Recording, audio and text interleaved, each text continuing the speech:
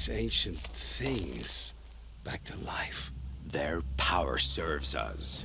Machine demons from beneath the ground. It's a nightmare. Nightmares, yes. The worst dreams of our enemies come true. Yes, rise!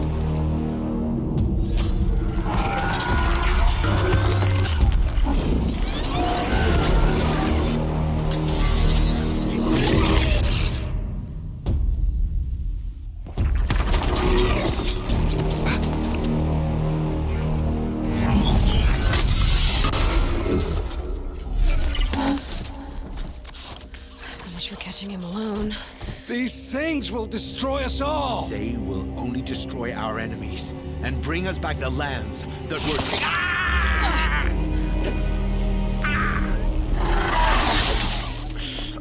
My focus. Stop working. Search the area. We may have intruders. You've come a long way since the Citadel, Aloy. You. What have you done? I've disabled their focuses, which is very helpful to you. But I don't know for how long. If I were you, I'd act quickly. Who are you?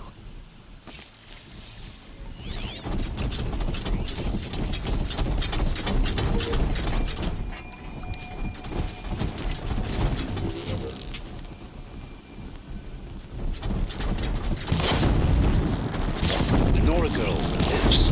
Kill her! No! You had your chance.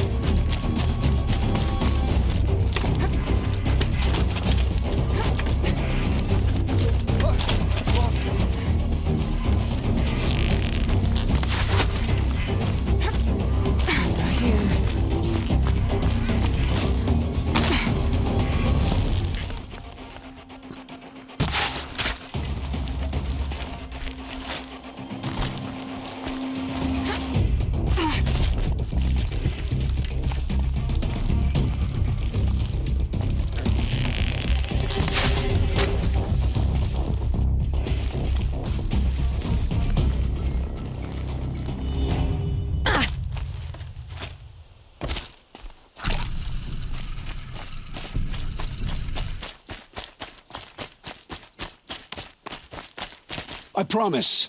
I'll tell you everything. I know you will. The killers who came for me at the Proving, who are they? The Eclipse. Some kind of holy warriors. A cult of the Shadow Carja. Shadow Carja? Except they're not like any Carja I've known. They don't pray to the sun. They worship some kind of devil. I'm not interested in their superstitions. Oh, it's not a superstition. Their devil is real. It has a name, a voice. The most terrible voice. And they do its bidding. You say this devil the Eclipse worship has a name? Hades. That's what they call it. Hades. And you've heard it speak? Steel to my soul. I heard. Just once, when it saw you.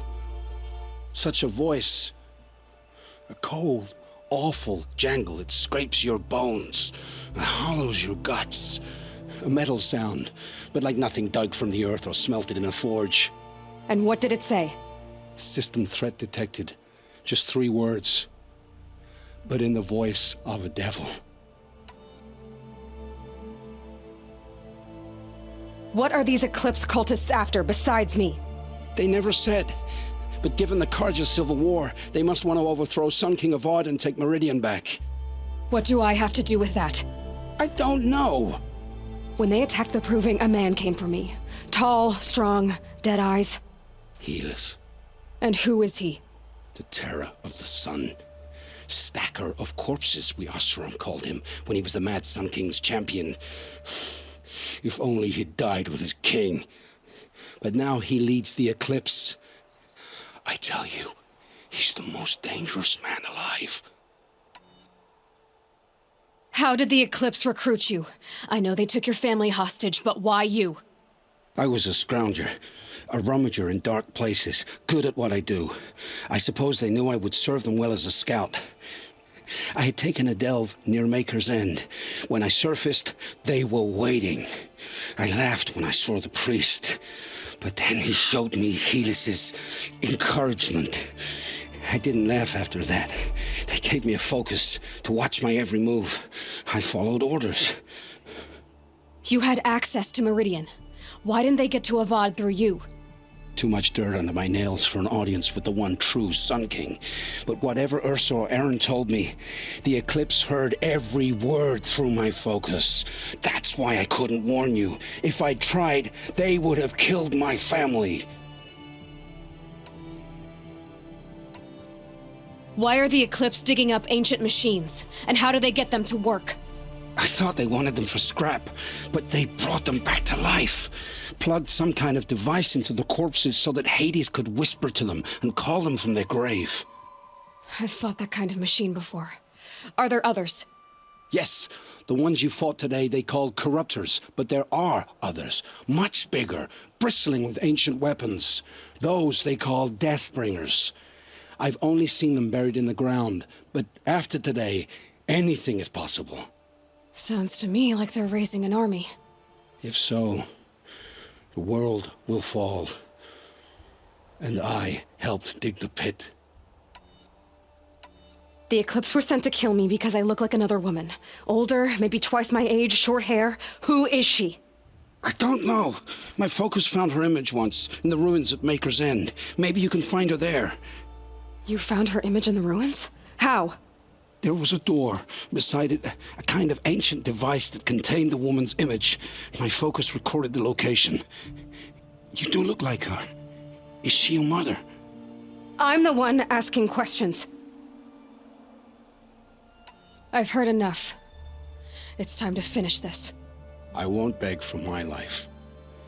But if there's any mercy in you, free my family. Please. Where would I find them? My focus recorded the location. There are always guards there. You look like you can handle yourself.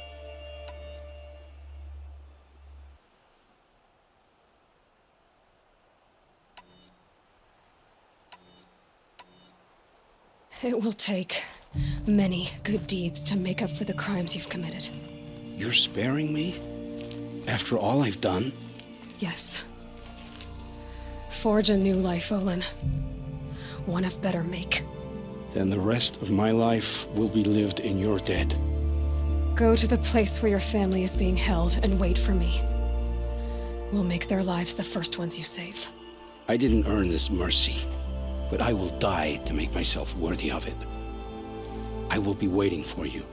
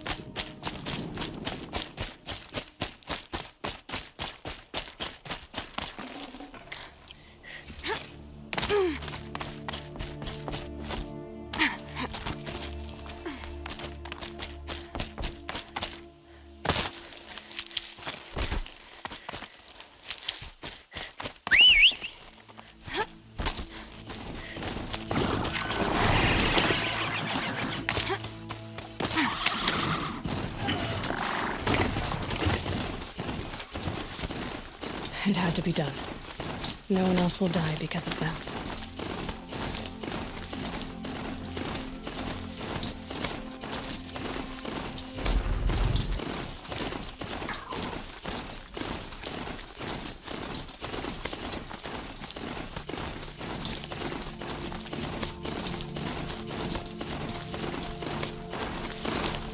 It's Aaron. He's in trouble.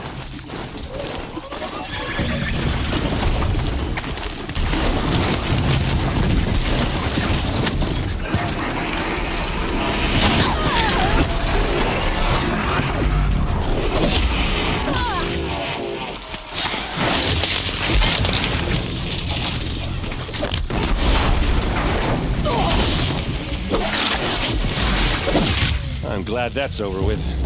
Thanks for the help.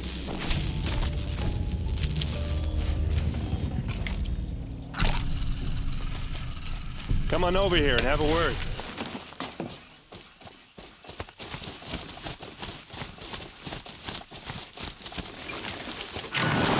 Hey, come on, what are you waiting for? Together?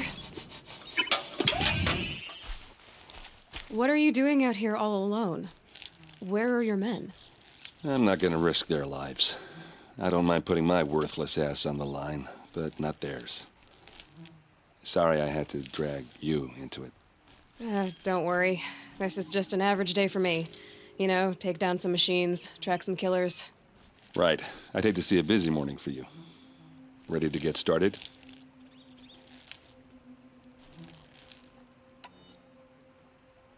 Tell me exactly what happened to Ursa.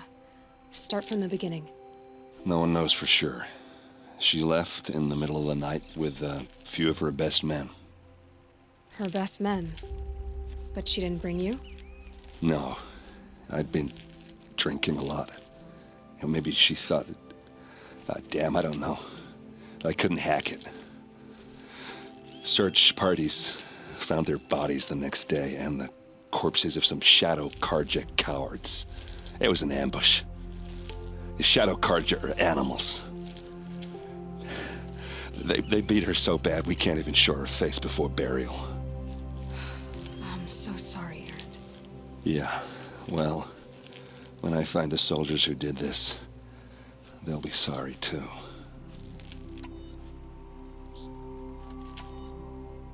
You don't have any idea why she left in the middle of the night? No, but it must have been urgent. A message, a report of some new Shadow Karja threat, I don't know. Why would the Shadow Karja do this? Because they hate us, and Ursa most of all. She teamed up with Avad to kick their asses out of Meridian. They've been licking their wounds for 2 years, but they finally found a way to get back at her. Are you sure you're all right? Well, I'm sober, so no. Well, I'm glad you're thinking straight at least. Don't get used to it. All right. Show me where Ursa fell, and I'll do what I can to help. Come on, follow me.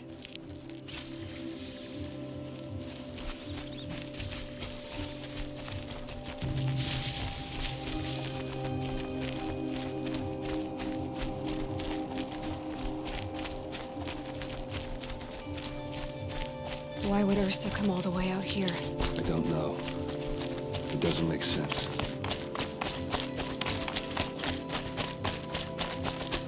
Is this Shadow Karja territory? No. They broke the ceasefire as soon as they set foot in the cliff.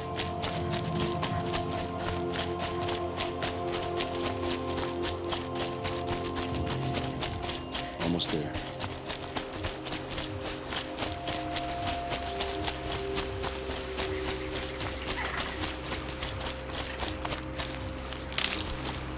All right, this is it. Where the ambush happened. Our soldiers have been over it, but maybe that fancy artifact of yours can find a clue or something. Please. I need to find the bastards that did this. A Shadow Karja spear. It's perfectly sharp. Never seen action.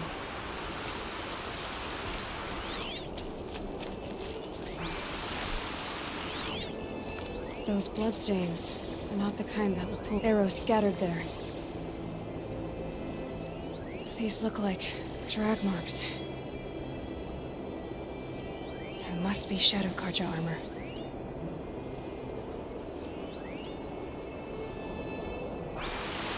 They look like smears. They look good as new. Never fired. Did someone move a body through here? What do you see there?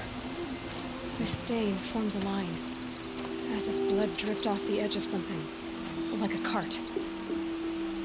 See? Cart tracks. I think someone moved the bodies here, then scattered them across the field. Wait. Are you saying the dead found here were killed somewhere else? But why would the Shadow Karja do that? At this point, I'm not taking it for granted that the Shadow Karja are responsible. Of course they were. Well, let's follow these tracks and find out.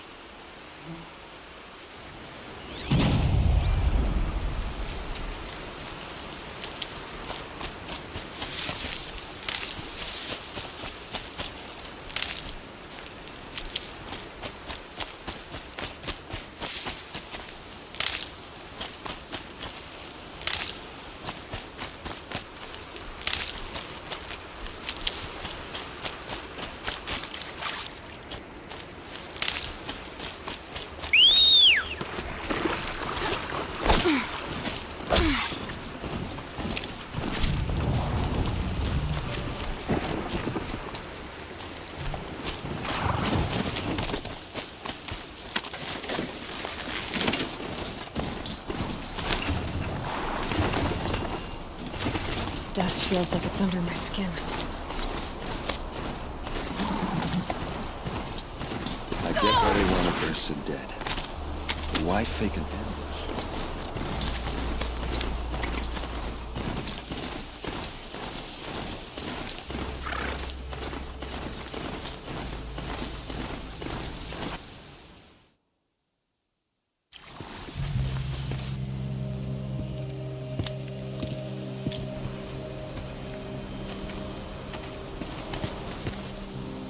These guys aren't Shadow Karja.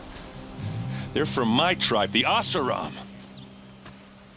Is this how your people usually greet each other? Found him! Over here!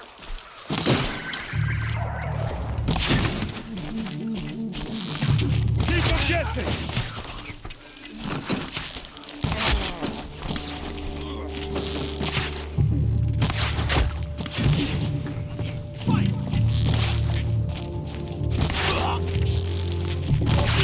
You're going down!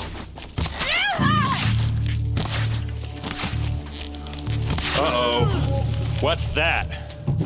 I think it's calling in machines. Get ready.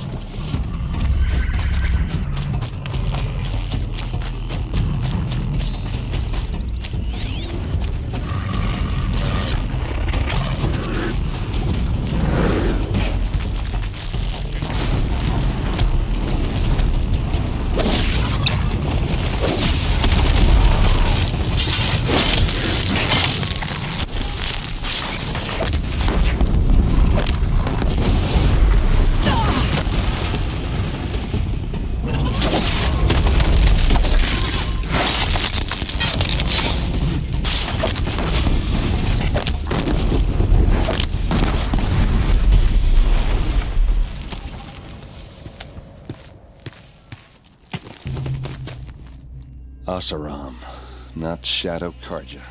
Looks like I was wrong about everything, as usual. Please, use that second sight of yours. I have to know what really happened. I'm on it.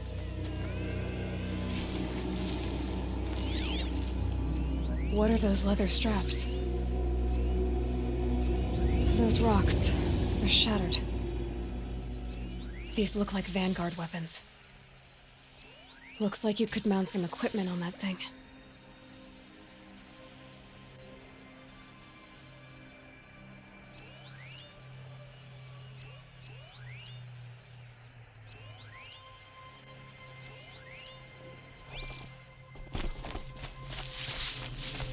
There's no blood on them.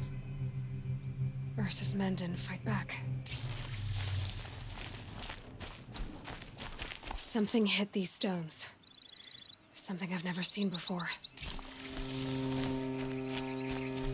Armor straps, cut with a knife, and a rock with blood on it.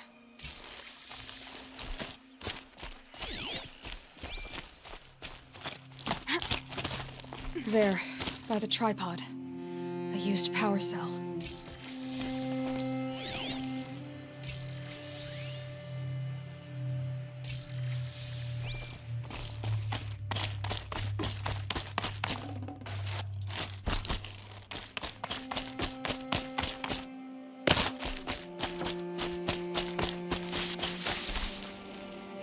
This is Ursa's helmet. I thought she died in the field below, but must have been here. All this trickery. For what? Feels like it's just to torture me. I have a theory, but it takes a little imagination. So far, your theories are better than other people's facts. All right. I think the Oseram ambushed Ursa and her men with a new weapon. They mounted it on that tripod up there. It fires waves of force, maybe sound. Looks like it cracked the stone there. I think it paralyzes people instead of killing them. It dropped the Vanguard right there. No blood on their weapons. No fight. But why paralyze them if you're only gonna move them and gut them? They were trying to hide something.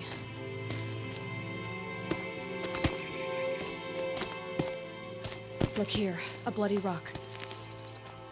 That they used to smash Ursa's face in. Or someone else's. These leather straps have been cut, as if they took the armor off someone. That can't be. Her body is lying in state in Meridian. I saw it. You said she was unrecognizable.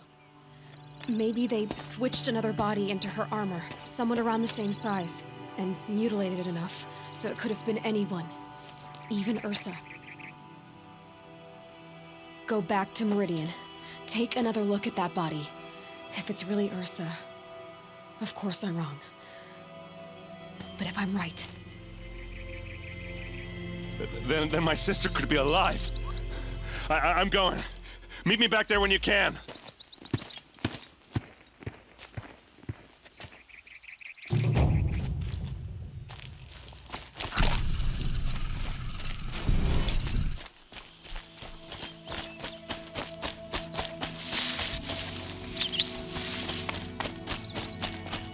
At least.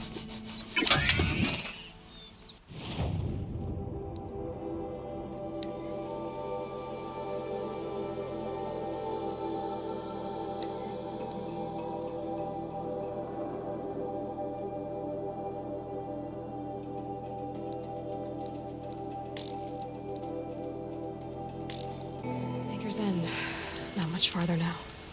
Olin said he found an image of the woman I resemble on an ancient device.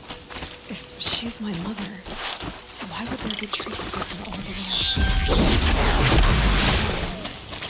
I don't get it. Who is she? Her name is Elizabeth Sulek.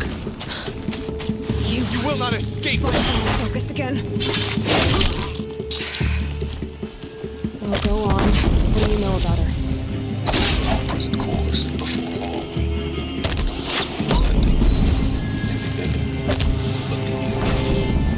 Maker's End is crawling with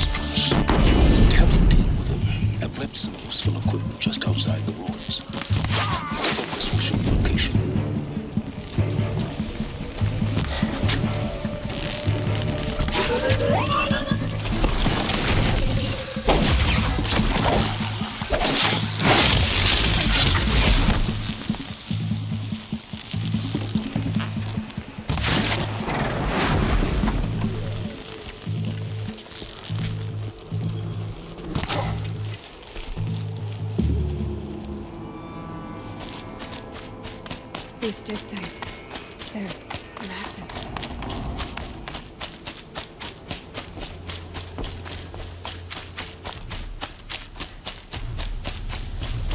All these ruins. What do the old ones do here?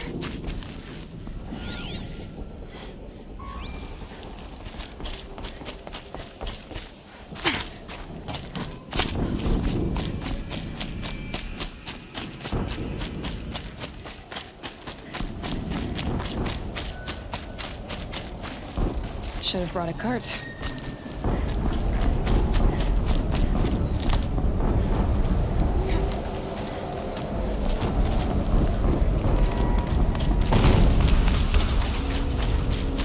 An explosion.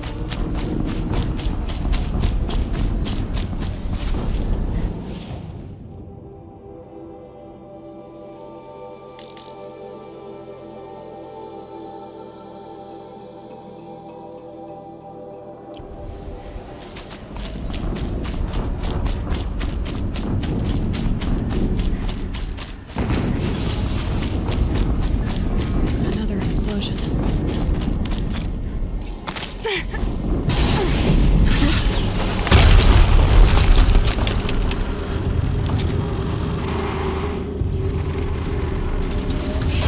Rotate turret!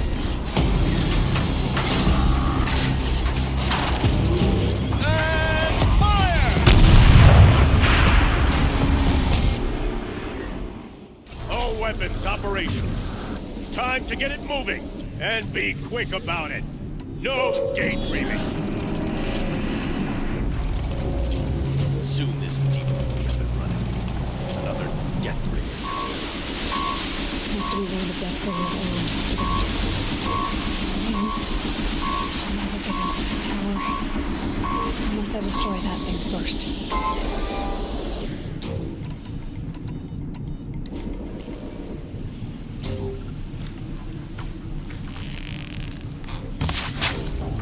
Focus.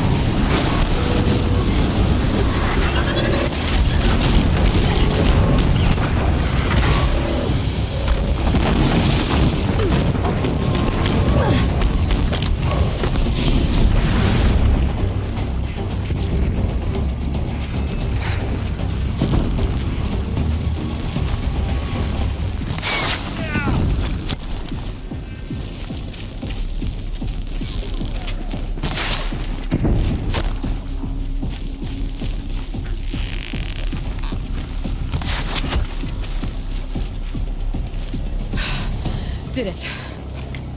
Those things pack a punch. All right. That Eclipse officer had a focus. Let's see what's on it.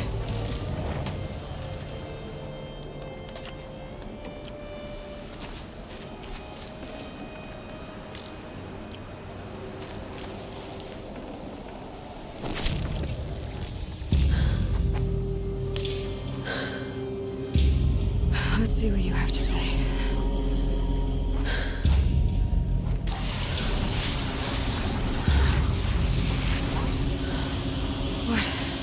What is this?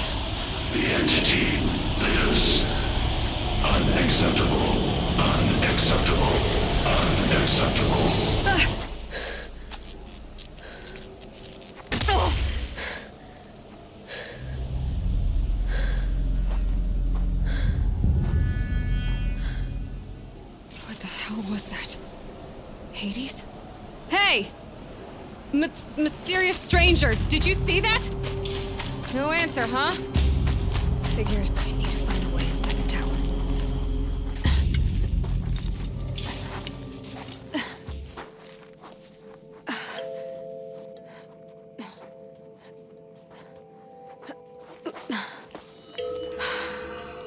Hold for identiscan. One of these again.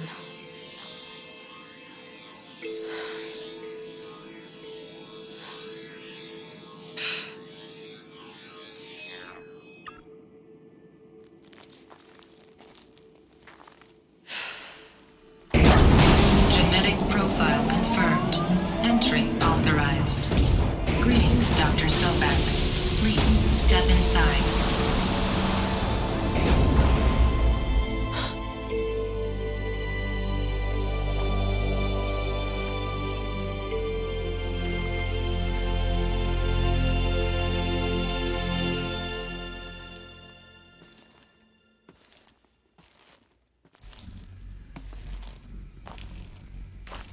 Dr. Sobek, you are 355,510 days overdue for your meeting with Mr. Farr.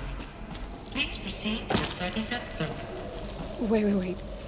350,000. That's hundreds of years ago.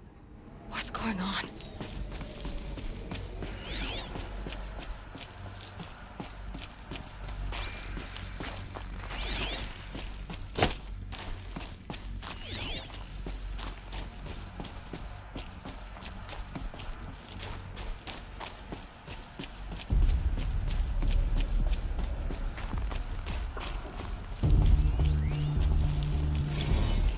Protocols use polyphasic entangled waveforms, quantum encryption, black quartz stuff, way beyond military grade. That's what you demanded, so that's what we delivered. You don't code something you can't crack.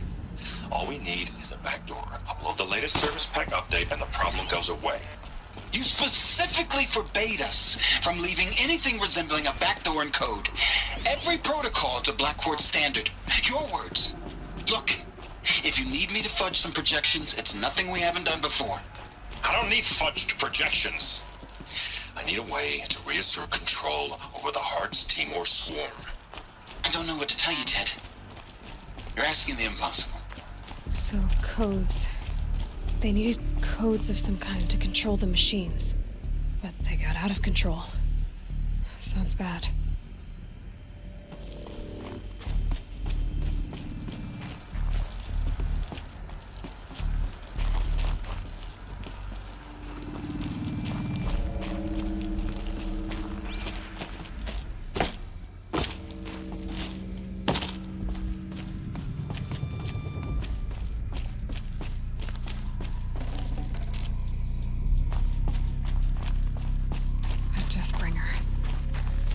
Statue of one, anyway.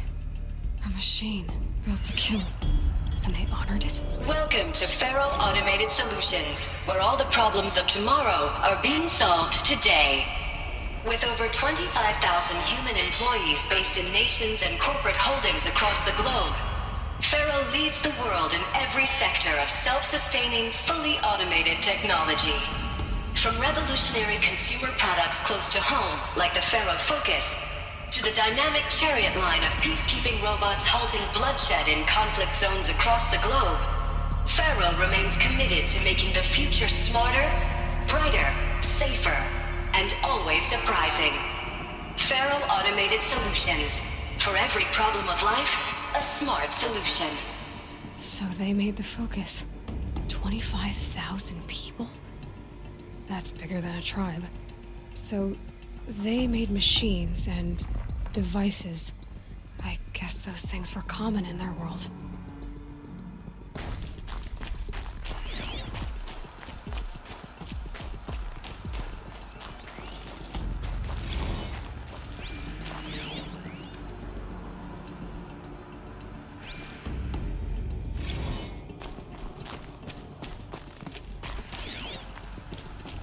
What was this place? What were they doing here? It was a corporation. A group of people not unlike a tribe. And human-made machines. Yeah, go on. I've uploaded some data files to your focus. They'll help you understand.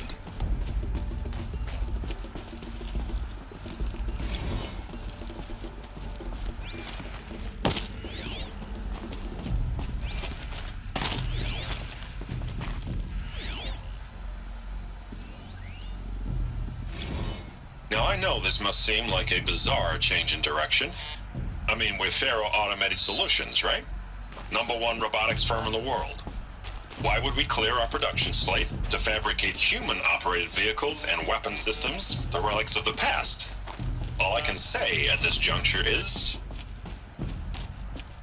trust me, we will be exploiting a massive, growth opportunity by retooling and reallocating capacity according to my plan. So I will need revised projections of mass fabrication velocity across every pipeline within 36 hours. So they were making machines, but then they stopped to make other kinds of weapons? What? Air. There's no smell to it, not even old death. Nothing natural.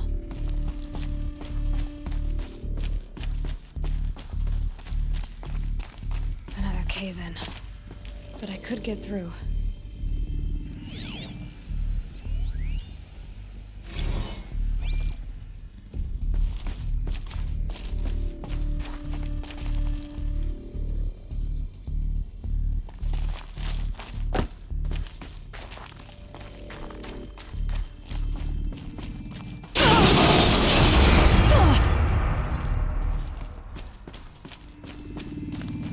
Looks like I can climb here.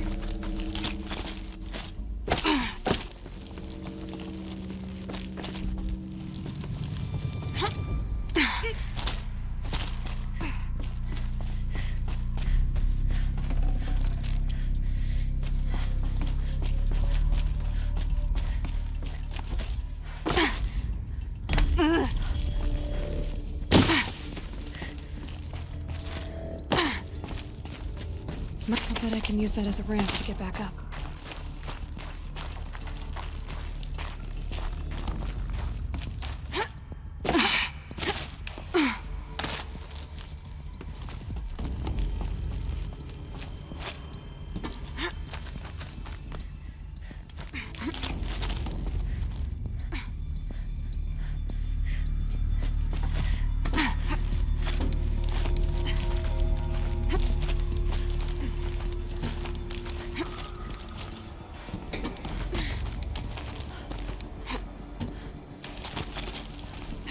Made it.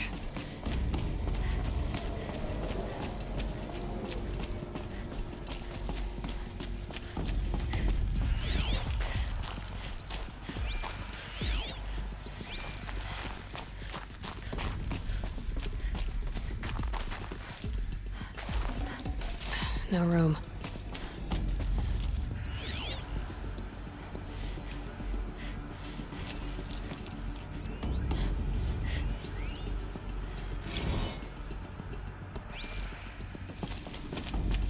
People were angry at Faro, at the corporation. They blamed this place for something. Something bad.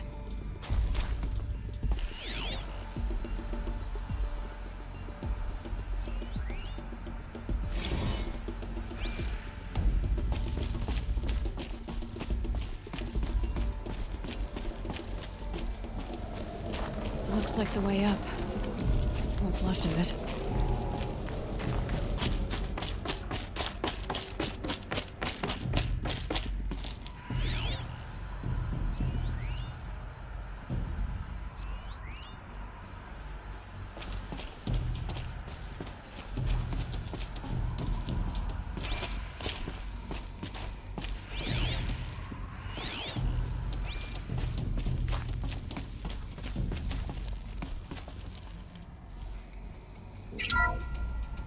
The FSP-5 Kopesh provides a one-size-fits-all solution to main battle force capability.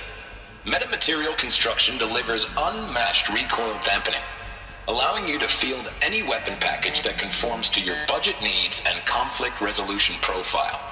Patented biomass conversion systems allow extended emergency operations with minimal environmental impact. Multilinear target processing provides simultaneous real-time threat analysis and legal review for autonomous domestic operations. Or control can be slaved to the swarm's neural network for weapons-free force application. Either way, when it's time to call out the big guns, it's time to call Kopesh. The Deathbringer. So this was the heavy hitter. Main battle force indeed.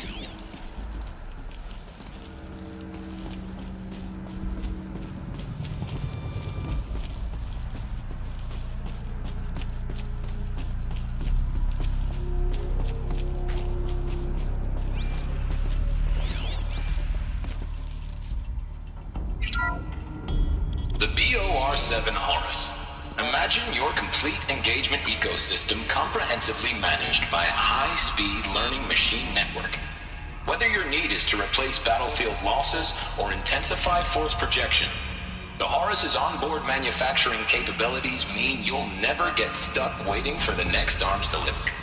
Simply redefine your force parameters, and the Horus will fabricate additional units to fill the ranks for an affordable per-unit licensing fee. Meanwhile, the biomass conversion systems of other Chariot line models allow them to keep the Horus fueled, repaired, and ready, extending its operational tolerances beyond that of any competing Titan-class platform. That's the Horus advantage.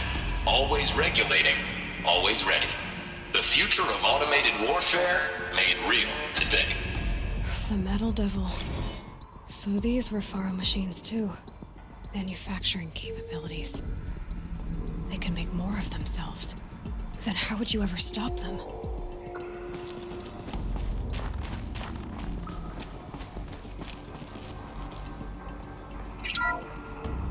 The ACA-3 Scarab combines conventional and information warfare capabilities in one package.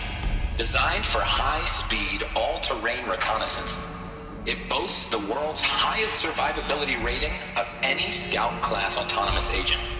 Maybe it's the Scarab's emergency biomass conversion systems that ensure it always makes it back to base, even if fuel supply lines have been interdicted.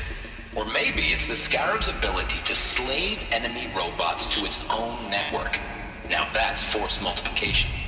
Add a prehensile manipulator arm that can handle a host of functions, from 360-degree less lethal riot management to surgical repairs of allied Chariot line models. And you've got the workhorse of any cutting-edge peacekeeping fleet. The Corruptor. Slave enemy robots to its own network. It sounds like it's talking about how it corrupts machines.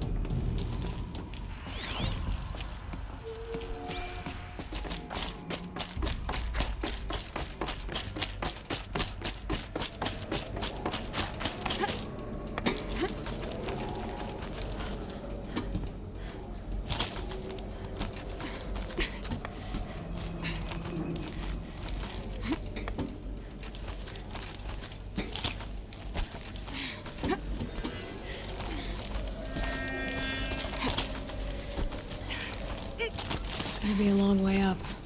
Frozen metal most of the way. Not making this easy, Dr. Sobek. If plants can find a way to hang on up here, guess I can too.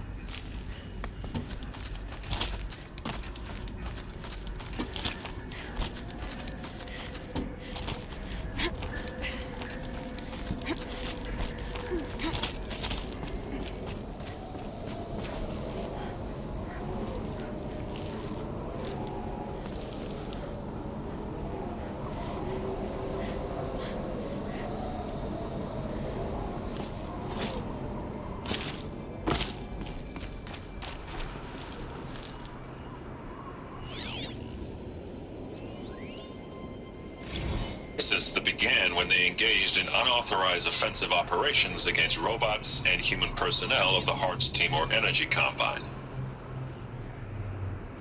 Now, I wish that I could relate that the crisis has been exaggerated, but it's not. The Peacekeepers have not responded to stand-down codes, and by all signs, they appear to be replicating at a precipitous rate. Now, what I can promise, can absolutely assure you, is that I am already devoting every possible resource towards reaching a speedy conclusion to this issue. So when you hear the bad talk about us against this company in the days, maybe weeks to come, just bear in mind that we will get past this. And the day's coming when none of this will matter. Peacekeepers. That's what they called their machines. They were built for war, not peace.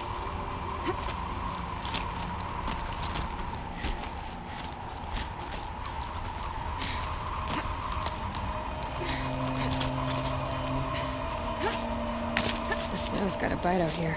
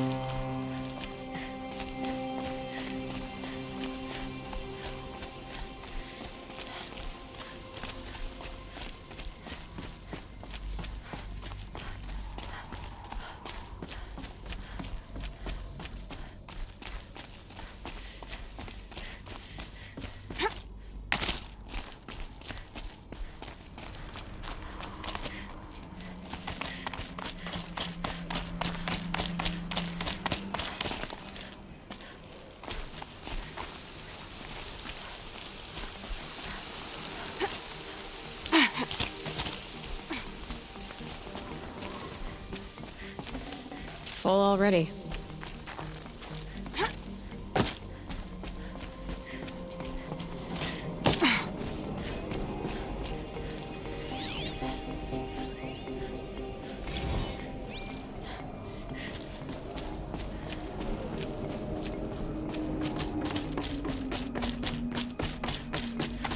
The way up.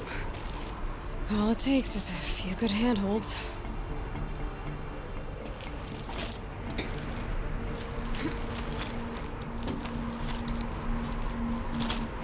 All right, made it. Wonder what we'll find.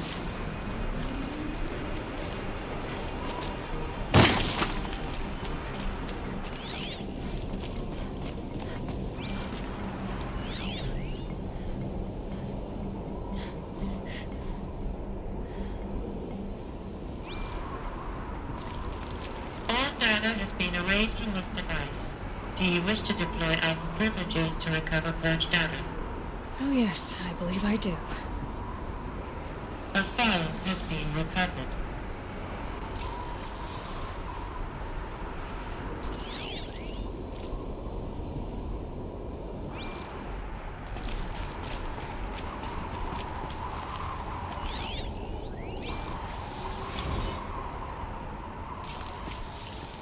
Elizabeth, good to, it's been years. Where's your legal team, Ted? No need. I dropped all 18 lawsuits the moment you landed. I assume your data confirms this. All right, this promises to be interesting. Perhaps we could have lunch brought in. You know, get reacquainted. I know you, Ted. You screwed something up, something big, or you wouldn't have eaten the crow necessary to get me here. So spit it out. There's a glitch in the chariot line. You're killing robots? Peacekeepers, yes, those. So shut them down. Obviously, Liz, we would, if we could. They're not responding. Are you telling me a swarm has gone rogue, Ted? It's worse than that. Show me the data then. And I'll take that lunch. Alone. Ted Faro brought Elizabeth Sobek here, but they hated each other. Another file has been recovered. This isn't a glitch. It's a catastrophe. Fully aware. It's bad. Bad? Jesus, Liz. It's not bad, Ted. It's apocalyptic. You built a line of killer robots. Peacekeepers. That consume biomass as fuel. In emergencies. And you made them capable of self-replication. Limited, self-manufacture, controlled. Not anymore. The glitch severed chain of command. The only nation this swarm answers to now is itself. You think I did? Everything else is just food.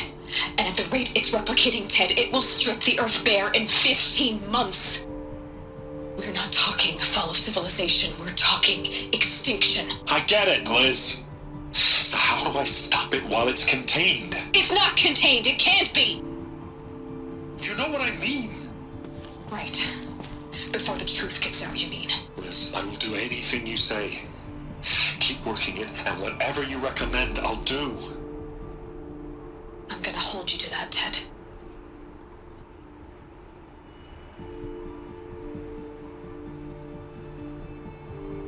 The Faro robots threatened all life on Earth. But somehow she defeated them. The world of the old ones fell, but life went on, or we wouldn't be here. The final file has been recovered. Project Zero Dawn. Jesus, Liz. There has to be another way. If there were a nicer way to fix your mess, I would have proposed it. But this? This? When I asked you to find a cure, I didn't expect it to be worse than the disease. It's not, Ted. It may be grim, but it's our only chance. Now sign the proposal. Sign it? I can't sign that. Yes, you can. That? Liz, I cannot in good conscience sign that. You've got a choice, Ted. I know. I am speaking to you from a VTOL en route to U.S. Robot Command. In 15 minutes, I meet with General Harris and the rest of the Joint Chiefs. What? Are you crazy? Now your choice is what I tell them. Sign, and I'll tell them the wealthiest corporation on Earth has guaranteed the funds necessary to build Zero Dawn. Exactly as I've designed it.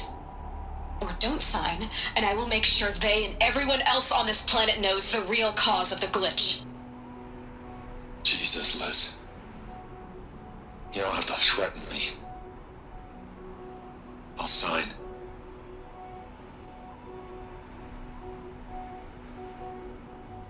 Look on the bright side, Ted. From here on out, you get to do what you've always been good at. Footing the bill while others get their hands dirty. God forgive me.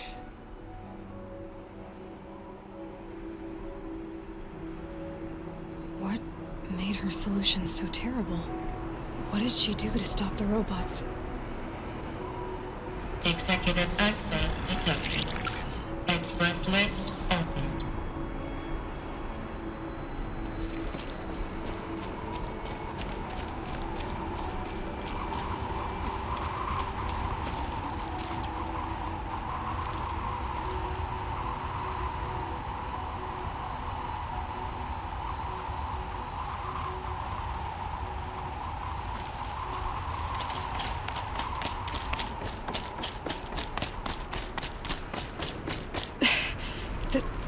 This doesn't add up. Sobek couldn't have been my mother. She lived ages ago. All this searching, and I'm still no closer. That's your reaction to everything you've just learned? To whine like a spoiled child? You should really try talking that way to me face to face. As you wish. Do you really have no idea how monumental are the discoveries you just made, Aloy? I expected more of you. So, you have a face. Got a name to go with it? Of all the questions you could ask right now, that's the one you choose. I've spent decades searching the ruins of the old ones, trying to solve the mystery of what happened to them. For years, I've suspected that Faro robots destroyed their civilization, but I could never confirm it. And in minutes, You uncover more ancient knowledge than I have in a lifetime, and what you want to know is my name. Silence. That's my name. Now, why don't you try asking another question? Something less trivial.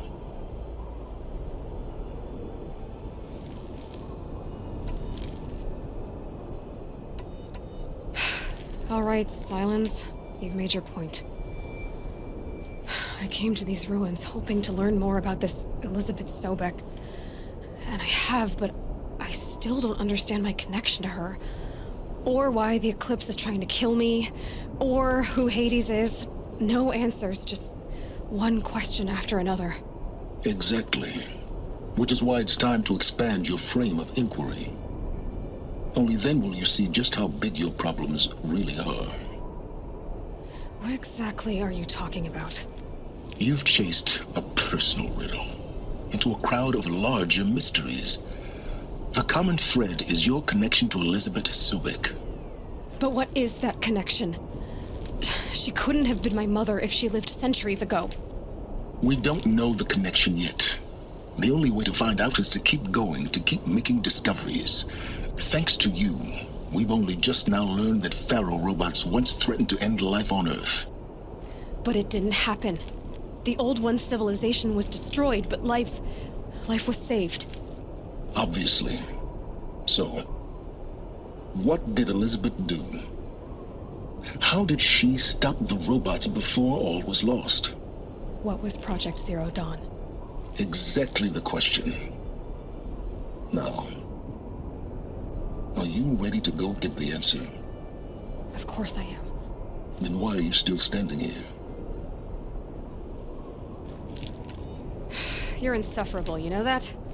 Let's get on with this. Elizabeth told Ted Faro she was headed for a place called U.S. Robot Command to tell people about Zero Dawn. The place still exists as a ruin. The Oseram call it the Grave Horde. Grave Horde? Cheery name. You'll find it in the Eastern Mountains, buried under the tangled coils of a metal devil, or a BOR-7 Horus, rather, as we're learning to call them. I'll contact you when you get there. I can't wait.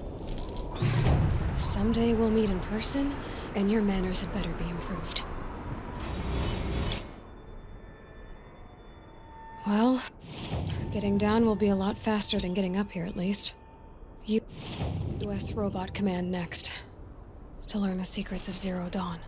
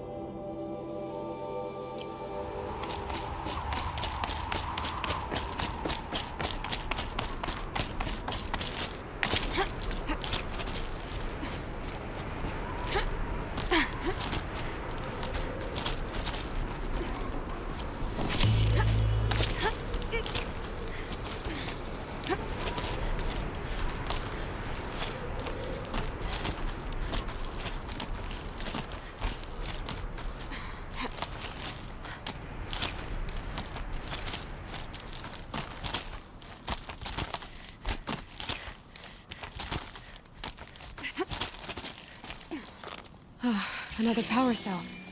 This should help me get to that ancient armor.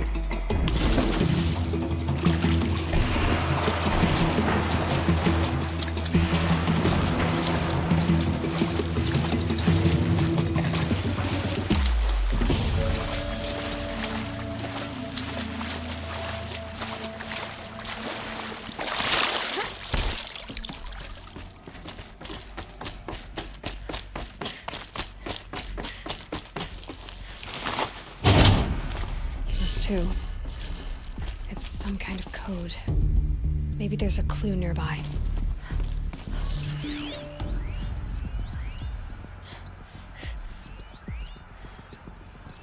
I think the old ones use numbers like this to indicate time.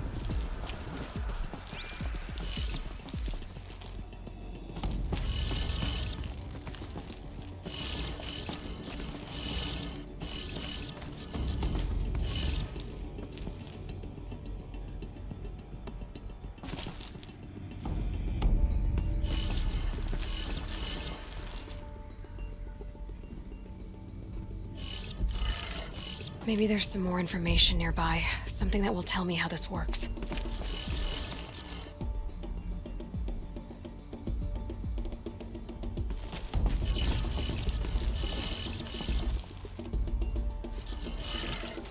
Looks like each dial has 4 positions.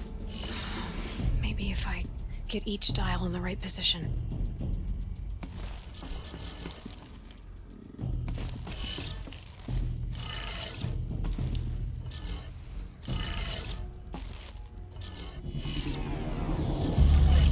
Did it. Now to check the door.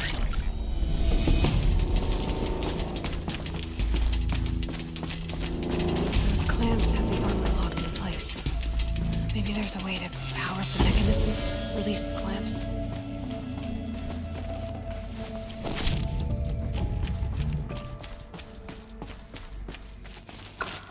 Just need to install these power cells. That should do it.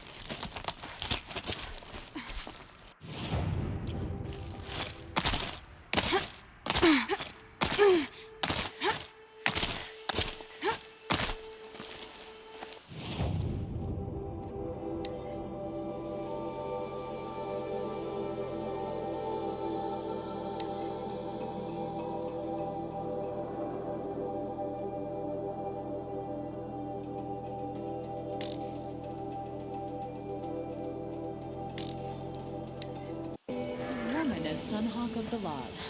The sun has risen on a new day. I've seen this 4 times already.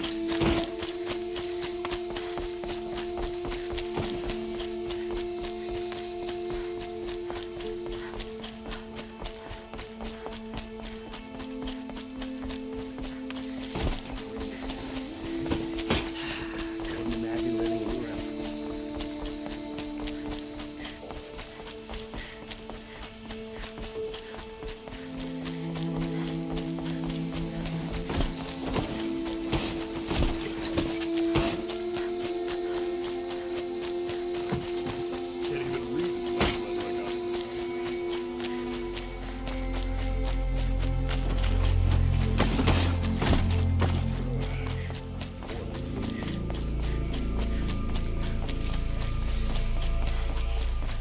No one goes into the palace without an invitation.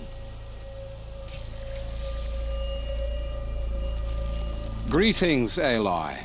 I am known as Blameless Murad. Please come with me. You're needed for an important consultation. What do you mean? Where's Erend? He's inside, attending the Sun King, where we should be without further delay. Follow me, please. All of these people are here to see the Sun King. Yes, and each has come to ask a favor of him. Unpleasant, but that's politics. The Sun King is eager to meet you, the machine tamer with a curious eye for detail. It's all very intriguing. I'm not here to intrigue you. Too late. First the Oseram get special treatment, and now Outlanders from the Savage East?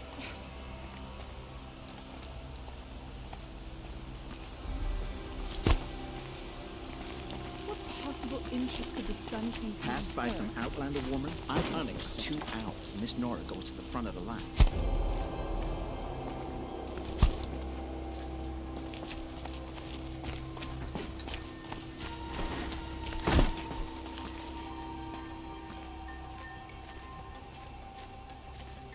Ignore them. Nobles are like children who whine when they don't get a second helping of dessert. What's the Sun King like? The most important thing is what he isn't like. His father. I think you'll find him to be a reasonable man.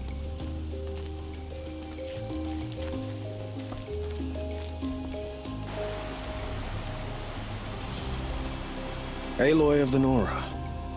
She who sees the unseen. Welcome. It would seem you have done me a great service. Erend, tell her what you found. I checked Ursa's tomb. You were right, Aloy. The body is missing a scar below her right knee. I gave it to Ursa when we were kids, fighting over a toy sword. If the body is not Ursa's, then we must assume she is still alive. And I will not abandon her. We only know she was taken, not who took her. I can help with that. Ursa has an enemy among the Oseram. A warlord named Dervahl. Impossible.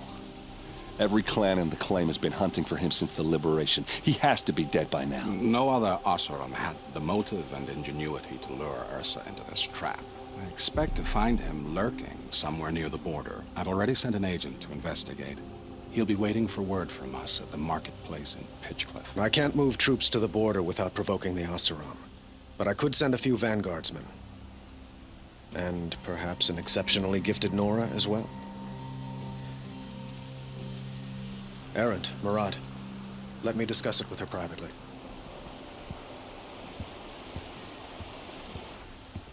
I hate to impose further after all you've done, but this is a matter of great importance to me.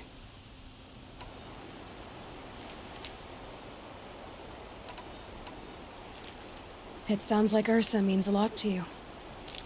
Without her Oseram vanguard, I would not have been able to liberate Meridian and end my father's brutal reign.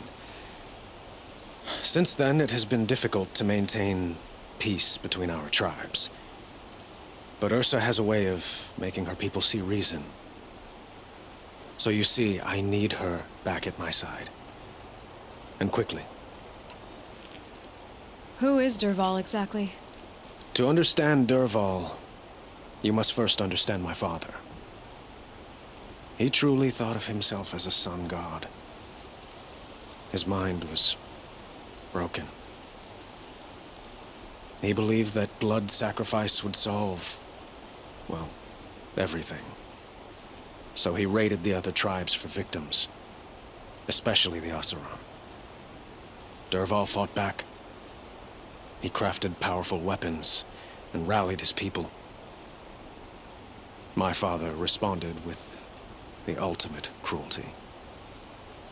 He captured Dervahl's wife and daughter and sacrificed them in the Sun Ring. So, why would Dervahl go to so much trouble to kidnap Ursa? He felt she betrayed him.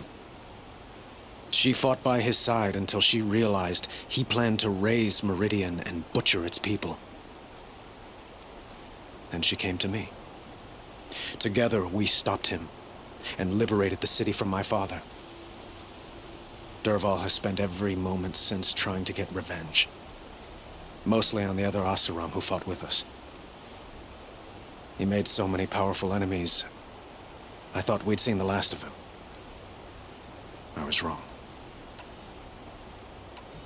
The killers who attacked the Nora. I've discovered that they're a faction of Shadow Karja called the Eclipse. They're digging up ancient weapons. Machines that corrupt and control other machines. They want to use them to strike Meridian. What you're saying echoes reports I've received from Murad.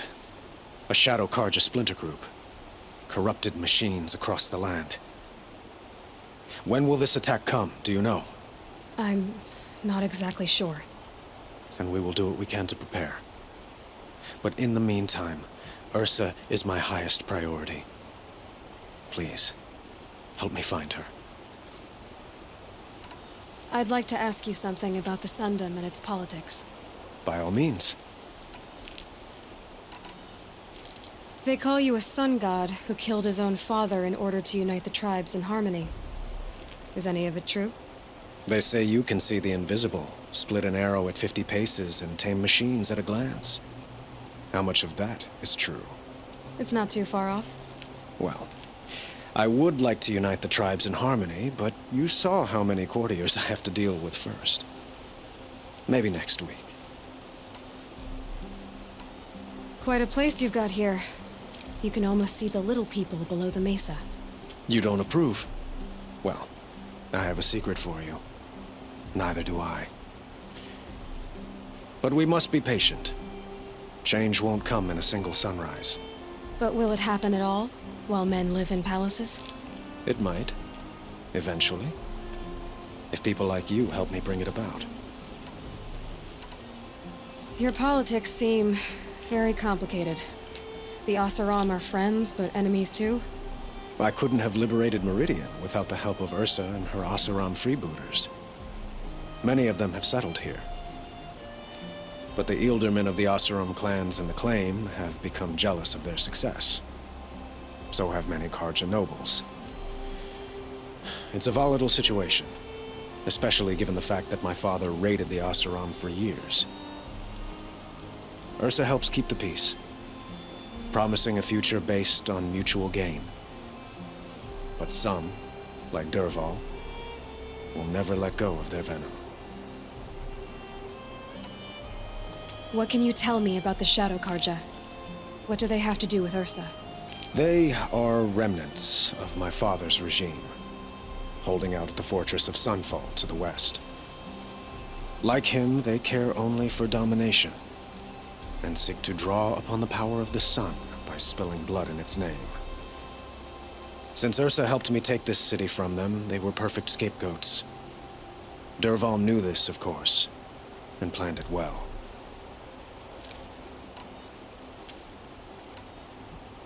I need to get going. I know. Well, they say kings should never beg.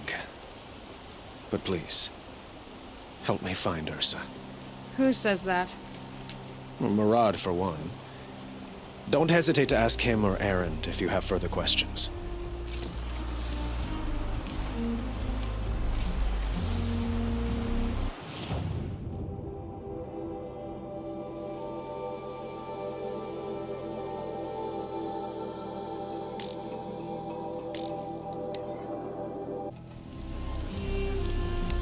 All these fancy decorations everywhere. It's downright embarrassing.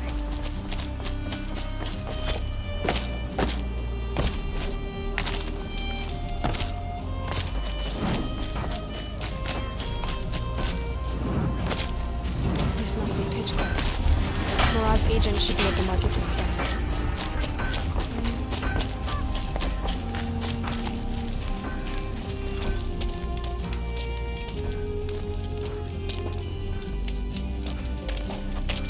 No sign of Murad's guy. He's had plenty of time to investigate. We'd better look for him. Damn right.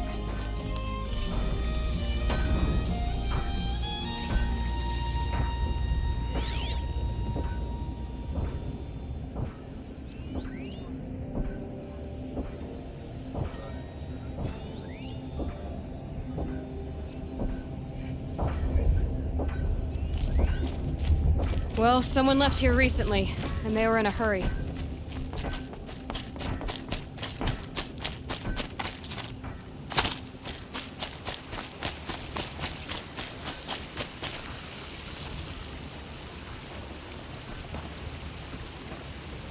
Has to be Murad's guy.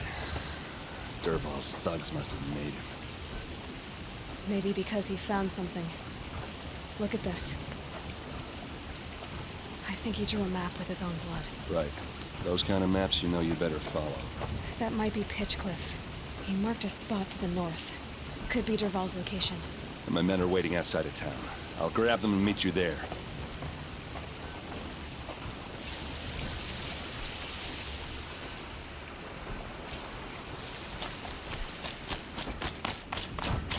No time to chat. I've got bills to pay and shipments to move.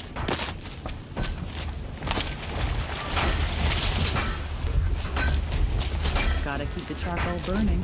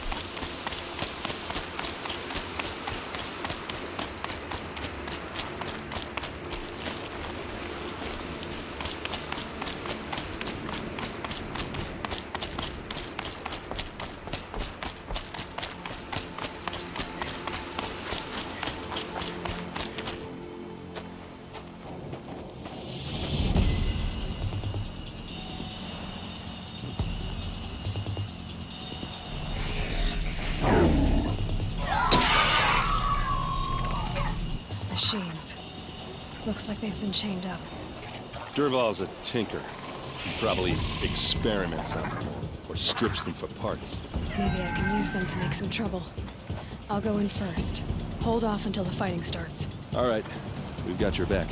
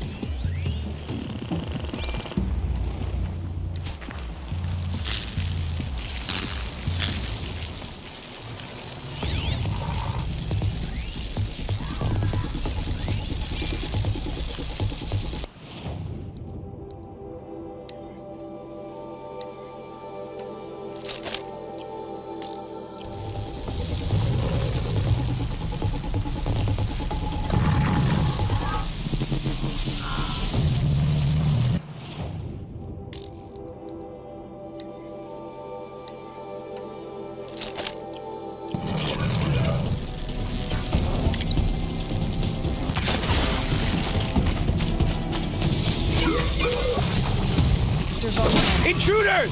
Unleash the machine! Shoot their chains!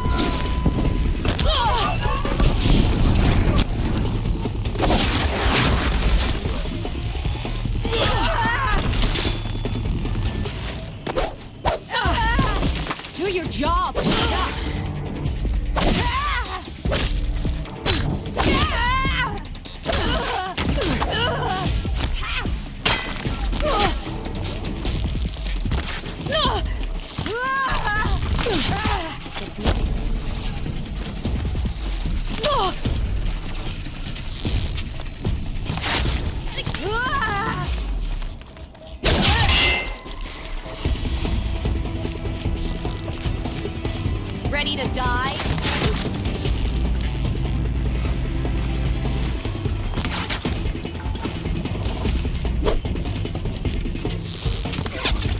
Nowhere to run!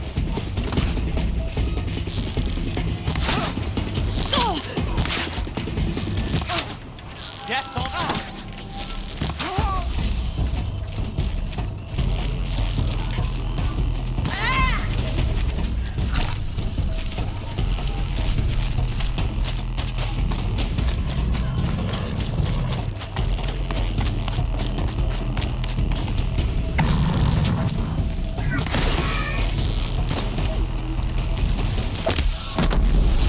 I'm out.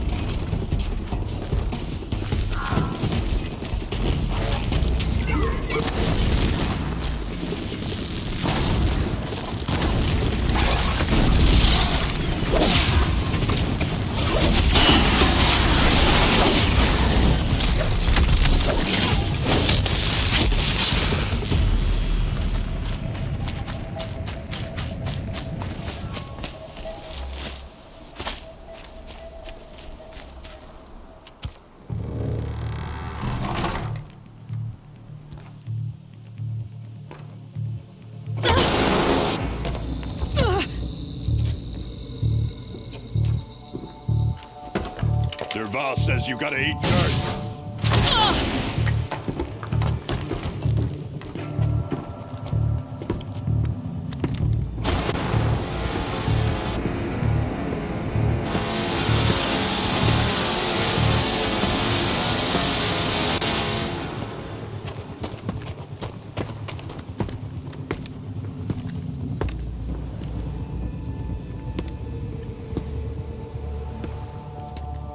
They saw me. This is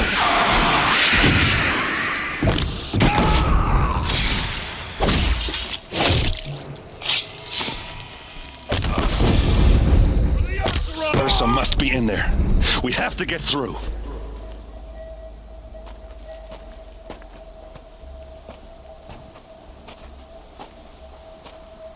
They must use these to protect themselves from that awful sound.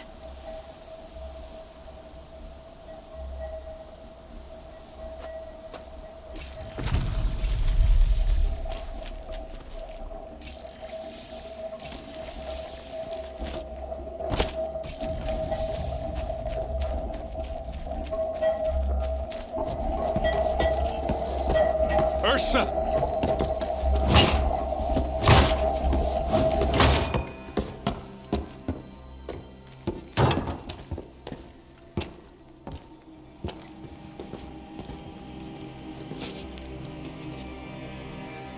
Aaron? Derval tried to break me. Shows what he knows. I should have been with you. Why didn't you come for me? I know I'm a useless trunk, but... No, idiot. I got a message from Derval saying he wanted to parlay. I didn't come for you because I knew it was a trap. I couldn't let you get hurt. Just didn't think it'd be that good a trap. Thought I could take him out.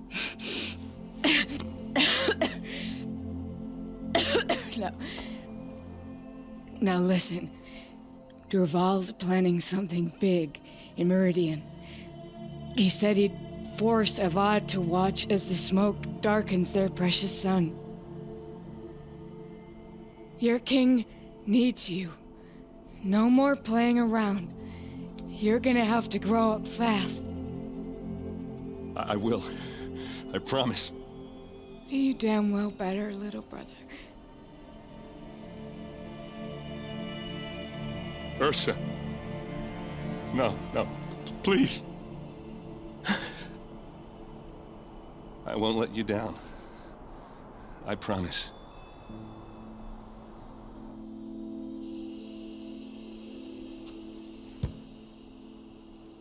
Aaron, I'm so sorry. We've got to find Dervahl. But Meridian's a big place. I'll look through his things. Maybe we can narrow it down.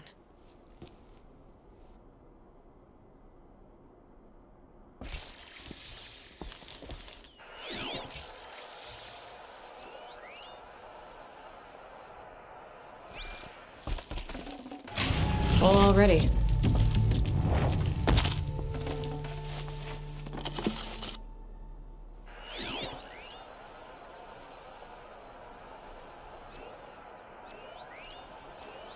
This machine's been picked apart with precision.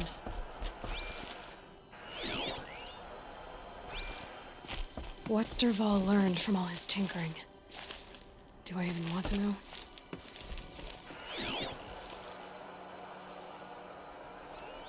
Such a strange device. It's beautifully crafted. What happens when I turn it on? I think I've got it working. There. Now, say something. Both of you, Doves. I don't know. What do you want me to say? Whatever you want. I just want to hear your voice. And keep it for later. I'll sing, Papa. La la la la la la.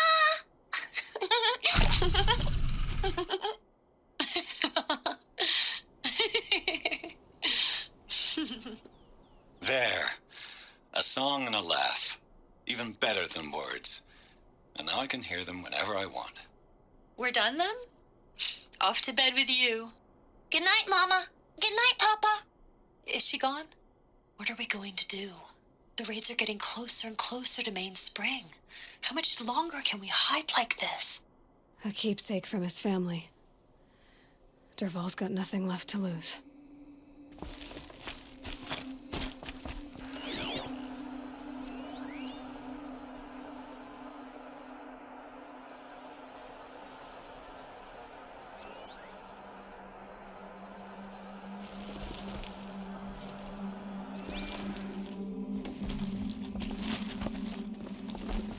Just notes about crafting.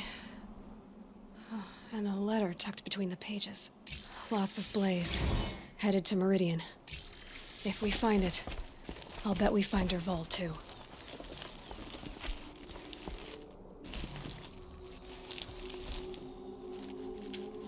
I think I found something that can help.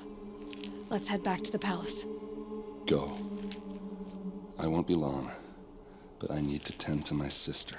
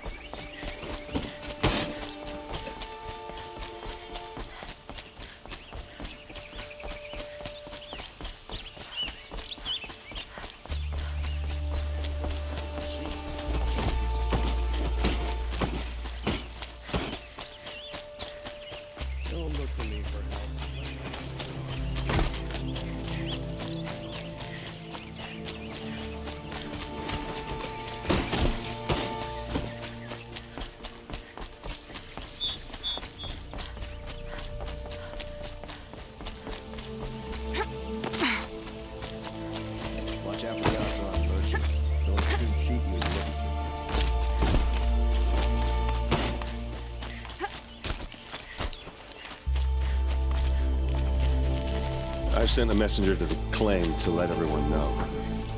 If there's anything you or your clan need for her arrangements, you need but ask. There'll be time for all of that later. Aloy, I'm glad you're back.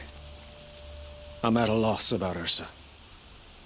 To learn she lives, then lose that hope, seems cruel. She wouldn't want us to waste time talking. She'd want us to find Dervahl. She said he raved about smoke darkening the sun. Tell him what you found in his papers. A letter. It mentioned a shipment of blaze being sent to a warehouse here. Only, it wasn't addressed to Dervahl. The name was Ayland Forgeman. Does that mean anything to you? Sounds familiar. Yes, a landlord. The Oseram have been buying up buildings across the city, including one under that name. Let me think. It's by the edge of the mesa, near the temple. It used to be a shop, but it could serve as a warehouse. If Dervahl used the name as an alias to buy it, he might even be there now. I'll round up my men. I'll meet you there. Erend, wait. Remember that no one hates Dervahl more than your own tribe. The clans would give up much to obtain him. Take him alive? So you can haggle over him? You can't be serious. Our security depends on keeping the peace. If the opportunity presents itself, take him alive. Consider that a command. Aloy, a moment, please.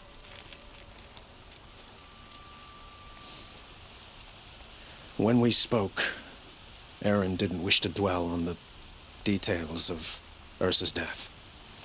Understandable, of course. But now that they've been left to my imagination, those details are all I can think about. You were there. Did she suffer?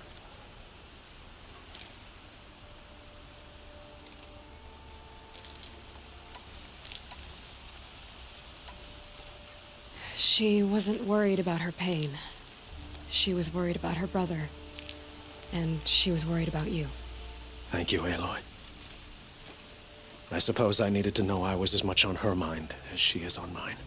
Find Dervahl and bring him before me. He will answer for his crimes.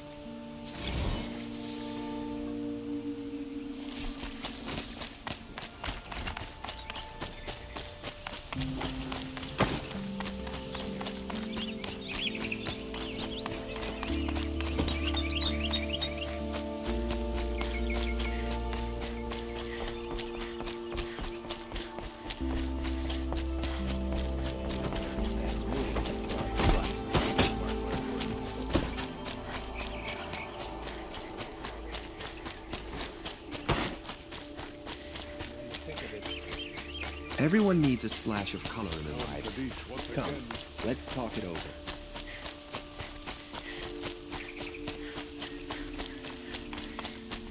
Everyone's wearing Oseram gear nowadays.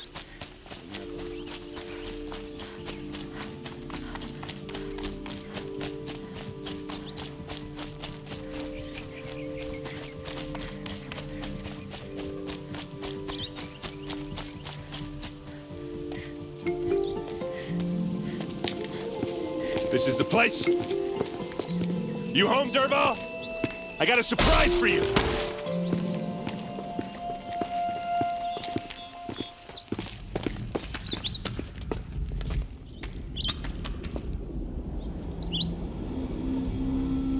Or he has a surprise for us. Is it a bomb? Doesn't look too big. It's big enough to kill us. All right. I'll shut up.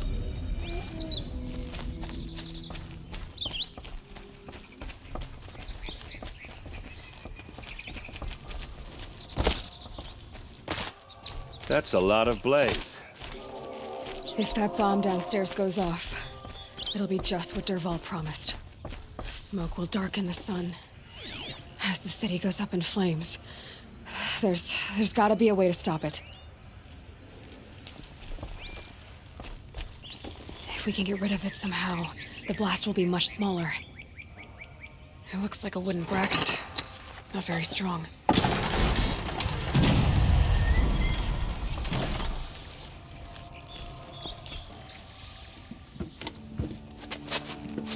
Help me push this out. Okay. Brute force, I'm good at that. What'll it do? Save the city, I hope. But when the blaze falls, run for it. Because the booby trap on the bomb downstairs is gonna get set off. Will we survive? Probably not. Now push.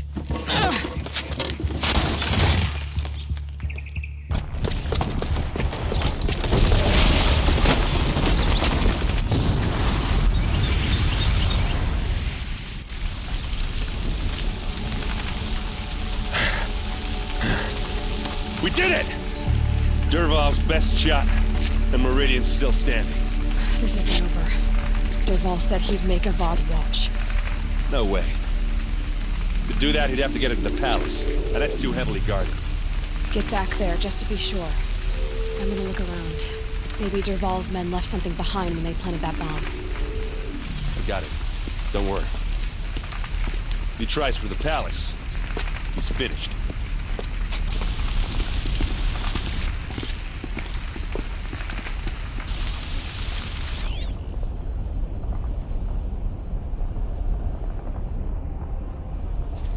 Boot tracks, with just a bit of blaze in them.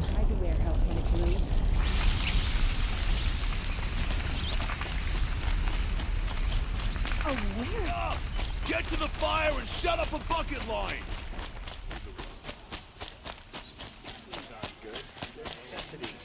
What happened? I haven't heard a blast like that since the liberation. Everyone needs a splash of color in their lives. Come, let's talk it over. There's smoke rising from the edge of the mesa.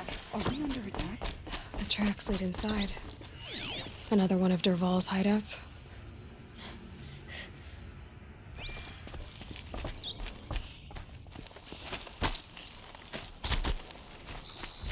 This must be where Dervahl assembled the detonator. Dervahl did find a way into the palace.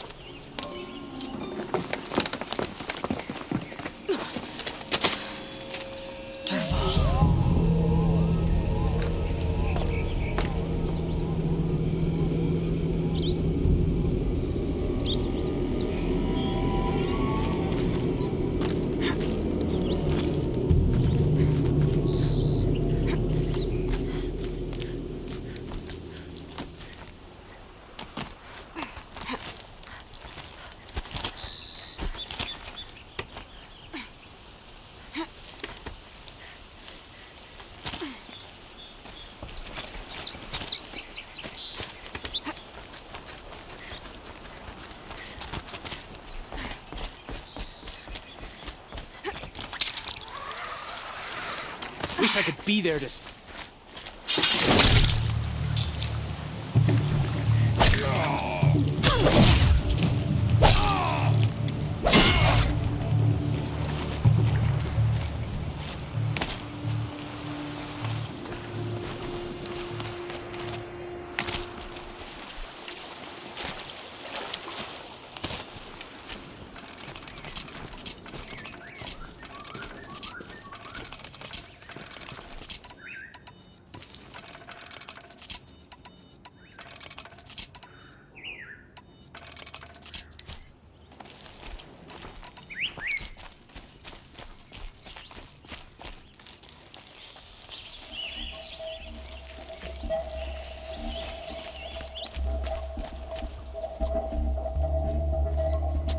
Look at you, Avad. The wriggling runt of a maniac king.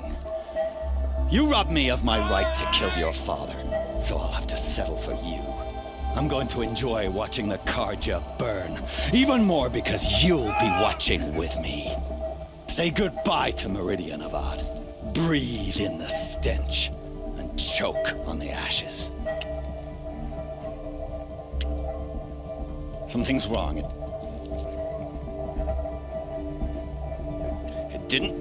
I didn't hear anything. There's a bit of smoke rising from the mesa's edge. No!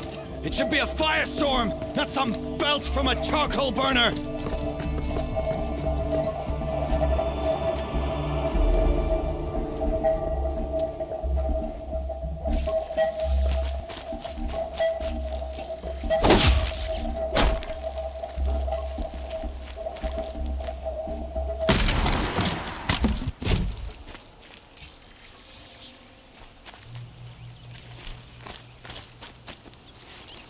What's this?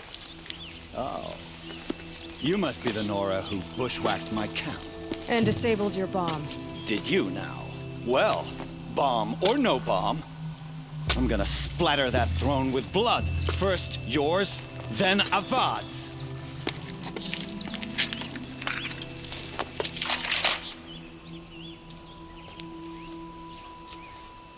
There! I see something! You have to do better than that, Red. Death on it!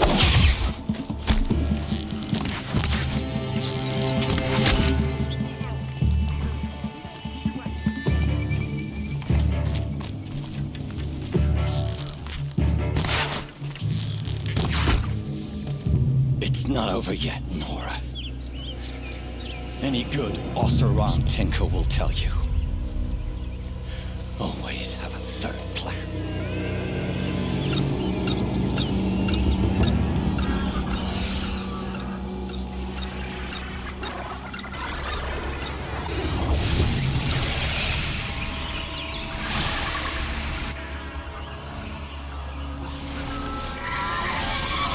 Let's...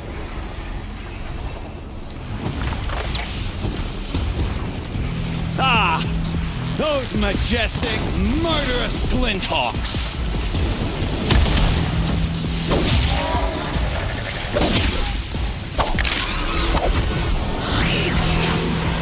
I hope you like fighting these things, because there's more on the way!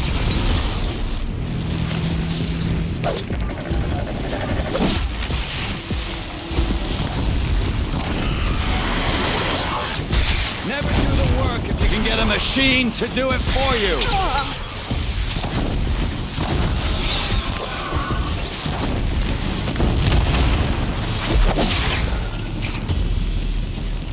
Ah! Those majestic, murderous glinthawks!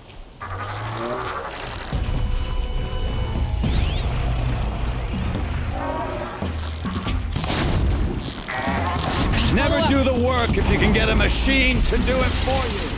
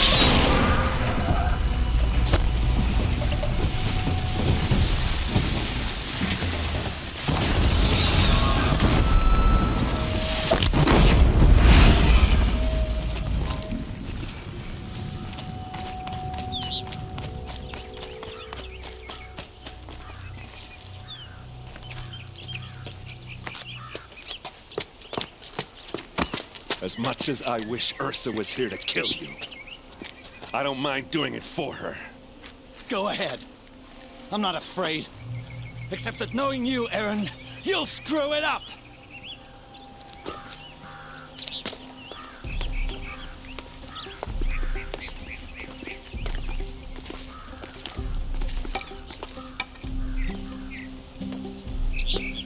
I know what you are afraid of. Going back to Mainspring in chains. Every clan in the claim wants you dead. And they know how to make it hurt. They'll even bid for the privilege. It's just like you to get someone else to do your killing. Shut up! You're at the Sun King's mercy now.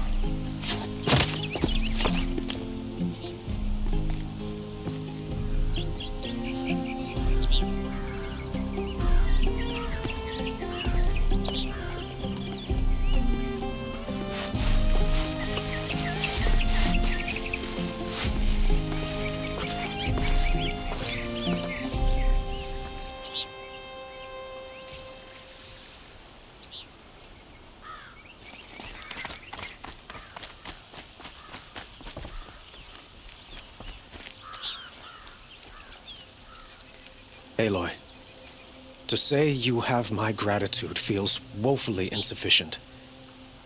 You saved my life. You saved Meridian. And because of you, there will be justice for Ursa's murder. We can mourn her knowing the truth, without painful uncertainty. It's hard to imagine where we'd be without you. And I don't want to try. I hope you will consider staying in Meridian. Were you and Ursa, you know? I suppose it's obvious how I feel, how I felt about her. She didn't just give me advice. She gave me strength. But we couldn't be together. Relations between the Karja and Oseram and Meridian were unsteady as it was. The union of the Sun King and an Oseram warrior would have led to open revolt in the city. And probably war with the clans. Did anyone know? Only one. Dervahl. He wanted Ursa, but she rejected him. And so jealousy became yet another of his hateful motivations. What exactly will happen to Dervahl? For now, he'll languish in one of the old cells under the Sun Ring here in Meridian. As for what happens after we negotiate his extradition to Mainspring, I don't want to think about it. My father was very creative when it came to inflicting suffering. But some Oseram devices surpass even his imaginings. What a waste. Dervahl is a brilliant man. I wonder what he would have accomplished if it weren't for my father's cruelty. I know who attacked the Nora. A faction of Shadow Karja called the Eclipse. They're digging up ancient machines, weapons they want to use to strike Meridian. I see. What you're saying echoes whispers I've heard from Murad. A Shadow Karja splinter group, corrupted machines across the land.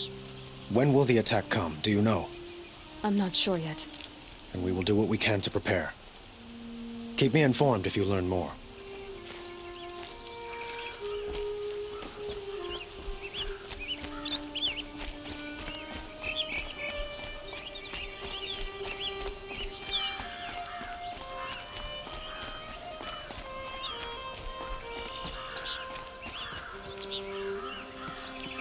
Aloy. I was just thinking about Ursa. She would have killed Dervahl on the spot. I know it. That's why she went out to meet him in the first place, to put him down. But she also told me to grow up. I gotta admit it burned a little when she said that, but I'm trying to take it to heart. And I guess growing up means putting what you should do in front of what you want to do, right?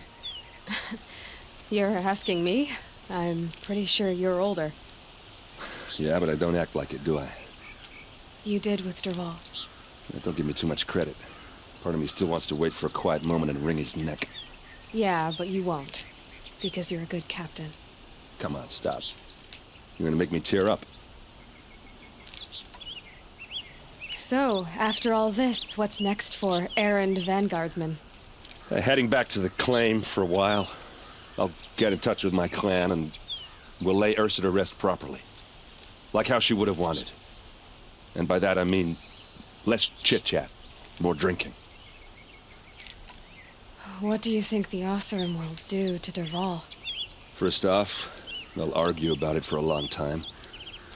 But whatever they come up with, it won't be quick. I can live with that. In fact, I might just drop by his cell under the Sun Ring to remind him what's coming. Well... I know. You gotta go. Killers to track, machines to master. All before breakfast. You know what? When we met, I thought I was a big shot talking to a pretty girl hidden away in the middle of nowhere. And now I see that I was just lucky to get a minute of your time. Try not to forget about me while you're out there changing the world. I'll always have a minute for you. Maybe Even 2. 2? Huh. She likes me.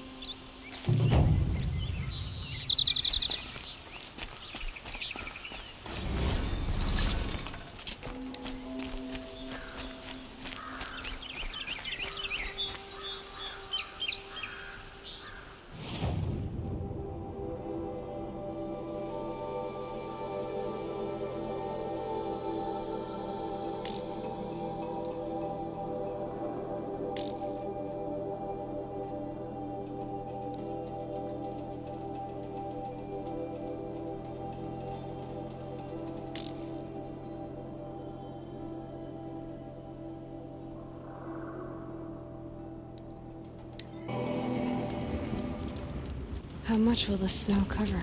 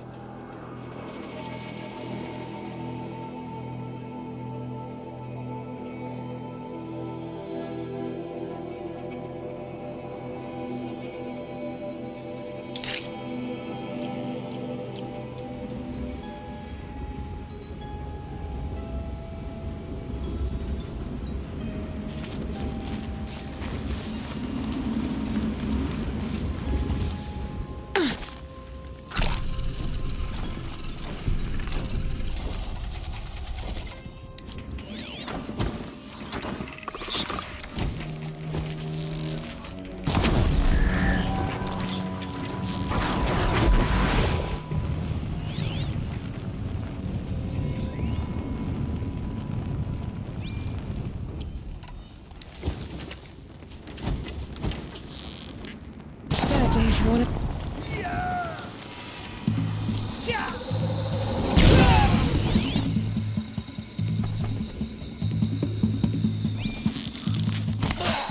That does it. Time to... They're inside, too.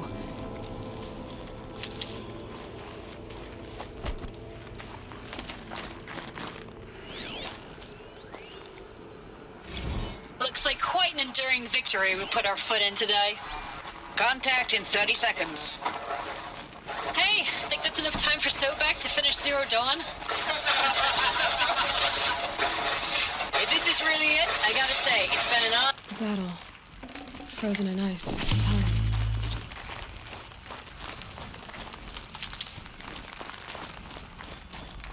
Operation Enduring Victory. What did that mean? Whatever it was, doesn't seem to have turned out very well.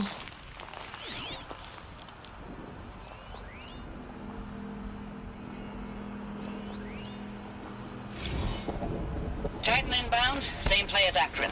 Base defense locks it down. We engage, sever the limbs, blast out the fountains. Another day in the life. Record time, very close. Engine will be on point. Hoorah! Are you getting this, Silence? Silence?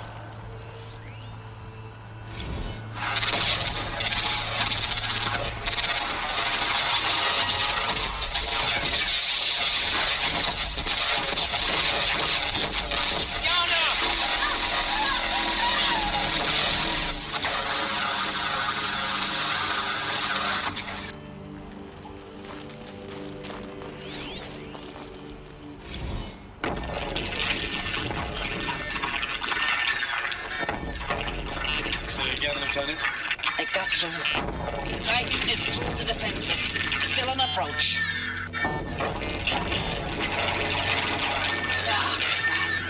A live one. And he's pissed. We've got no mobility in here. It'll punch right through us. We hold the hedge at all costs. Then push back out. Silence, you getting this? What is it? All these soldiers. They died here. People die all the time. I'll keep going and find something interesting.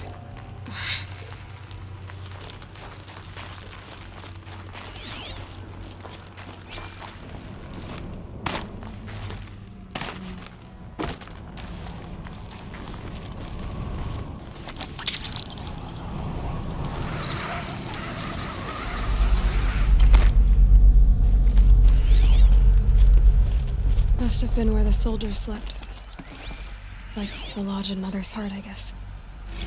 Log. Third Battle of California Marine. The swarm came in from the Pacific, and I don't know if it was the local Minutemen or the crazy 15th, but they'd set the garbage patch alight. Man, the sea was on fire. That stuff was... The first wave of bots came in covered in burning sludge. It bought us an hour or two of slaughtering them on the beaches before the swarm recalculated. We pulled them inland, back through the Kalmar sprawl. Dropped buildings on them, EMP'd the grid. Standard operating procedure. The last time I was in California, I was 5, 6? The light was like that vintage social net filter that was everywhere in the 40s.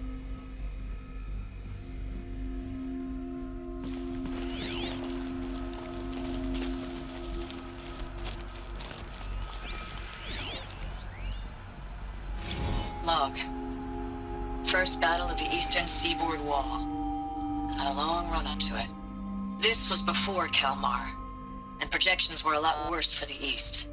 For 3 weeks, we kept getting scrambled out to some coastal burg to train Minutemen. It was always raining on account of Europe already being torched. Block after block of prefab barracks. They were still printing barracks right up until the hour the main force hit. The Minutemen? We ran combat drills with them in the streets where they'd lived, trying to pretend they might live to die somewhere else if they paid attention. Nothing worse than the ones who actually bought into it. Hopeful, pestering us with questions about Zero Dawn like we know something they don't. I swear, the more we do this, the more like the bots we are. Except they learn from every fight. And us? I'm not so sure.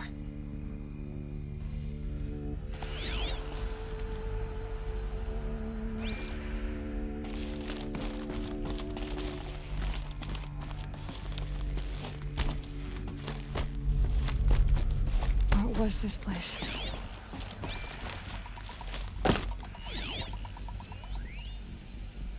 Recalls, I've been instructed to remind you of Article 115 of base policy regarding unauthorized use of processor cycles. Specifically 115C. Any holographic simulation not directly related to operational training or efficiency. Consider yourself reminded, and enjoy your gaming.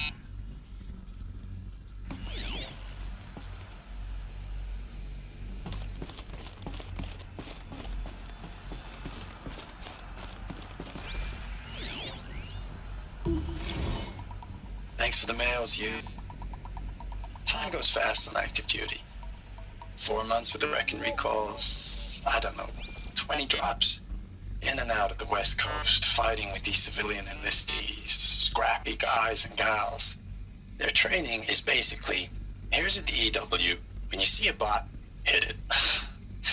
But somehow it's all coming together. Between us and the 6th MRB, we took down a horse at Lithium Beach. Pulled out before its buddies arrived, but to see a big one go down. I hope you made the news, honey. Showed everyone we're gonna have a shot at turning this around. We just need to give Project Zero Dawn the time it needs, that everything will be the way it used to be.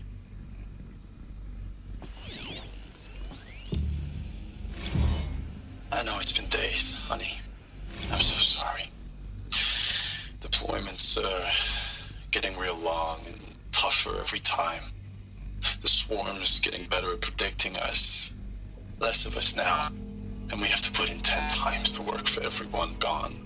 Like a family business on hard times, only this isn't my family.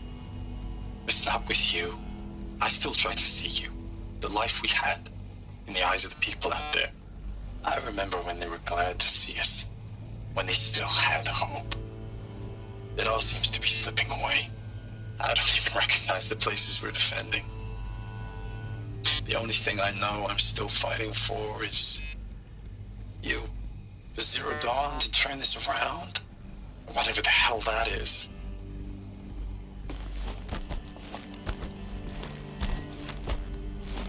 The furnishings were metal. How'd they ever get comfortable? It was the metal world. Guess they were used to it.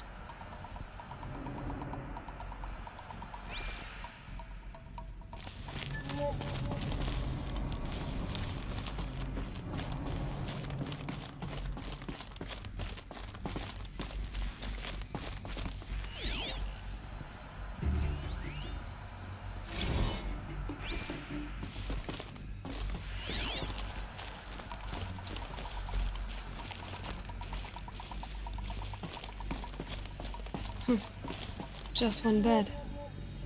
Maybe their war chief's room.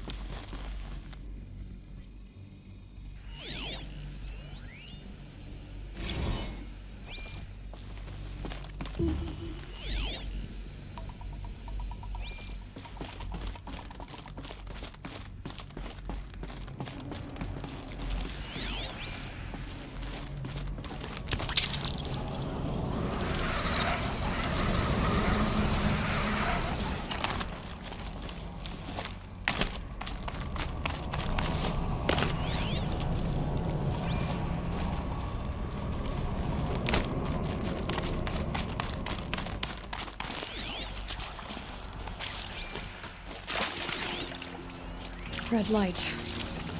These wires must run to the power source.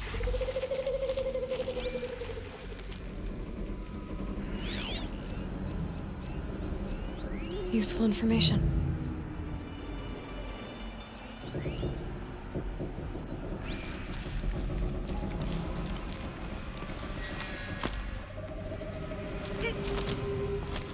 A holographic interface.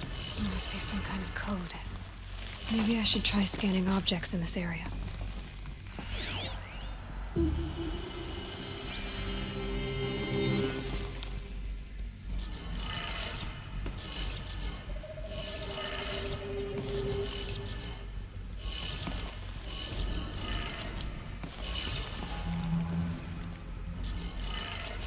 Three power lines, resources.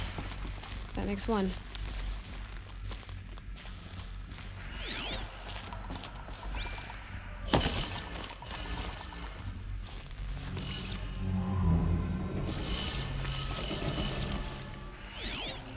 Hey, y'all wanted to know how I remember the geotherm system reboot?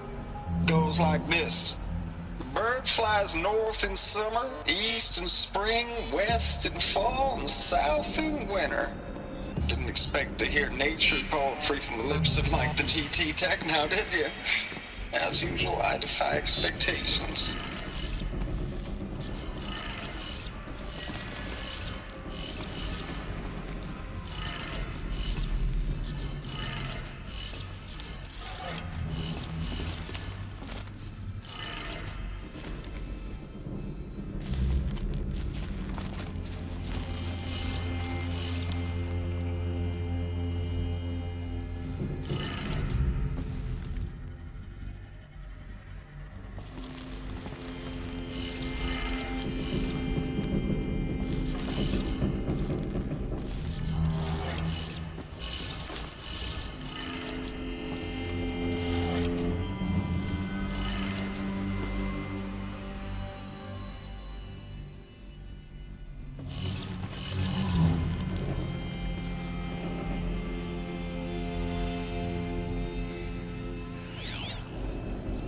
Hey, y'all wanted to know how I remember the geotherm system reboot? Goes like this. Bird flies north in summer, east in spring, west in fall, and south in winter. Didn't expect to hear nature's poetry from the lips of Mike the GT Tech now, did you? As usual, I defy expectations.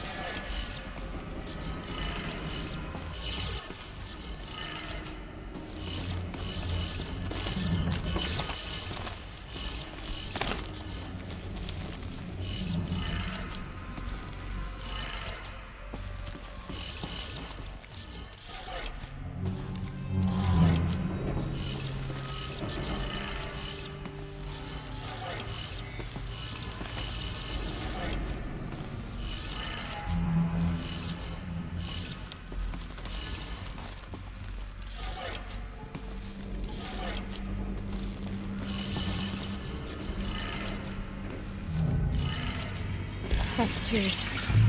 One more.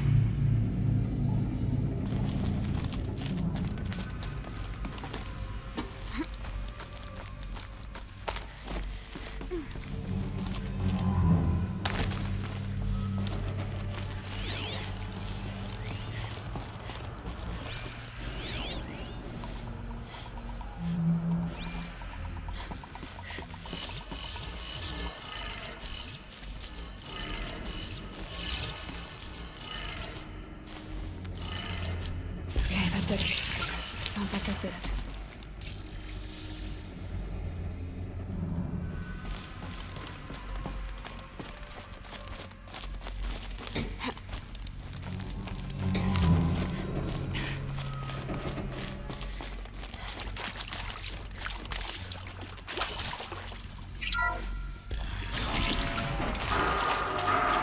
Tools being used. And dresses. No clips. Must be another way in.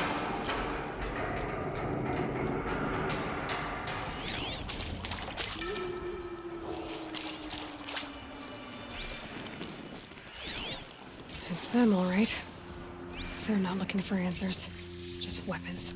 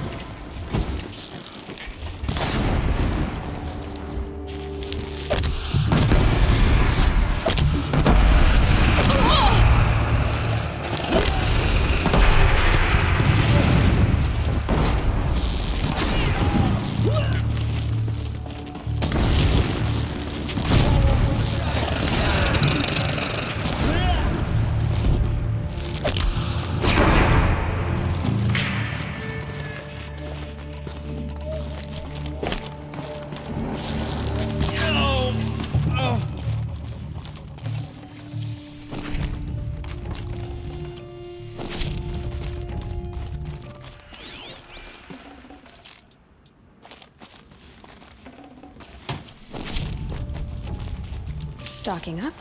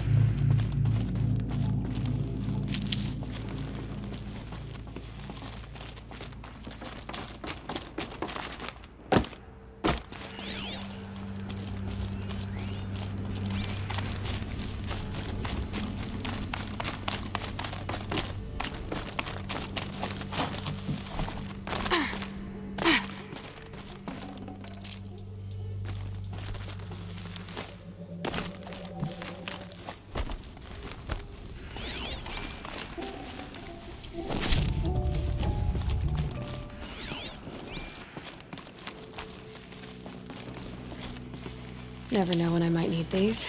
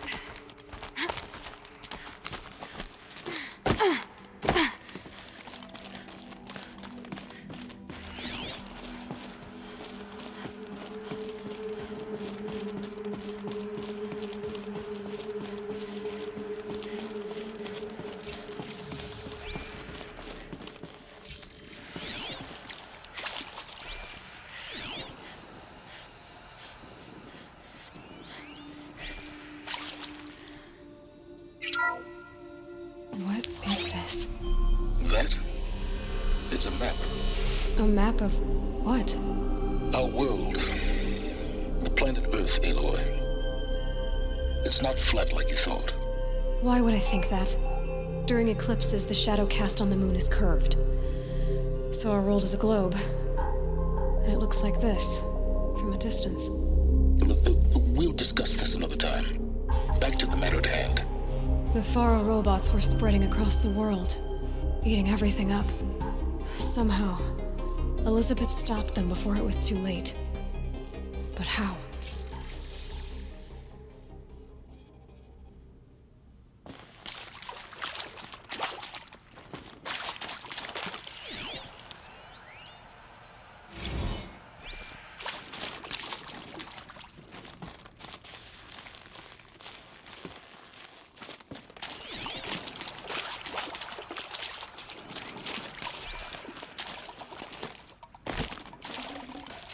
I can't spare the weight.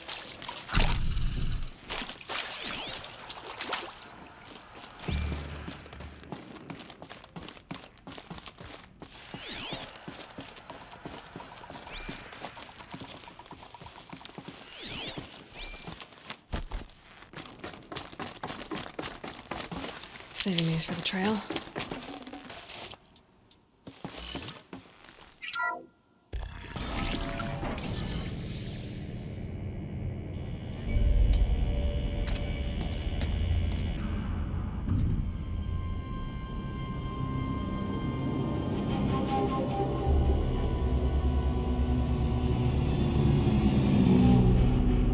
The eclipse.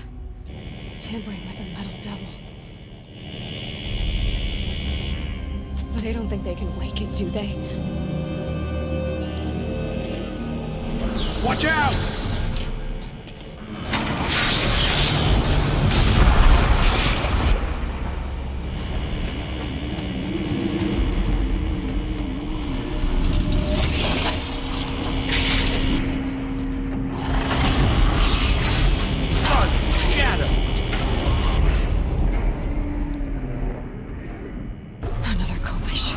And this one can move.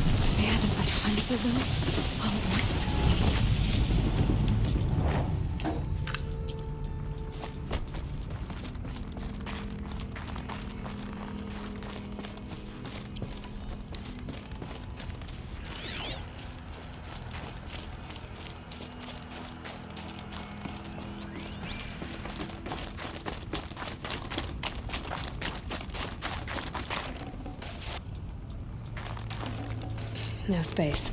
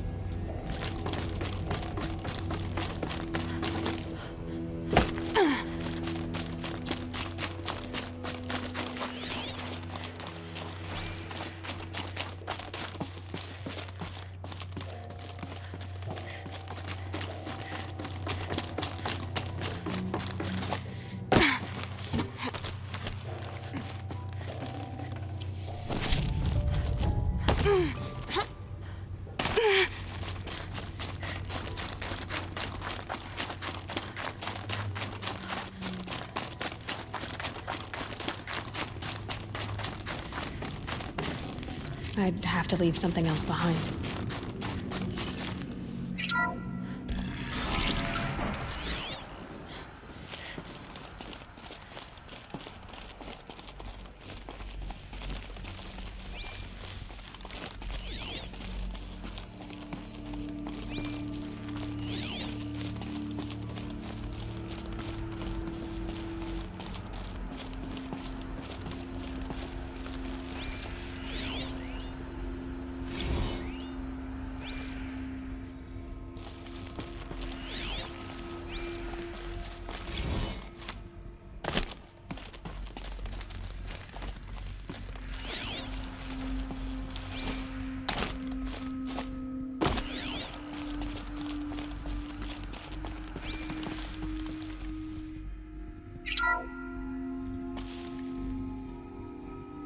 Thank you, Dr. Sobek. You can take a seat. What? You're going to thank her after what she just said? Dr. Sobek has made the situation very clear, General, and given us an option. We should all be thanking her. Oh, it's just... I mean, my God.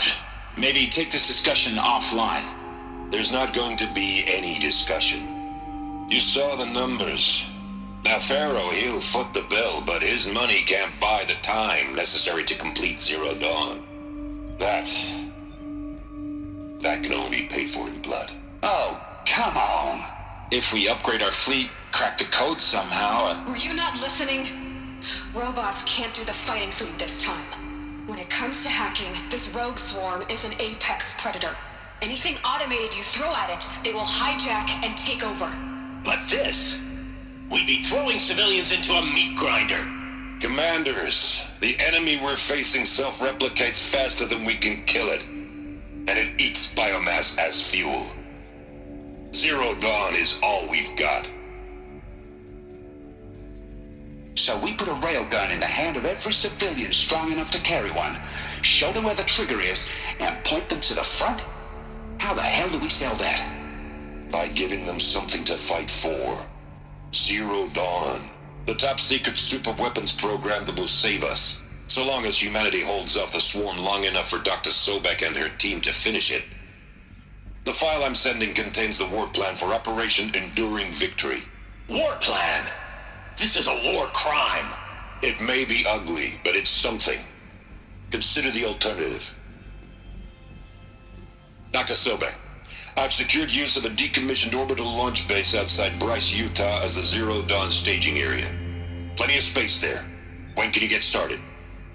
I've already mailed you a list of alpha and beta candidates.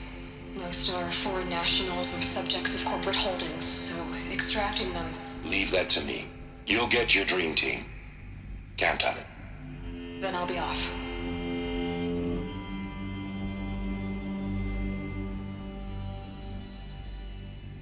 Orbital launch base. What is that? What did these people do? What did Elizabeth do?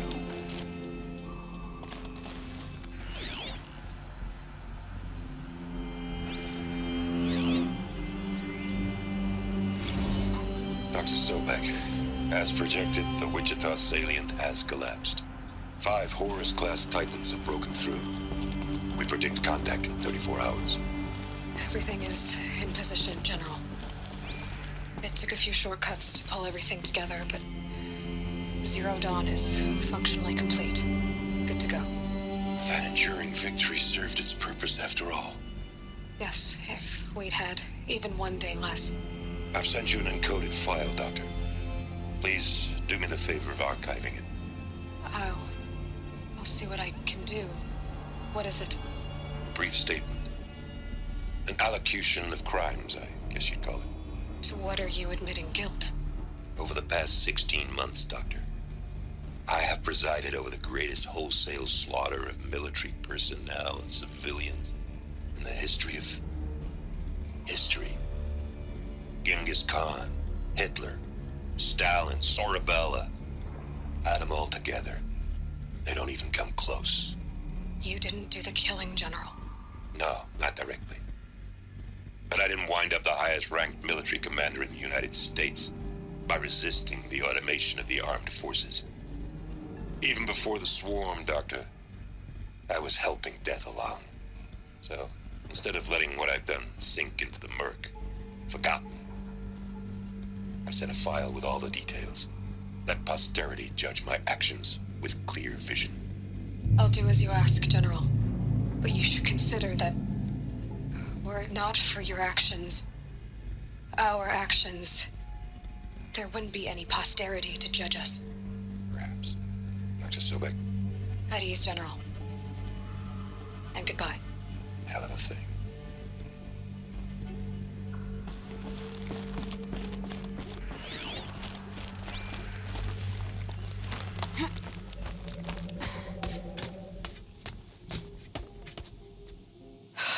Glad to be rid of that place. Now I just need to find the orbital launch base they talked about. I've checked my data and located the base. That's the good news. And the bad? It's directly underneath the Citadel. The palace at Sunfall. The capital of the Shadow Carja. Not exactly convenient. The palace is crawling with Eclipse agents. Many in positions of authority, all of them wearing focuses. The moment they see you, Hades will too. He'll issue another kill order, and this time, the entire Shadow Carja military will be after you. So, disable their focuses. You've done it before. It's not that simple. Too many focuses in one place, each of them communicating with each other and back to Hades, a whole network of them. Network? What's that? Imagine a vast, invisible web stretched across the land from end to end, connecting focuses together, allowing them to communicate over vast distances instantaneously. All right, so is there some way to cut the web down? Crash the network. Audacious. Yes, there is a way. A weak point in the network. Point the way. I'll send the location data to your focus. Head there, and I'll be in touch when you're close with more directions. What was Zero Dawn? What sort of super weapon did Elizabeth make? She stopped the machines, but not before the world she knew, her civilization, ended. Let's hope it won't come to that again.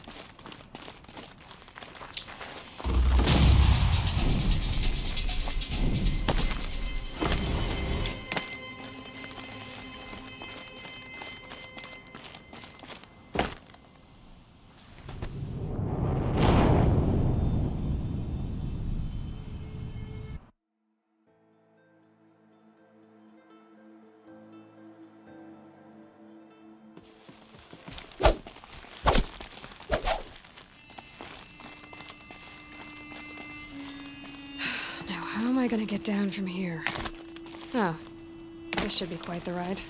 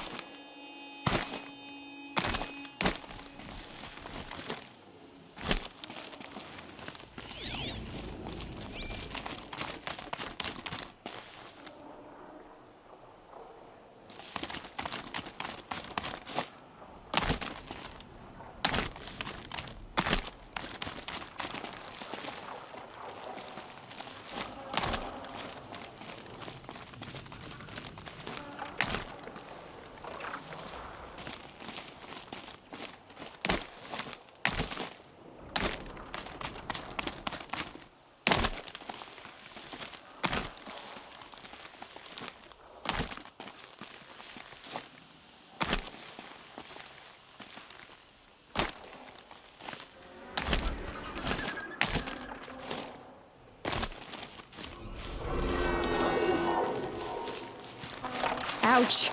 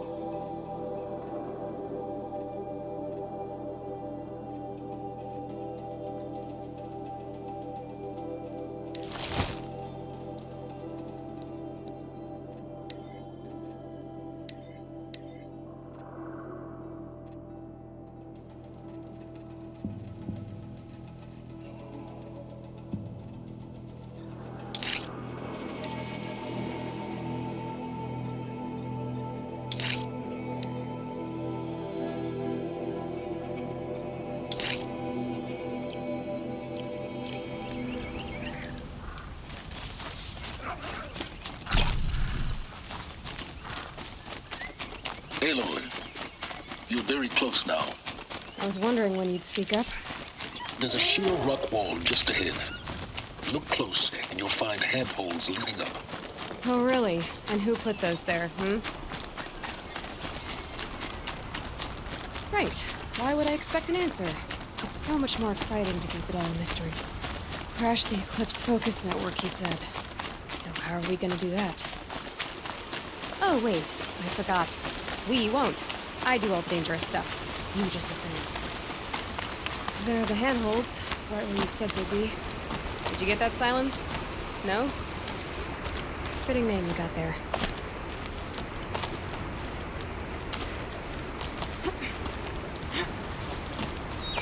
All right.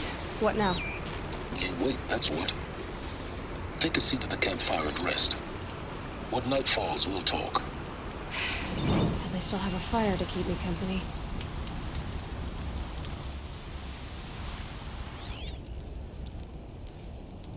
How nice of you to finally drop by. Our purpose this night is to crash the focus network.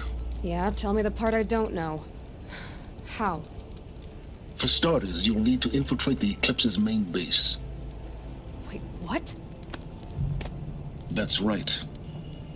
Fortunately for you, I brought you round to the back way. It's right through that crevice. Once you reach the base, you'll see the objective. A derelict tallneck that's been extensively modified. Climb the tallneck. Grafted into the top of its disk, you'll find a module of sorts. Destroy that, and the focus network will crash.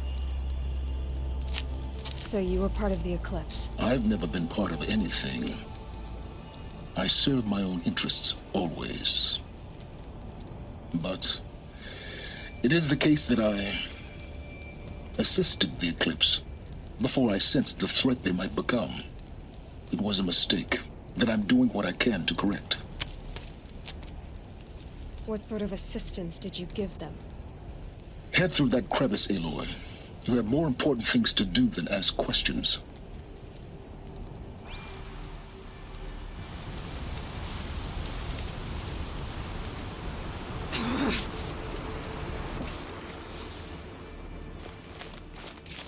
Gonna be tight.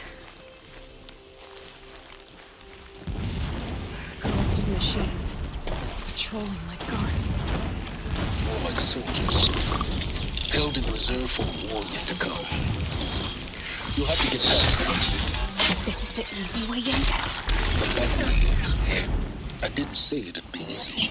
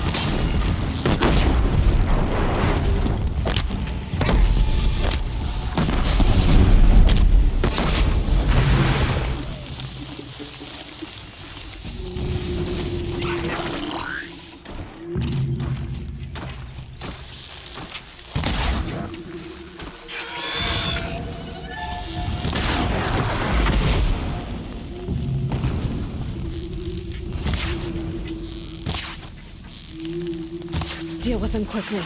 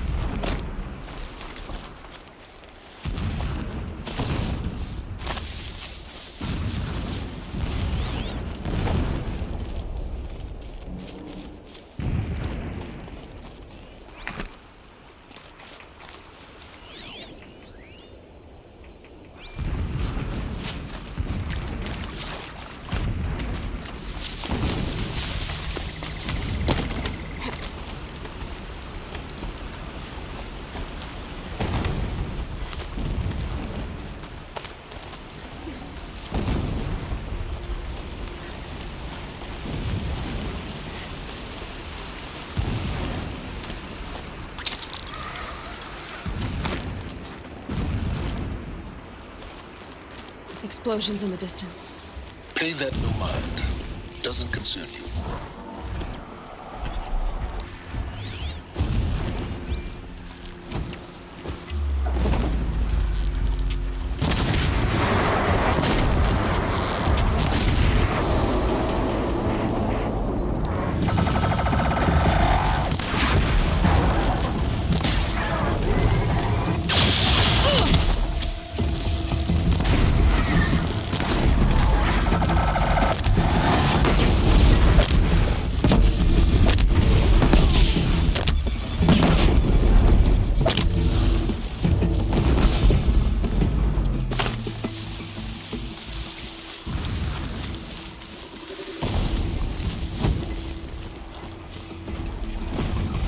I can get...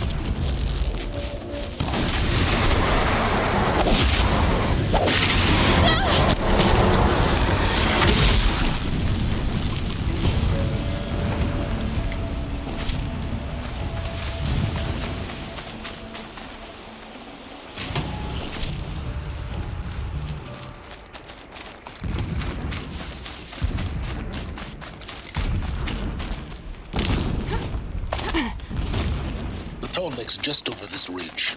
You'll see it when you reach the top. Now be ready to act fast. You need to get in and get it done before they raise an alarm.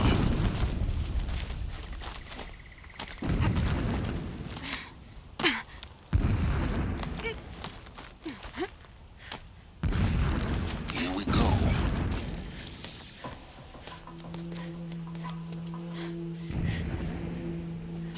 You getting this? I see the legs of a Tallneck down there, but no Tallneck. Damn. The transmitter's been moved. Check down the ravine to the left. Only place it could be. So much for your insider knowledge. Toward the explosions. Great. You've got exactly one shot at this, Aloy, so spare the sarcasm and make it count. You see that bridge over the ravine? Yep. Memorize its location. There's a rappel point on the side. That'll be your way out. And these Eclipse troopers? Avoid them or kill them, your choice. The blasting should cover any noise you make. Find the Tallneck and destroy the module on top. Here we go. It's been weeks since Helix was around. What's he been up to? Terrifying someone, I'm sure. This ground gives up its treasure, but slowly, almost.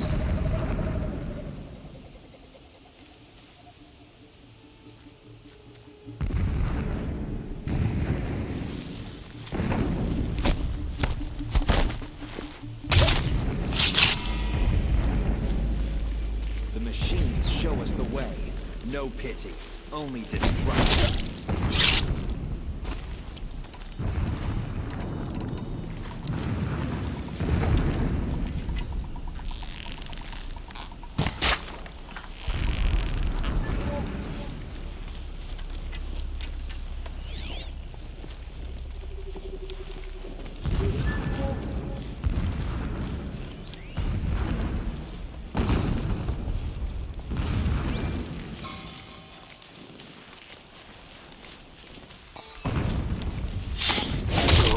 Understand what the shadow needs from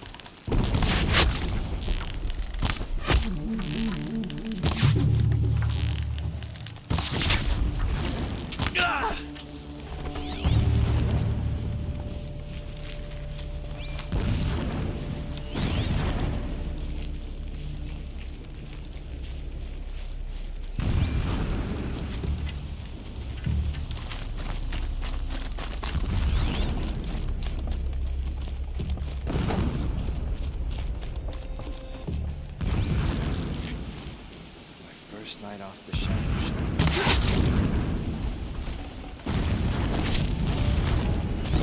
fighting up ahead? No. It's a mining operation. So long as you're quick, it won't affect you. Oh good, another secret.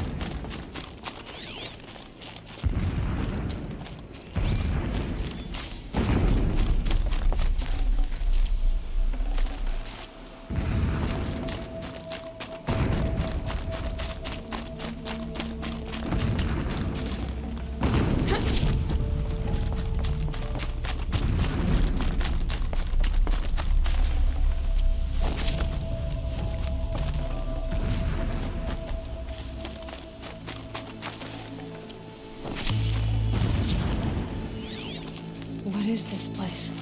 A distraction. There are several data points. This armor. There's only one man big enough to wear this. Helis. This is his shelter? Not exactly fancy. Once So long as King Yitwen languishes at sunfall, extravagances coddled by his mother, he will never learn the true lessons just of the enough sun. to want to stop him.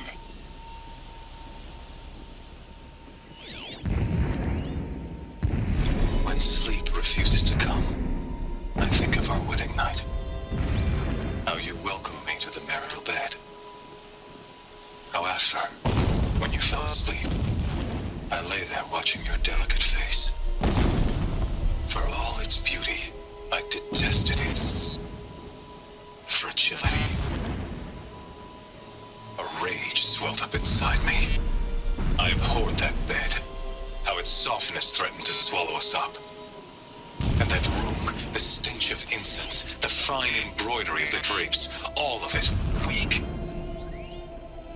I slipped from the bed, threw open the casement, and lay naked on the stone floor, determined to spurn all seductions of comfort. But when I woke the next morning, you lay beside me, naked as I in the cold.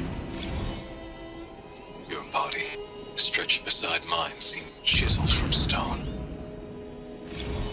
I saw you wake, instantly alert, like an animal ready to strike. You said nothing. You did not have to. Already you had shown me beyond doubt that we were meant to be. Every morning, I wake to the same nightmare. The same reality. Holy Meridian, in the hands of profligates. Debased. The spire, towering above the horizon like a glittering spike through the center of my mind. Every daybreak in exile is a mark of failure, but the count of days runs thin. I will see Meridian retaken, the profligates slaughtered, a true king restored to the Mesa throne. In this, I have become an instrument of prophecy.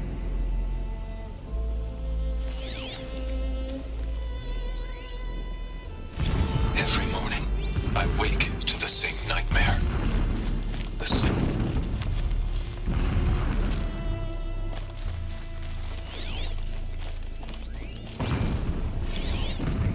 Never does the sun show pity.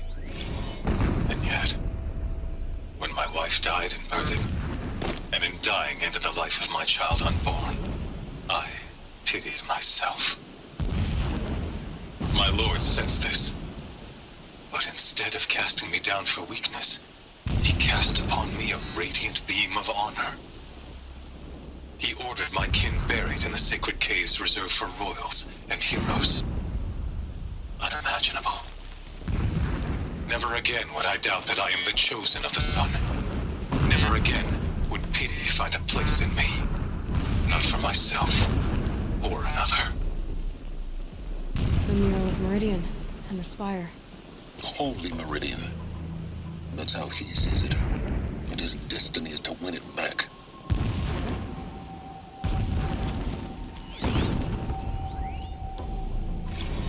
When I first set eyes on the buried shadow, I trembled. Was I not the chosen of the sun? A blazing light of faith to shred and scatter darkness? Was it not my place to destroy this devil? But High Priest Bahavas instructed me in the prophecy and set right my frame of mind. The murder of the true Sun King broke the cosmic cycle short of completion. The whole world cast into darkness, doomed. To resume and turn the wheel of time would require more than sun and faith. All forces must combine, all halves of nature join to one cause. Shadow to sun, night to day.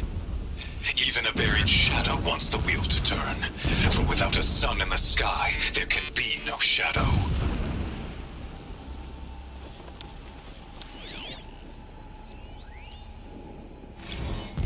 My lord, the 13th king of the Karja Sundom was murdered, cut down by cowards who mistook firm rule for madness. Ever the strong are beset upon Irregular by the transmission weak. source near. So he said, as the traitors launched their assault. As their cannons, forged by Oseram filth, toppled the battlements and burst the gates. I would have fought to the end. But it was his will, the will of the sun, that I lead the prince and queen into the west, to safety. My lord did not hesitate. He saw his fate. He looked into the sun, and he did not blink. With me, he sent kestrels, nobles, sun priests, and slaves. Killing all that stood in the way, I carved a path to sunfall. There, we joined others to gather the strength to take back our home. But our strength only faded, until the buried shadow was brought to light.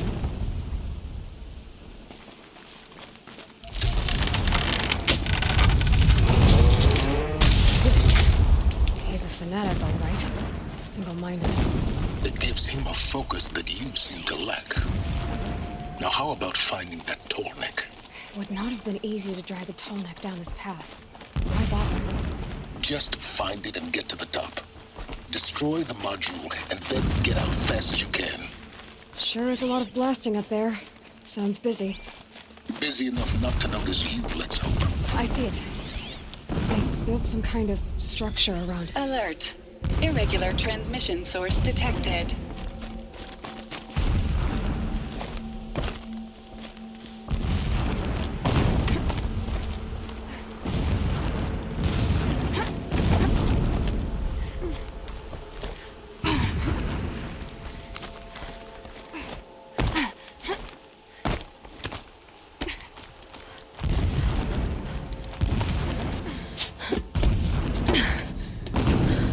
I see the module.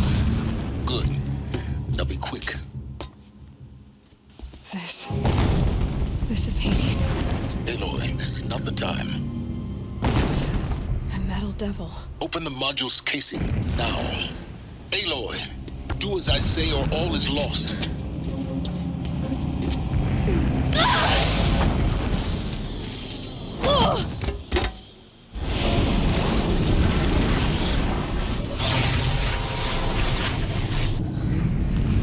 Entity has come here. Entity miscalculated. Entity cannot destroy me. I am beyond its reach. Maybe you are, but this isn't!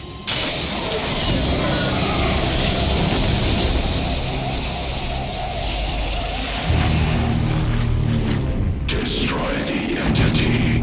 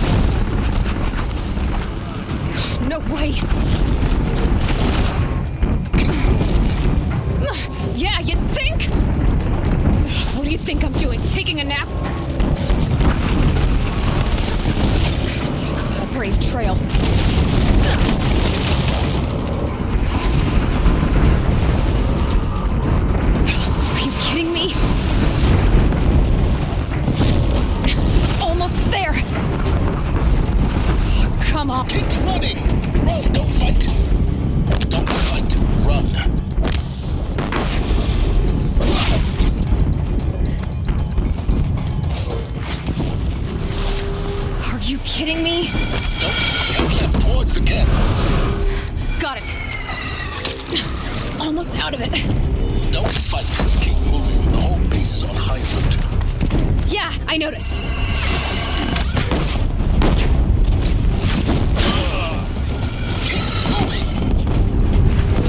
Watch out, there's more ahead.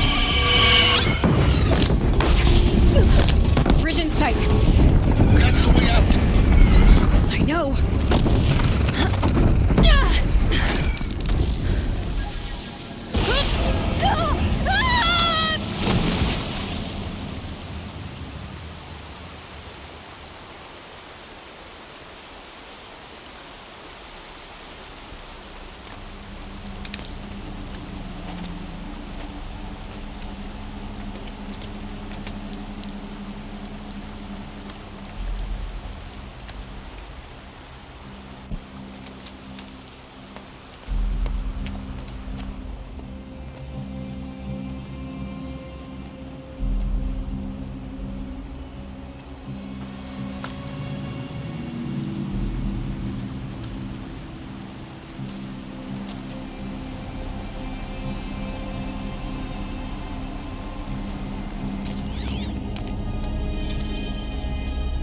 Rough going, but you survived. You knew Hades was there and you sent me to him? I won't deny I risked your life, but it was the only way. Now, with the focus network down, we can both get what we want. Access to the secrets of Zero Dawn. I'm past trusting you with secrets. Good. That means you're wising up. Trust is for fools. It shifts and crumbles like sand. A poor foundation for any partnership. But mutual self-interest, now that is a solid bedrock upon which you and I might build a new science of understanding.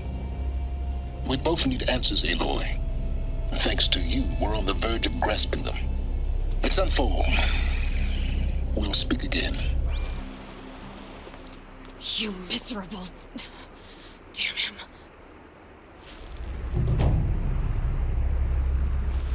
If I could toss this focus and be rid of you, Silence, I would. But we both know I need it. Sunfall it is. And Zero Dawn.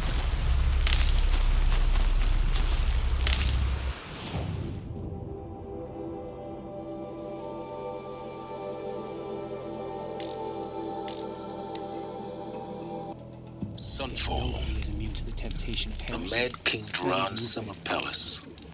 A bulwark of Carja might against the howling Forbidden West. Thanks for the history lesson. But they have no idea what lies beneath. We will learn much from this, Aloy. That's what I'm hoping. I heard another one passed.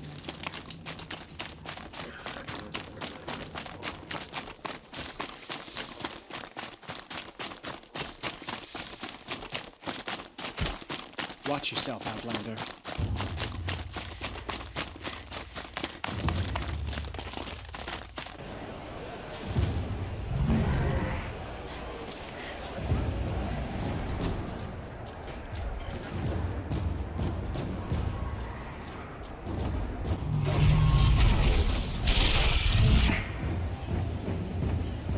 The Severing. A proud tradition of Carja. It's not like this in Meridian. At least, I don't know. Give them time. I'm sure they missed.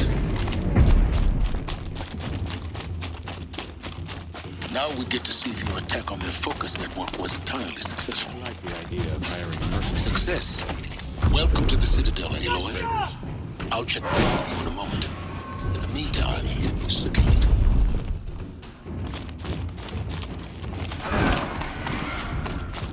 Outlanders, if you want to hear about today's bounties, head for the throne room. You're not going to make any shards by standing out here. I'll take the shards, even if it means...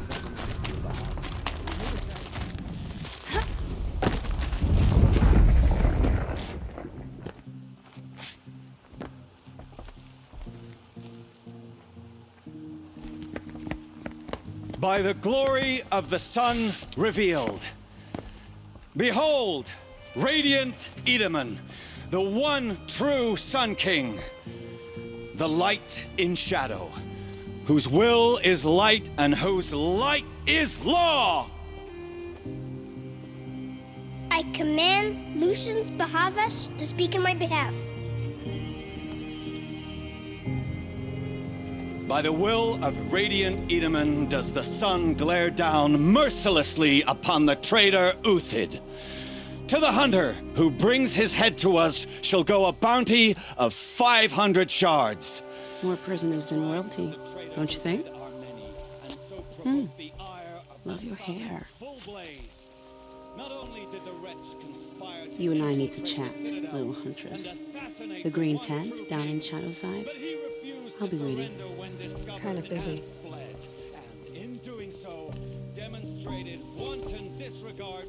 We both know you're no killer for hire.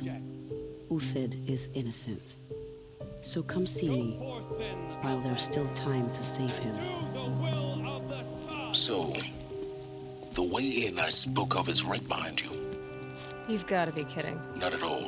And you needn't worry about the Kestrels. They'll be too busy acting important to pay attention to you. First time in the Citadel, gotta see the sun ring from on high. But the Kestrels. Ah, they want us to see this, boy. Let's see you.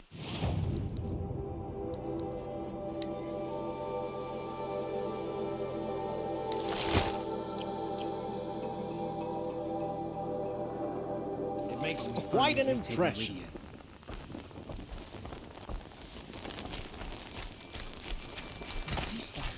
The balustrade. How can we just decide It's a short drop not to from fight there. back against the usurpers?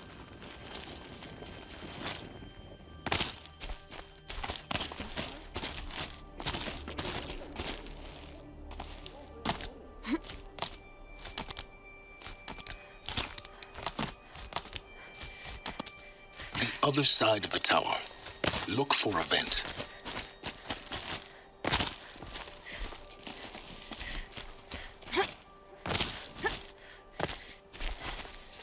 I see you've been here before. Obviously. It's very important that you hear what I'm about to say. I've shown you the way in, but this humble vent marks a point of no return. Before you descend into the depths here, you should be fully committed, equipped, and focused.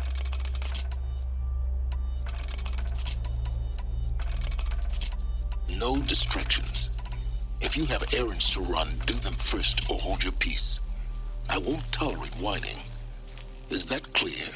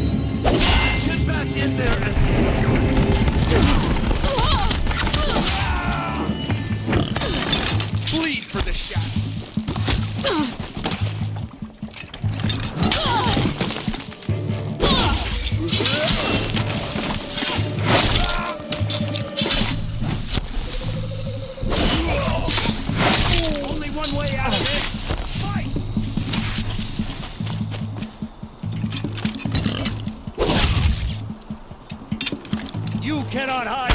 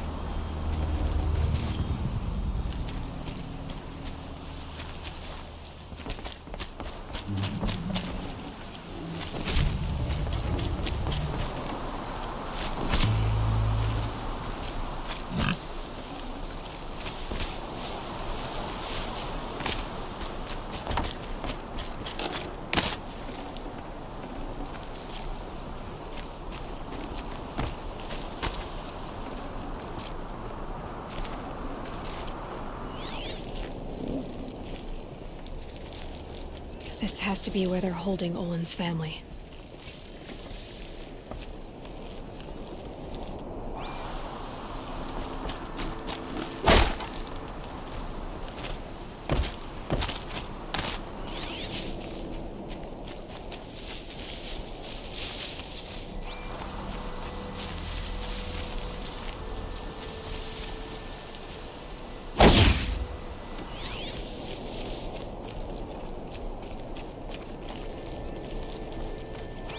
Bolted. Come on, come on.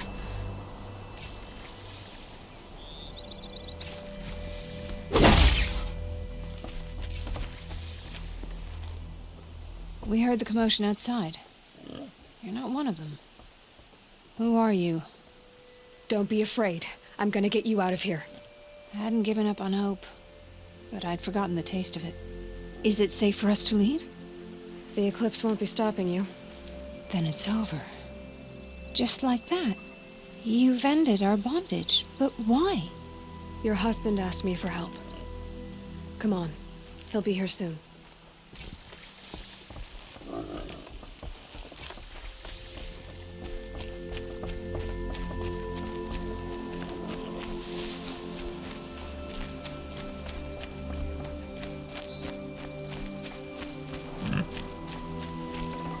I'd have to ditch something.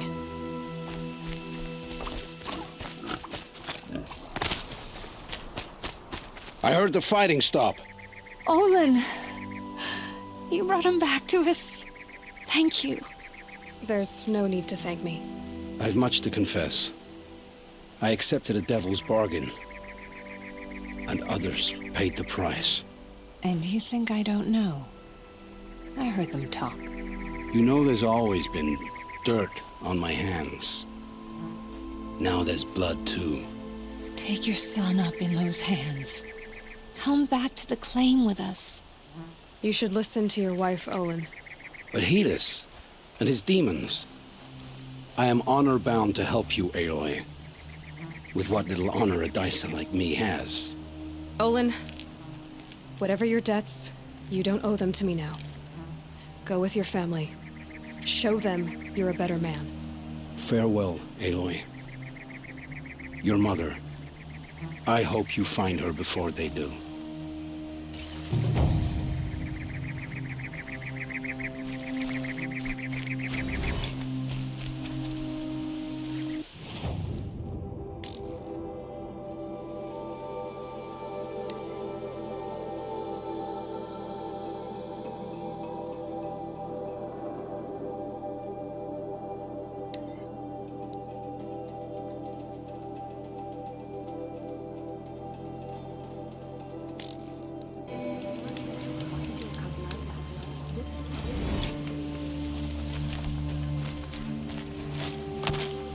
The food is from Dowager Queen Nasadi, little ones. Her Highness knows times are hard and helps when she can. Eat. Bring some home for your families, if you have one. I've heard whispers about you. Rides machines, fancy spear, delightful freckles. Some even say you have a conscience. How extraordinary. Who are you? You're obviously not one of the Shadow Karja. My name is Vanasha.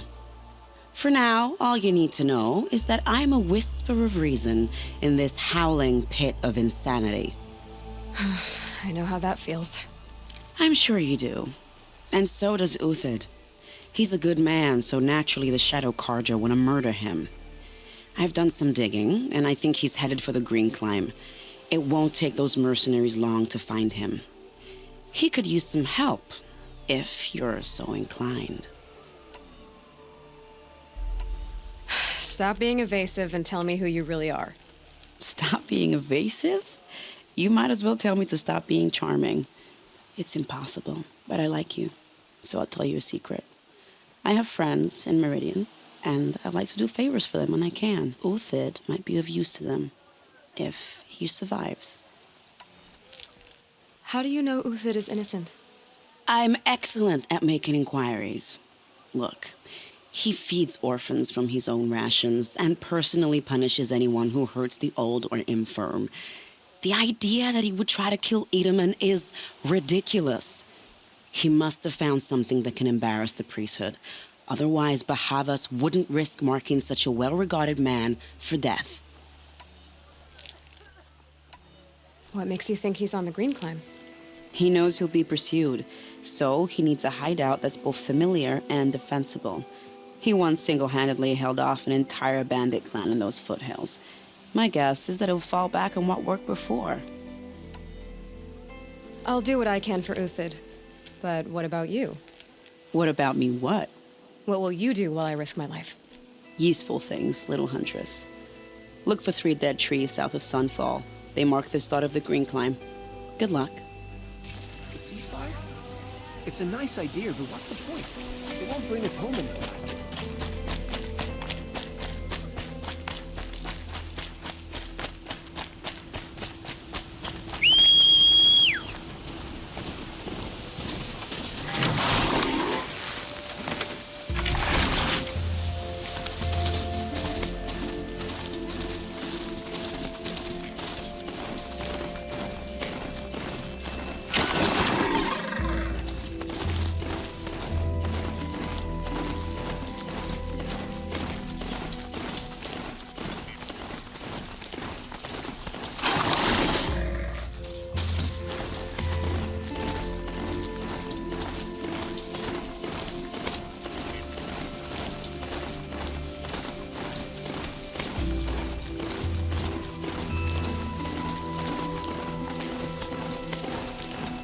Machines are alert.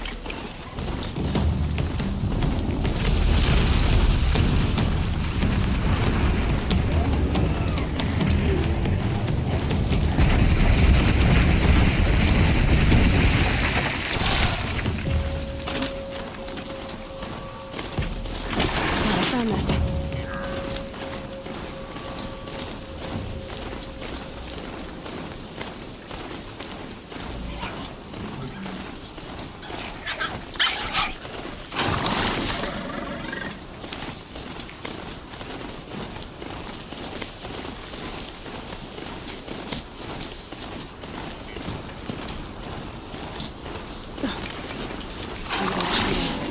Just like Menashe said. Let's see if Uthid came through here.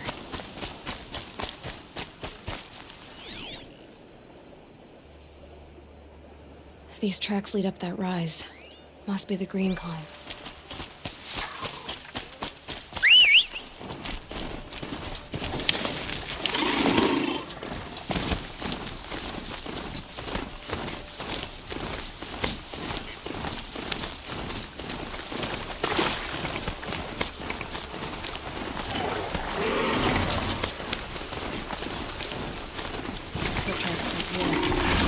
Time to climb.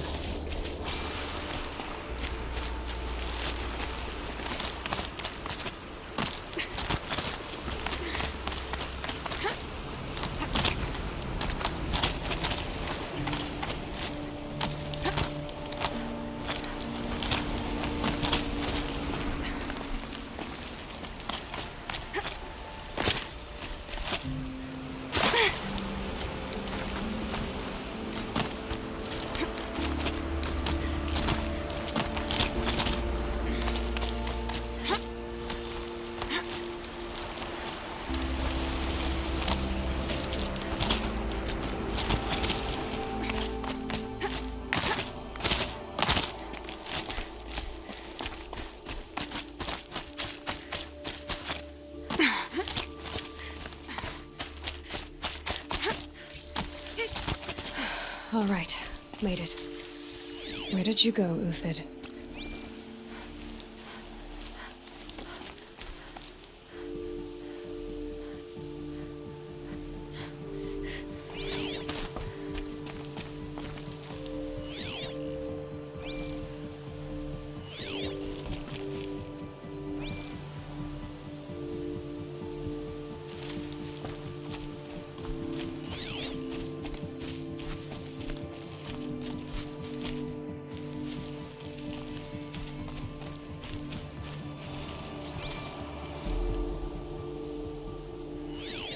food scraps.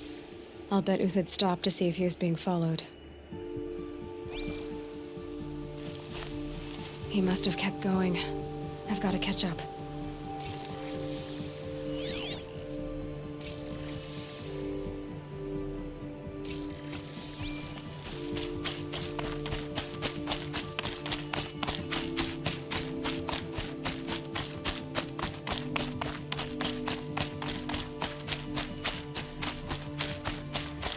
A dead machine. Uthid's been hunting. Everything useful has been stripped. Uthid's been gathering components, probably for ammo. Glintox, looking to scavenge.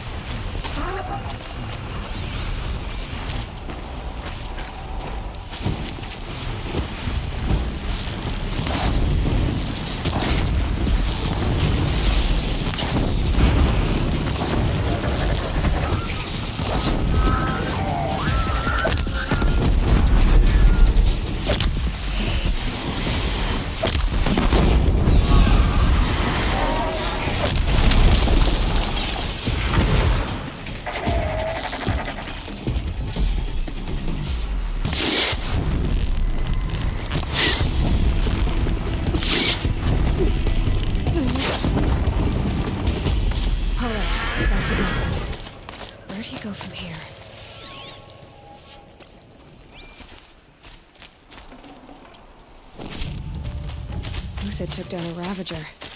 Not an easy kill, but worth it for the price.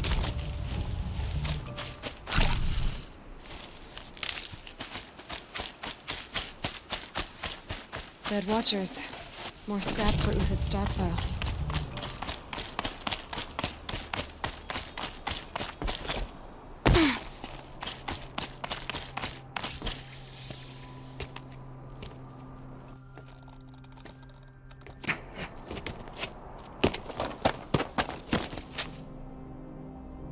The next one doesn't miss.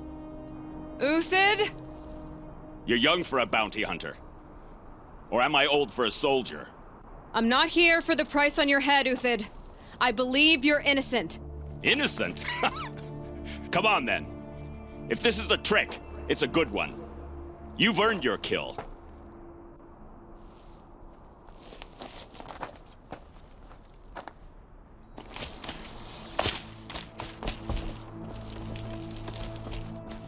No tricks.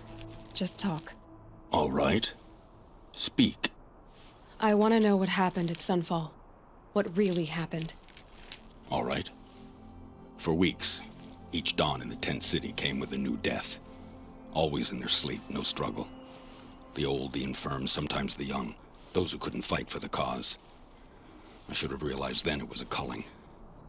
Who would do such a thing? They thought it was a curse, an evil spirit. But it was only a man. And a silent poison. It took time to catch him, but we did. We brought him before Bahavas for the sun's judgment. The High Priest Bahavas? He's the one who put the bounty on you. Yes. He thanked me for my diligence, then had his guards release the villain. You see? It was he who ordered the culling. Then they turned on us.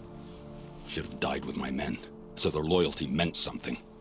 20 years I gave to the sun. For what? Malice and murder? As for honor, sacrifice, true sacrifice, the kind priests and rulers know nothing of? It's all a fat joke. If it's honor you seek, the Sun Karjas seem trustworthy. A little stuck up, maybe, but trustworthy. Those Karja once raided your Nora lands. Raided every land we could reach. It was the Sun's will. I did what I was told. Others did worse. But as their captain, I had... Uthid, I don't care what you did. I can't absolve you. But the Karja are changing their ways. You could too. Perhaps. Avad doesn't understand what the Sun demands of its soldiers. Perhaps he understands it too well. Now you sound like the blameless Murad. I can believe you're a good man. But why go with the Shadow Karja in the first place? Why serve them? Because of Itamen, of course. He was the one true Sun King. Itamen's just a child. Yes, an untainted vessel. I believed he was pure. But they used him. Used our faith. I can see that now. No shadows under a noonday sun. Bahavas didn't need to disgrace my name. I did it myself, serving a rotten throne. I met someone who wants to get you out of this. A woman named Vanasha. But first, we need to get you out of here.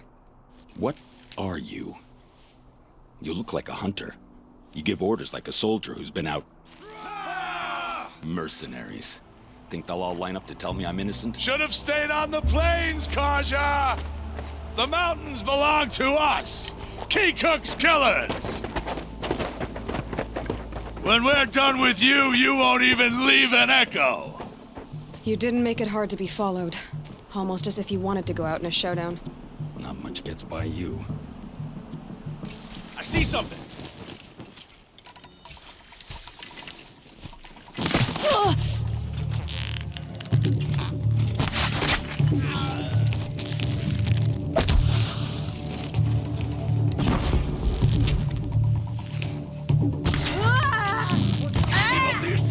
Still got another squad on the way.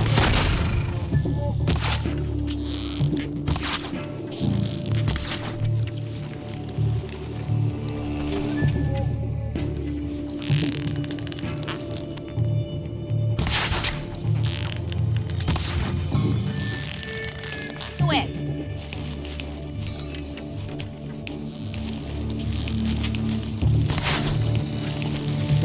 It's up to you now, men. Rally, we can still finish them.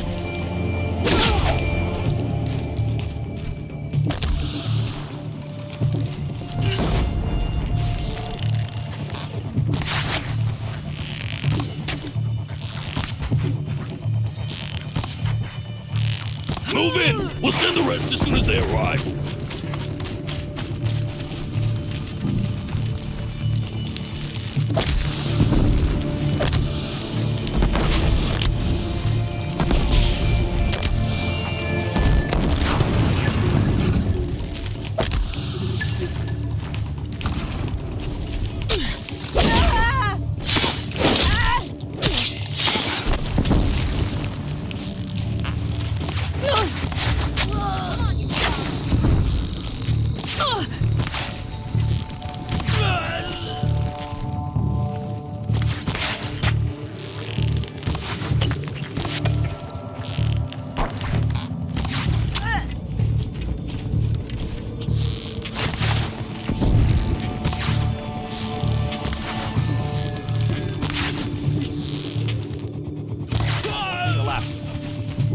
Follow me. I've stashed supplies up above.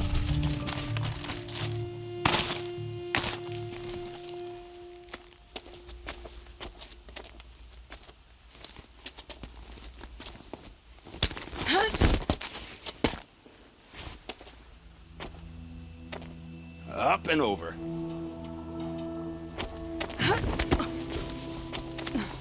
Grab what you can while we still have time.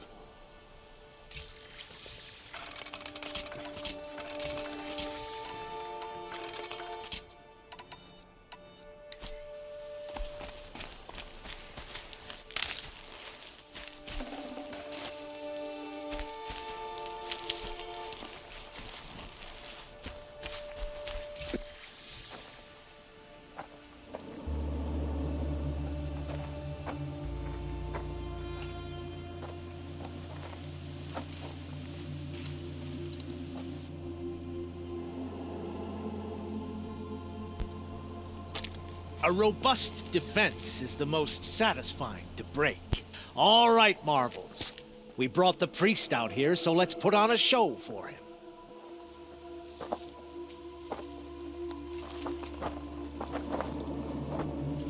I know that, Hood. We've unfinished business, Bahavas and I. This will be difficult. I think you rallied to a lost cause. I don't intend to die today, Uthid. I did. But you're starting to change my mind.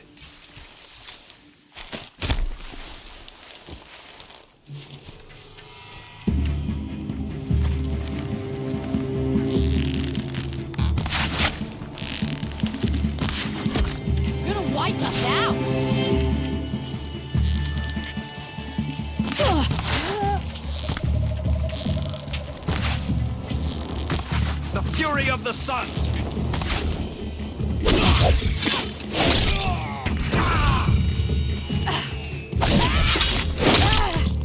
Look out! To your left!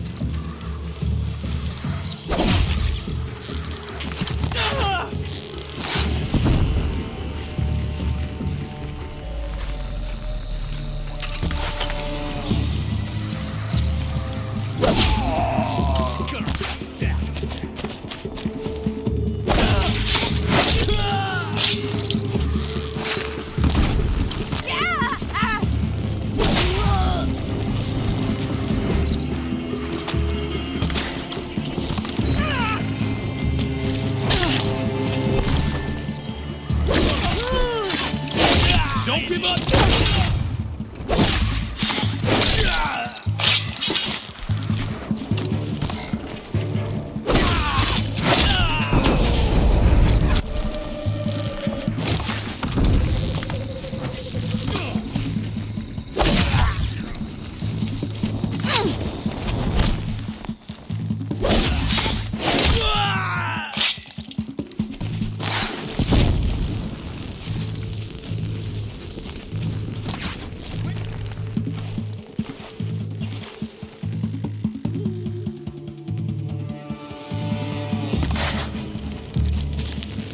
Ready to die?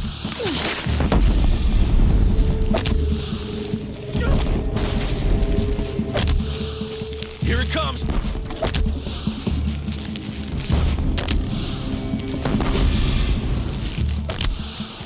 Get going! That's the last of the marvels. Bahavas thought he had enough fodder to keep him safe. Now there's hope for justice. Will you come with me?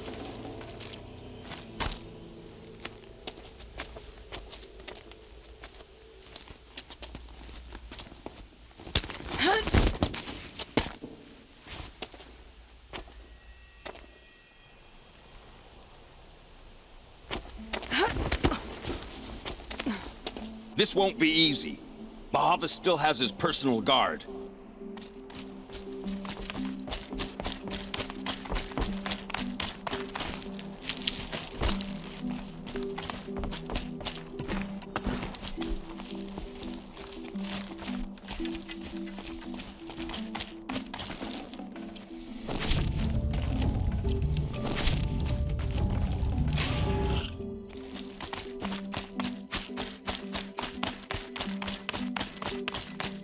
Across there and we'll have him.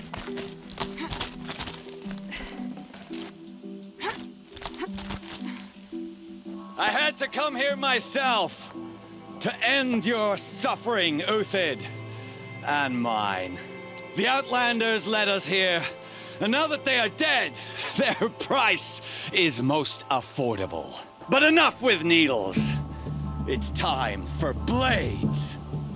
Remove them from the sun's sight!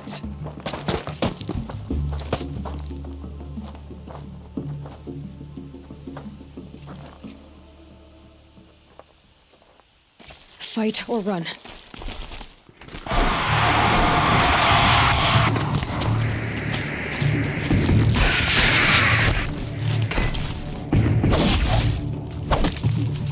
The sun sets on your pathetic life, Uthid. Don't test me! Found them!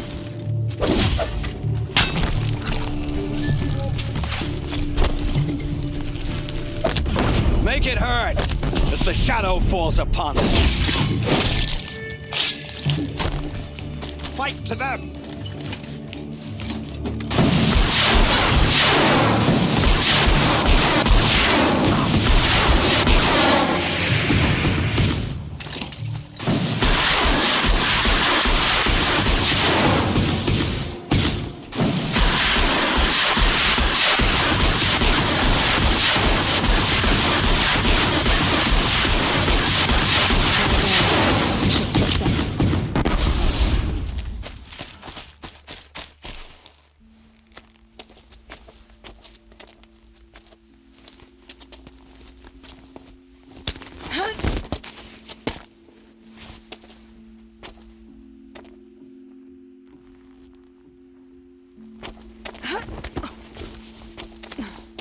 Whatever deal you worked out with him, I'll double it. More than double it. No. I'm tired of this, Bahavas. The lies and the violence in your cheap scented oils. I don't suppose you'd kill yourself. I had to. I had to. Prune the weak, or all the Karja in Shadow are doomed. This solves nothing. But may the sun find some worth among your drying bones.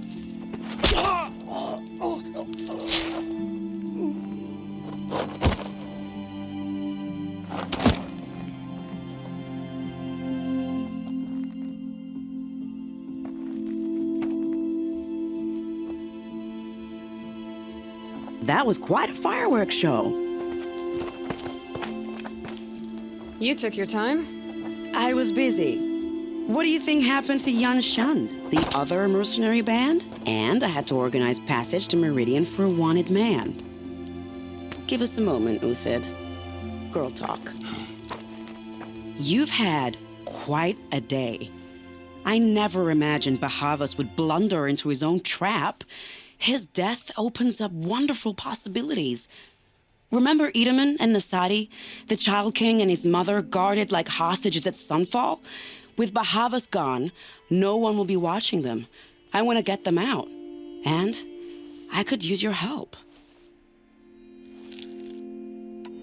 Kidnapping the Sun King of the Shadow Karja is no small task. It's not kidnapping. They want to go to Meridian, to safety. How do you know that? I've been posing as Nasadi's handmaiden. She's scared. For herself, of course, but mostly for Edaman. What's going to happen to Uthid now? Don't worry. You gave him a second life, and I'll put it to good use. He'll be welcomed in Meridian as a military advisor. Hopefully he can help Avad finish the Shadow Karja with as little bloodshed as possible. What's going to happen at Sunfall now that Bahavas is dead? Oh, it will be glorious. The priests will panic. There'll be infighting, skullduggery, and backstabbing as they wrangle for power. Best of all, they'll be distracted. Bahavas, your life brought misery, but your death is a flower that blooms in abundance. What do you need to get Nasadi and Edaman out of Sunfall? With Bahavas dead, Sunfall is the easy part. I'll handle that. The big fuss will be crossing the border to the Sundom. Find my friend, Three-Toe Huadiv, near the branded shore. I hired his crew to sweep the path, so all you have to do is wait for me. If this Huadiv has already cleared the area, why do you need me? Contingencies, little huntress. Something will go wrong, and I need protection I can count on. You. I'll try not to disappoint.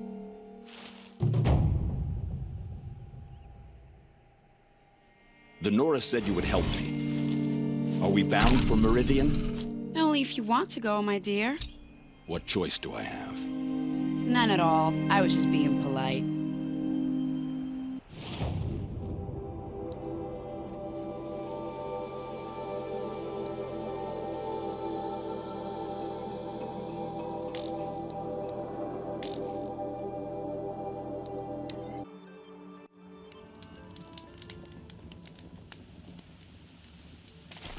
You're Three-Toe Huadiv, right? Vanasha sent me. What happened? I got hornswoggled, that's what. Vanasha batted her lashes, wiggled her hips, and promised us treasure. Clear a path for the royals, she said. Sneak past the garrison and skewer a few watches. Hardly a bother. Little did we know there was a damned monstrosity lurking underground. When will I learn not to gawk at skinny girls? Why do you think Vanasha swindled you? My crew came to Sunfall because we heard the bounties were fat. She offered us the fattest one of all, enough to retire on. It's my own damned fault for taking the bait. Should have known I'd end up with a rupture in my useful parts. So Vanasha needed safe passage for Nasadi and Edaman, but it didn't work out? She made it sound so sweet and easy. Find the best path to the lake, make sure it's safe. What could go wrong? Turns out, a lot. Like bloody murder in the grinding jaws of a heinous death beast? Something attacked you from underground. Oh, you picked that up, did you? I wondered why the Shadow Carja didn't pay attention to the pass. Well, they don't need to. A rock-eating demon guards it for them. It tunnels in the dirt, breaks through the earth, and blasts rocks from its stinking face. I barely escaped. My comrades weren't so lucky. I might shed a tear if they weren't all cutthroats and cheaters.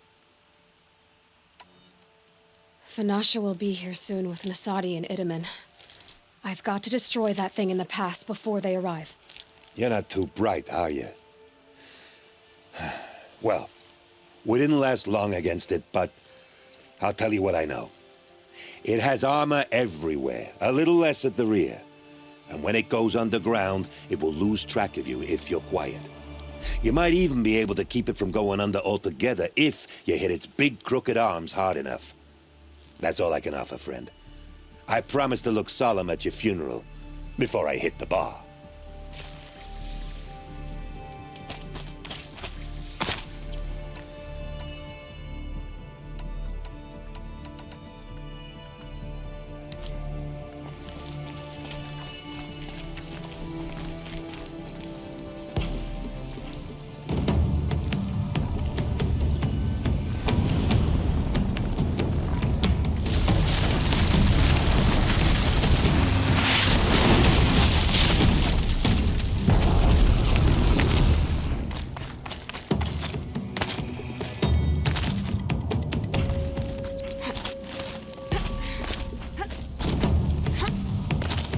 I need this.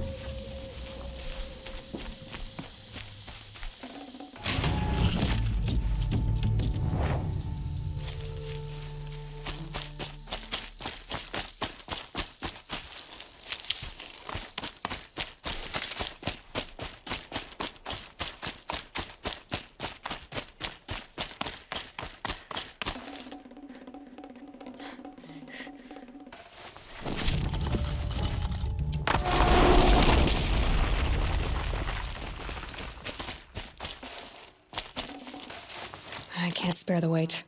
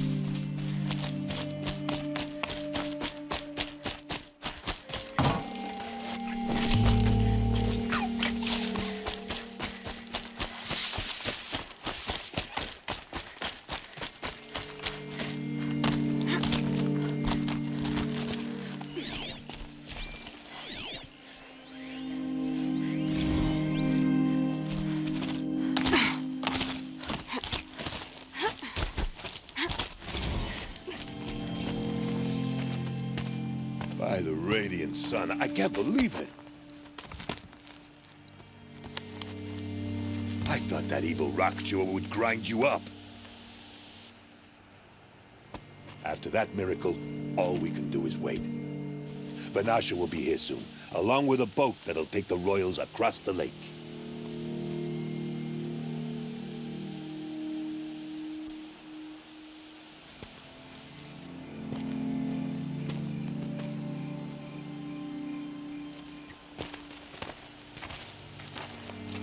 Ah, little huntress. Glad you accepted my invitation to play bodyguard. Where are your men, Huadiv? It looks like something chewed you up and spat you out. That's pretty much exactly what happened. The way is clear. Can we go? I like how you always cut to the chase. In this case, literally. It won't be long before you're followed. Don't be afraid, Your Radiance. We've got excellent protection.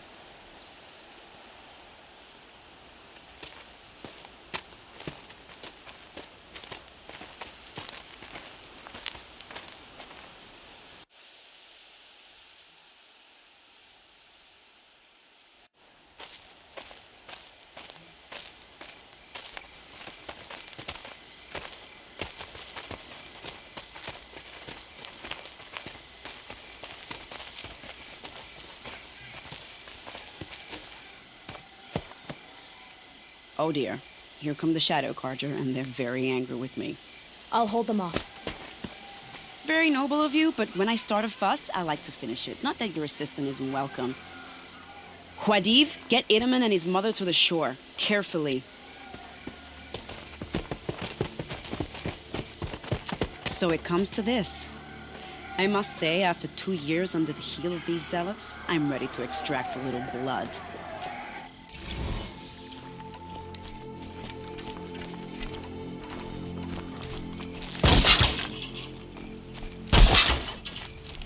Some traps would be nice.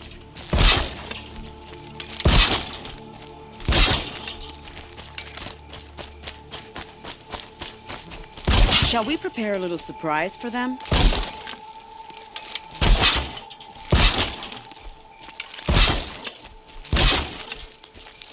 Are you sure you don't have any traps, little huntress?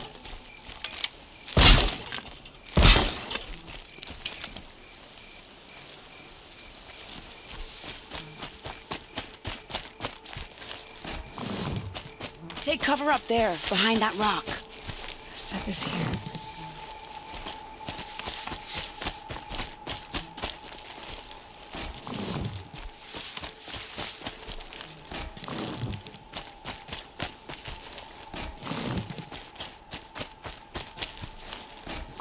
Here they are.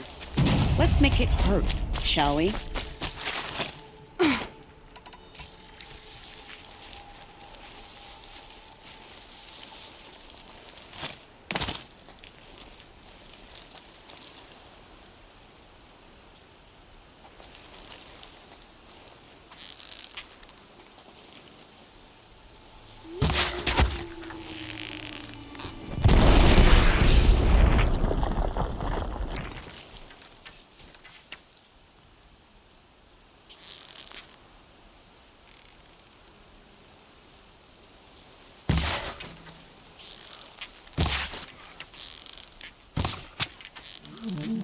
Well, that was entertaining, but I suspect we're not done. More of the bastards. Get ready.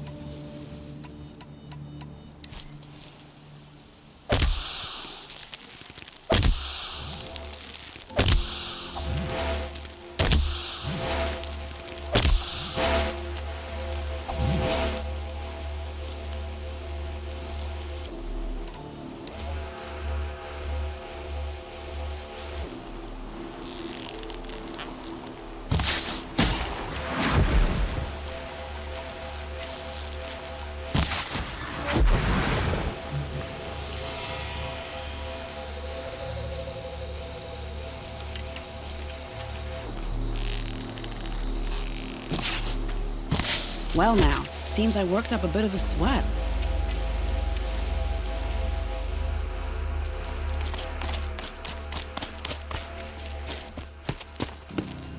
I don't want to jinx it, but we might be in the clear.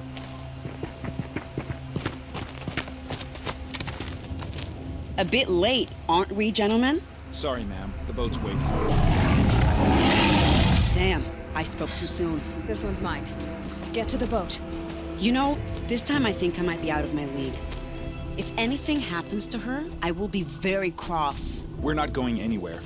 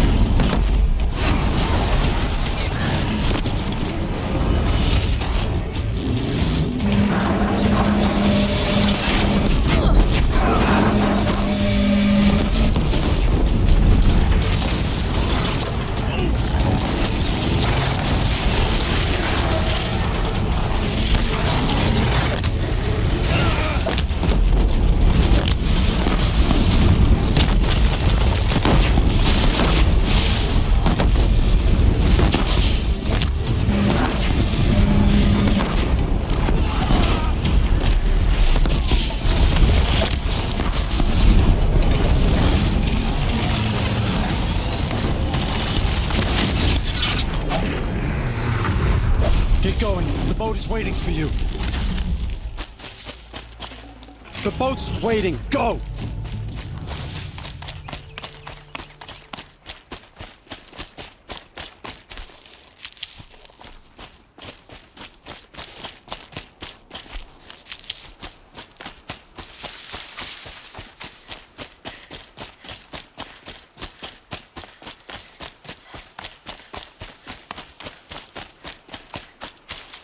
Need them soon enough.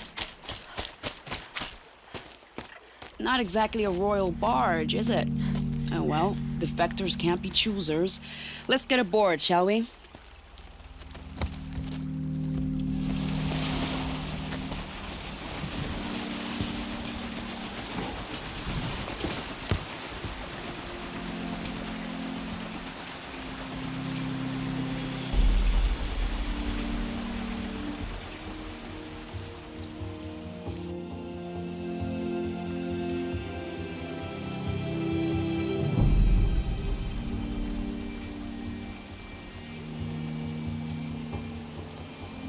You've done a good thing.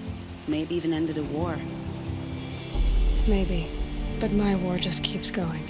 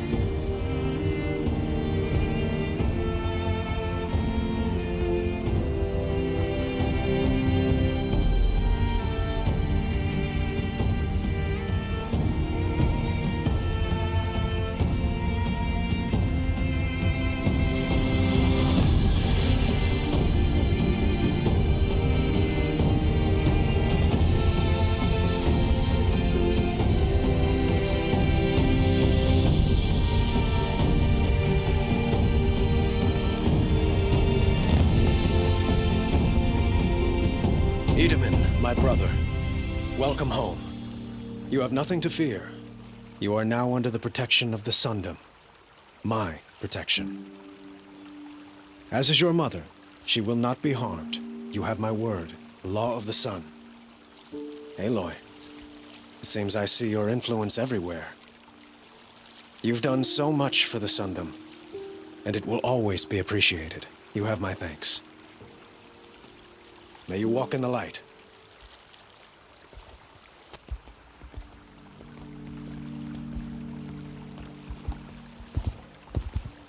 Appalling. I spent 2 years in the Forbidden West setting this up, and the redhead gets all the credit? I'm still getting paid, right? You'll be lucky if I let you live. I couldn't have done this without you. When we meet again, I'll give you a proper thanks. I promise.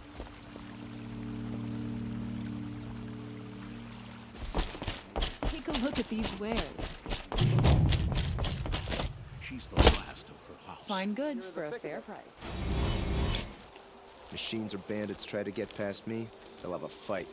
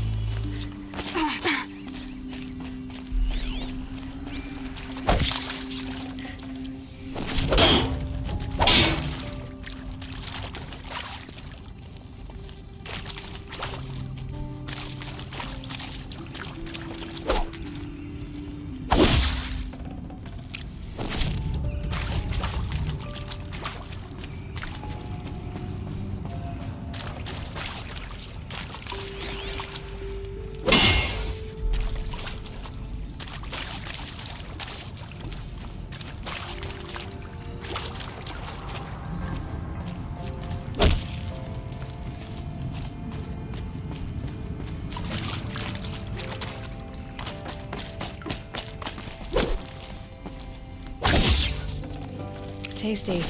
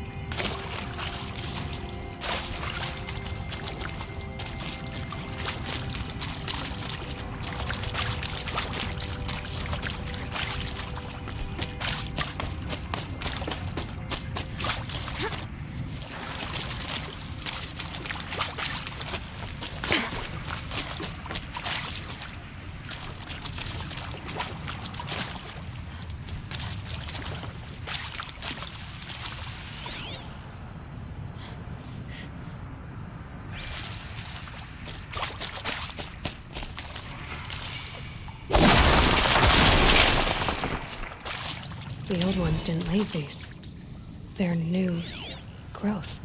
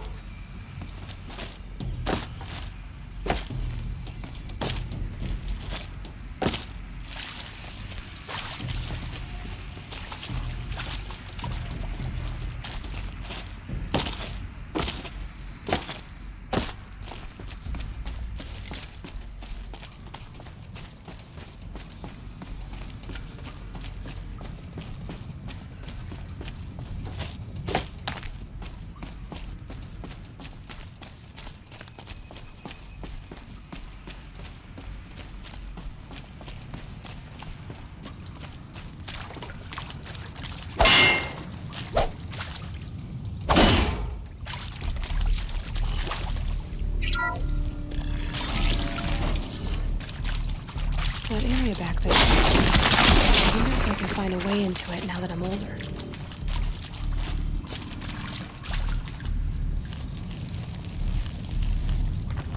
Another power cell. I only need one more to get to that ancient armor I found.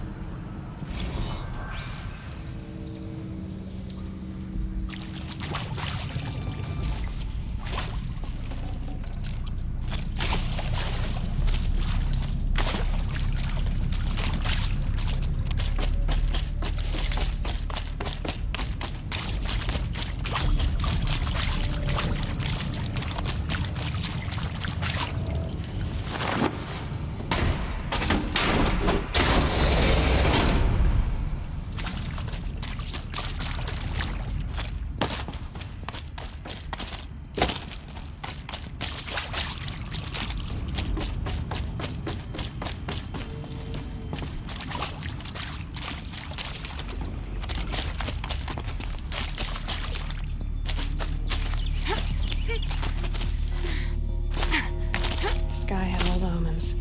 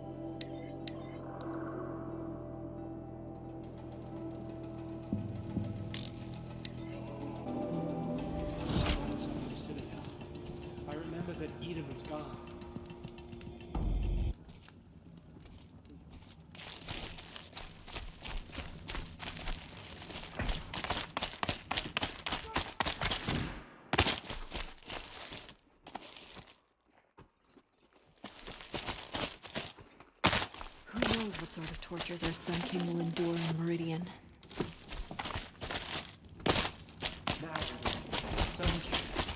What did we do to deserve this? Remember your place, stranger.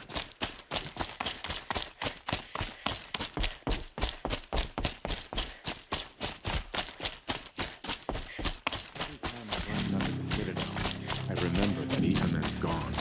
I'll come back later. That woman said to meet her at a green tent down in the camp.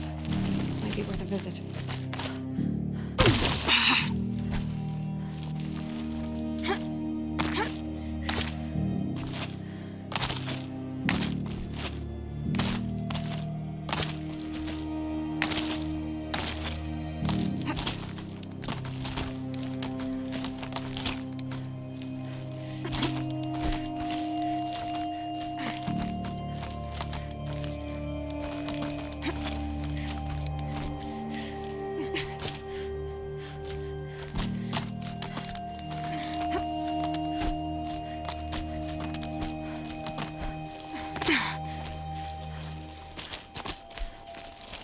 see you've been here before.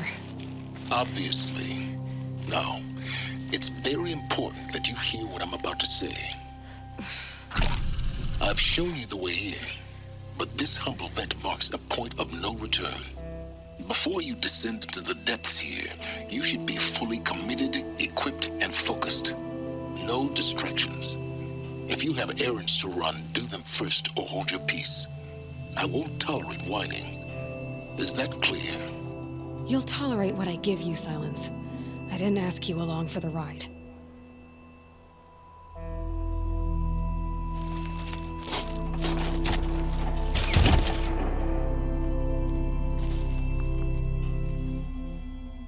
I'm heading down. I've spent a lifetime trying to uncover the secrets of this world. Where the machines came from. How the old ones achieved such marvels only to fall into silence and death. A lifetime of failure, as year by year, decade after decade, I hit walls I could not break, doors I could never breach. Hello. Until a Nora huntress marched out of the savage east. And voila, for her, all the deepest secrets of the earth were laid bare. I suspect you will have an easier time with this door than I did years ago. Hold for identiscan.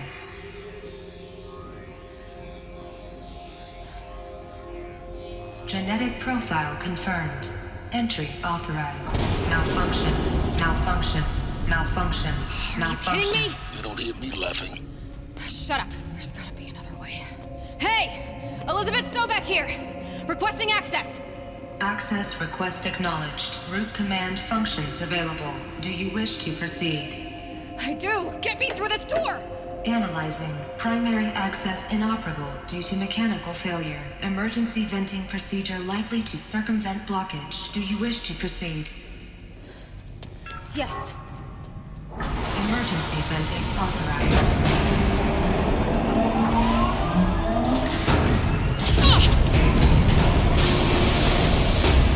I underestimated. Too bad now.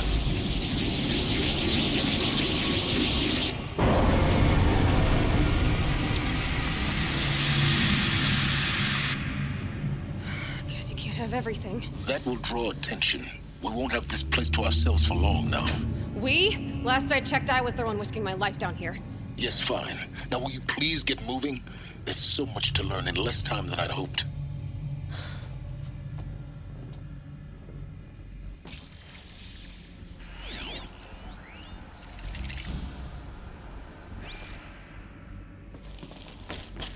Welcome to Project Zero Dawn. Zero Dawn. We found it. Are you really so surprised? Facility diagnostics detect multiple failures. Attempting repair. So, what was this room? An entrance hall, perhaps. Have a look around.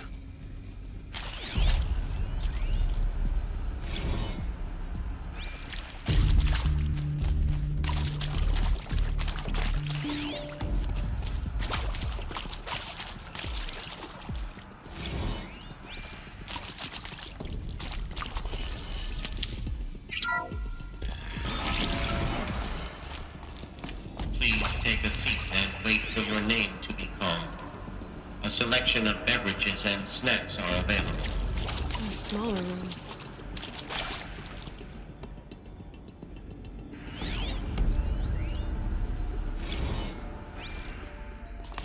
Please proceed into viewing room 1 for an important message regarding the purpose of your visit.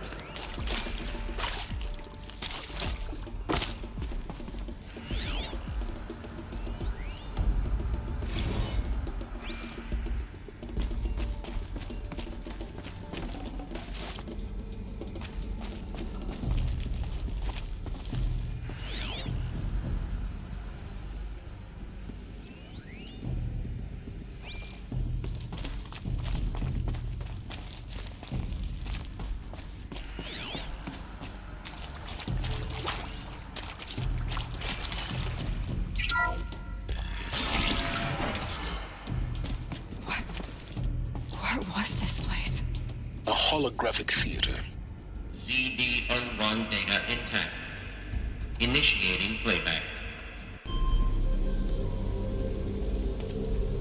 Welcome to Project Zero Dawn. I am General Harris, Chairman of the Joint Chiefs of Staff of the United States of America. I'm sure you've heard the rumors that Zero Dawn is a top-secret super-weapons program, the technological miracle that will save us from the Pharaoh Plague, if Operation Enduring Victory can hold off the robots long enough.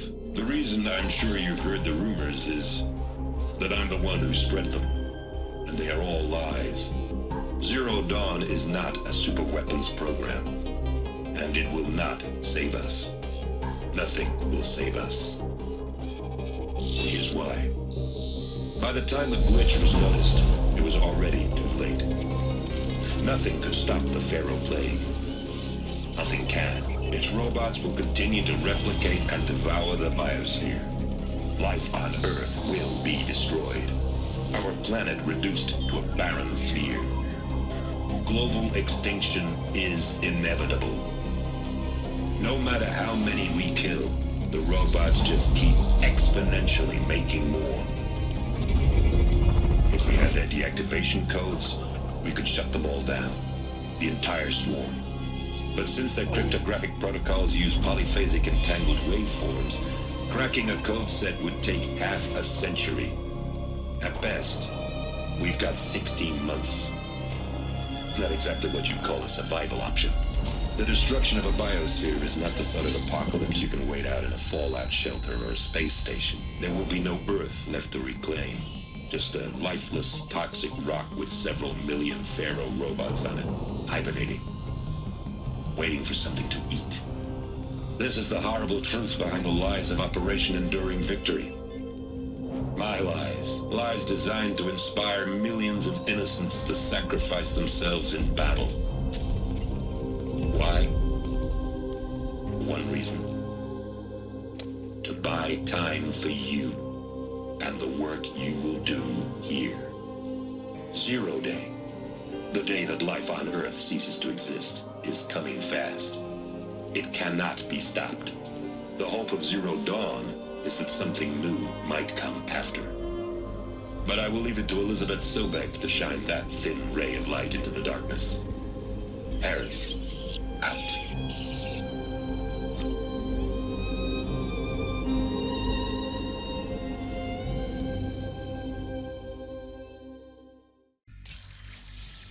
That doesn't make sense.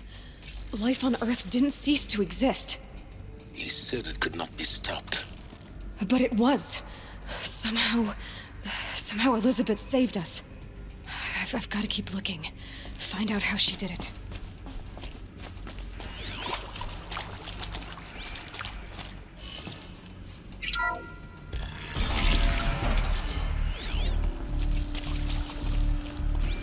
Kestrels. They got in. Through the vents. Let nothing stop you from learning the truth. Spread out! If it moves, kill it! What is this place?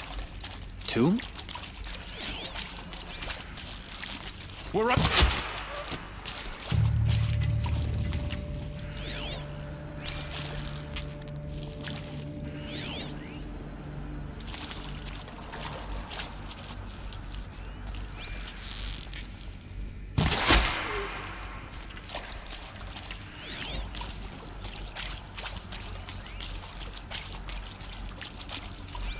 Look alive. Don't let her get good.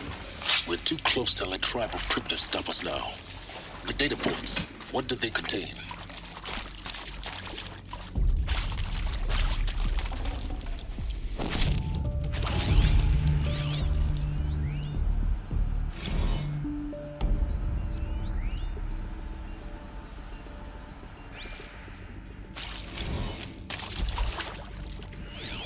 With Suzanne Alpert, environmental scientist.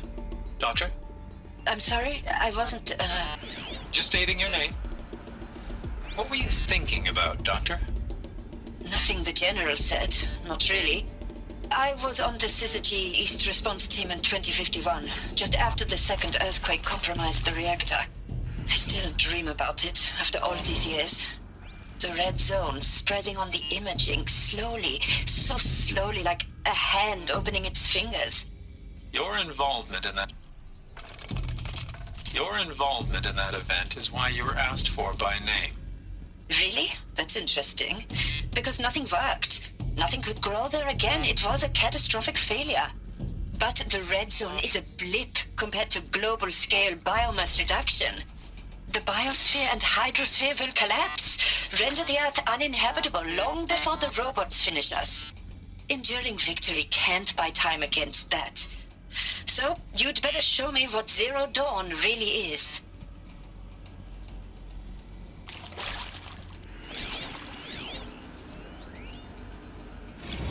I'm sure you now understand the urgency of why we brought you here, Ms. Okilo.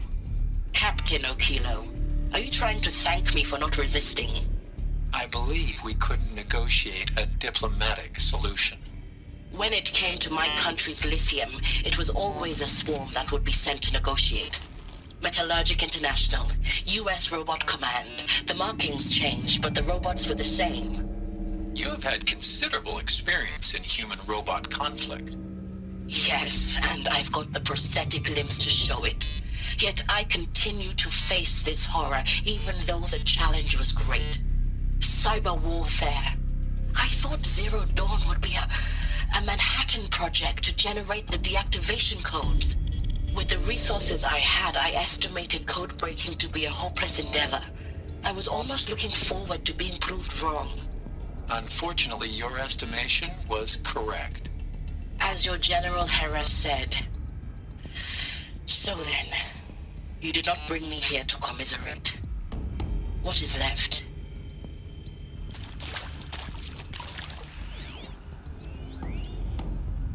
Want to discuss? Whew. So Mama, she was right. Pardon?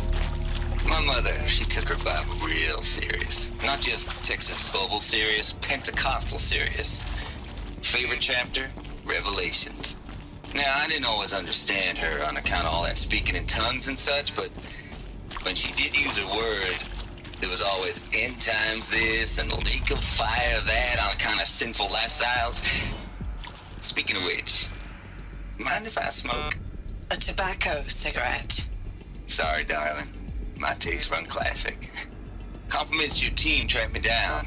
Been a price on my head 18 months now. Sterling Malky was me, don't mind admitting. Been plenty of snakesters chasing the bounty, too. But I kept the zigging to their zag. How'd you finger me? I believe Dr. Sobek listed you as an alpha candidate. Priority snatch and grab. Always suspected she had a little thing for me. Hey, I don't suppose you got real coffee in this place? You know, blood coffee? Conflict cappuccinos? Mr. Tate, I'm clearing you to proceed. Just go.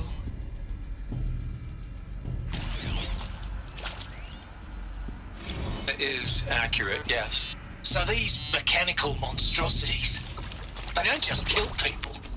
They feed off them? Not just people. All organic matter. Every living thing dissolves into nutrients. Millennia of evolution liquefied. The miracle of life reduced to bloody biofuel.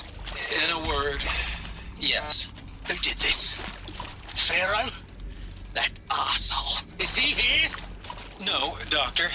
Please, tell him Tom Pate wants a word. Now, get off! Get off! Doctor, please! You get Ted Pharaoh in here!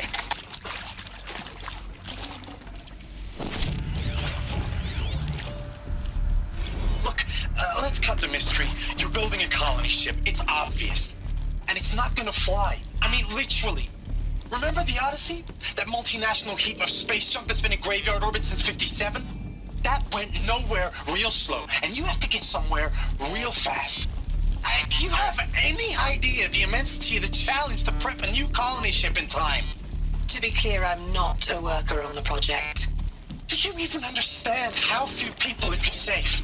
The whole generation ship concept is not gonna happen. It's the first thing you'd abandon in favor of embryonics. For that kind of storage we're talking, a lot of bulk, a lot of power, a lot of resources. So even if you do it, even if you build it and point it at Sirius X, there's no room for people on that thing, all right? If you could try to remain calm. You people are crazy if you think you're getting off this rock. No one's getting off. Medical. You previously worked for Faro Automated Systems. On the Chariot Line self-replication routines. I came here thinking this was a rendition. When your people took me, I thought, about time. I've been trying to swallow the guilt every day since... Would you like to take a moment? No, I really hoped Zero Dawn was a way to undo it all. My work. And I'm sorry to say I was ever proud of it, but Ted could really sell a concept, and in the labs, in the light of creation, that first test run, when you saw they understood their own structures, could rebuild themselves from memory and light, there were no limits. God, there were no limits. I think there is some mistake. I don't understand why I was brought here. Why would you show me these things? I know that there's already a lot to take in. In the waiting area, I was seated with a Nobel laureate in biophysics and a monk, I think. He spoke neither English nor Mandarin. It is very strange. And General Harris? What was he talking about? The robot swarm, the Pharaoh plague? I understand it is terrible. But it really cannot be stopped? Why tell us this? There are people in Shanghai, my friends, my family. They have joined Operation Enduring Victory already. It is for nothing? We will all die? We're going to be able to answer some of these questions. I just want to know why I am here. It doesn't make sense to me. You were brought here because of your skill set. No, that can't be right. I am an art historian. I know Dutch masters, Japanese calligraphy, Gerhard Richter. What does that matter now?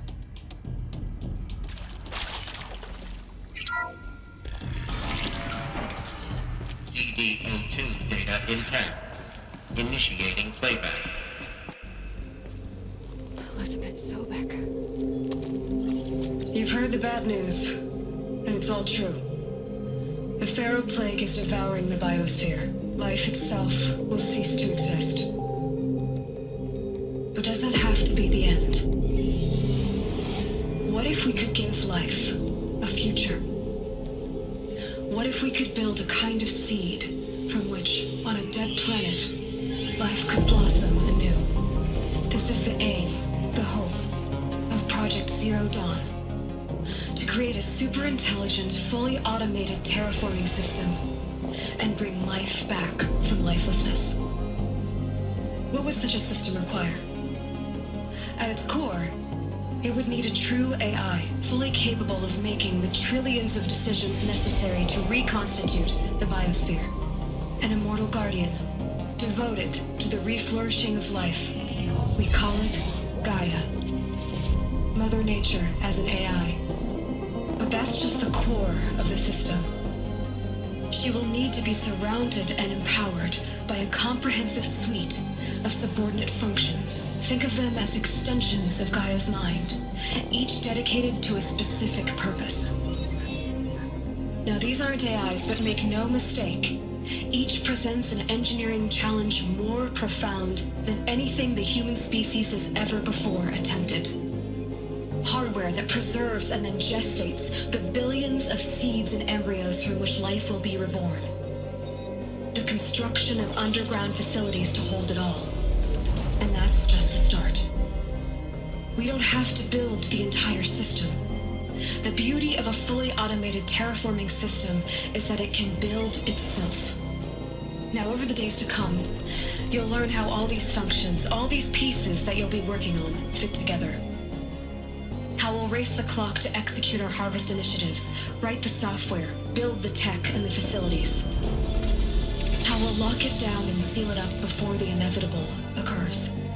But even more important, you'll know how it doesn't end here. How Gaia will generate those deactivation codes General Harris talked about. and build the transmission arrays to broadcast them, shutting down the Pharaoh robots for good. How Gaia will not just build, but imagine any conceivable robot it needs to do its work across centuries. From detoxifying the Earth's ravaged atmosphere and poisoned seas, to the regreening of the Earth from cryopreserved seed stalks, to rewilding the Earth with animal life. And then, when all that is done, how a new generation of human beings, spawned at cradle facilities around the globe, will partake of Apollo, the vast archive of human knowledge and cultural achievement from which they will learn of us, our world. And most important, how not to repeat our mistakes. It's not an impossible dream. It is within our grasp if we work tirelessly and stop at nothing to achieve it. We can't stop life from ending. But if you will help me, help Gaia, we can give it a future. Join me and help make that future real.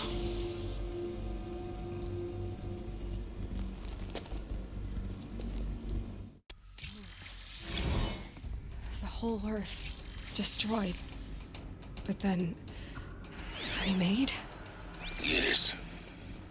By a machine. A machine of creation. Elizabeth did this. For life, for us. But why Hades then? If it was part of Gaia, how'd it end up in the wreckage of a Pharaoh robot? And why does it want to kill me? And Apollo, the archive of knowledge, what happened to that? I'm as confused as you are. Maybe the answers lie ahead.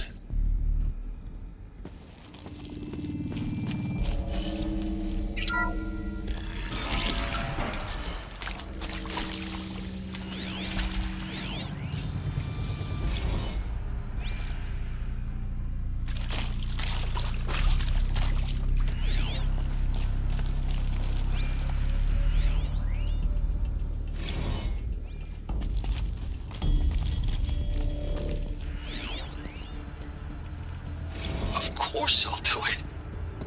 To be given the opportunity to rebuild what the damage that I don't feel worthy of it, but I will do it, absolutely.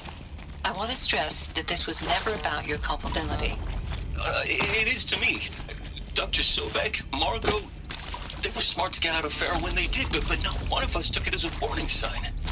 It just told ourselves that we're cut out for the BTRI cabals. That's better than rapid innovation. Better at competing, better than the next guy, a better killing machine.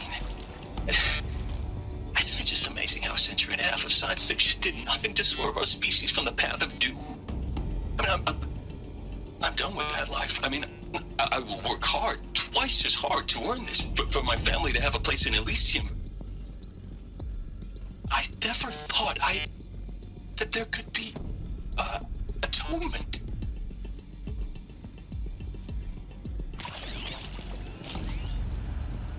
If you're still nauseous. No, the inhibitors have kicked in. I can't feel the back of my tongue. I wish I could tell you I'd believe in this. But the damage is too great, too extensive, too complete. With all respect to Dr. Sobek's work at Miriam, no. No, life doesn't always find a way to keep going. Sometimes it never comes back. Like Syzygy East. Like the Congo. Like Timor. Like us. That's our reward? A buried city full of terminal patients waiting out the clock? You grow old together, with your loved ones, in safety. I don't have loved ones. I suppose I could start a family? I'm afraid not. All inhabitants of Elysium will be medically sterilized. A habitat capable of sustaining a starting base of 2,000 individuals for up to 100 years is a huge challenge, Dr. Alpert. If the population grows instead of diminishes, everyone will be dead inside 30 years. I knew it. I just couldn't bring myself to say the words. I'm sorry? Finish it. Medical euthanasia. I want no part of this. I just want it over. I see. Protocols require a 48-hour waiting period, after which...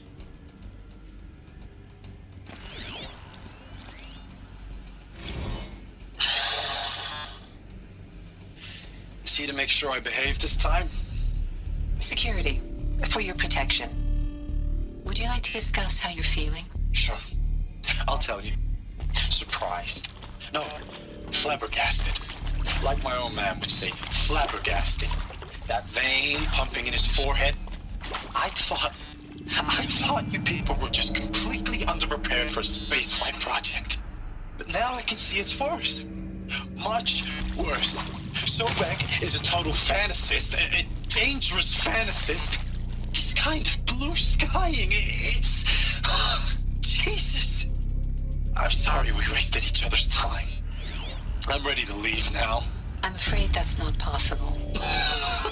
Everything you're talking about here isn't possible. I recommend you read the documents regarding your options. I've seen enough. I'm getting out of here. What are you... You know... Get your hands off me!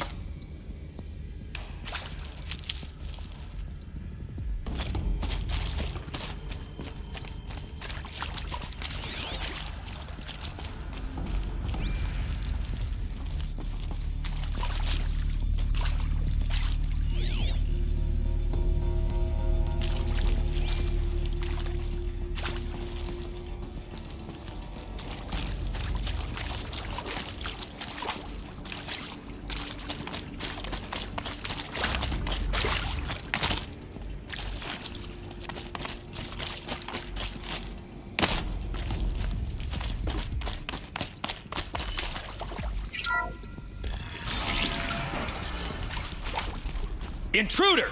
Get her! Looks like we're... Whatever you do, don't die now.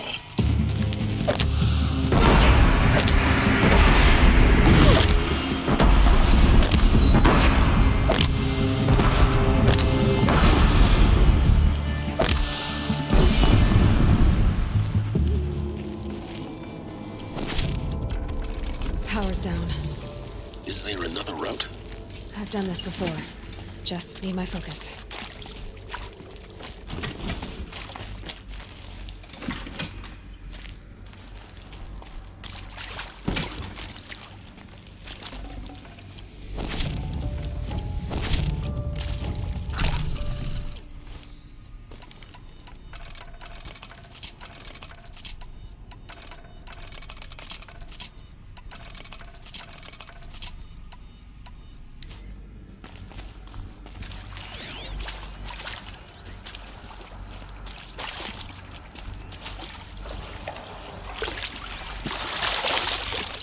Probably needed the wash. Now, those lame FBI black hats at Mockingbird back in the day, I enjoyed schooling them. But maybe I went in too hard on this.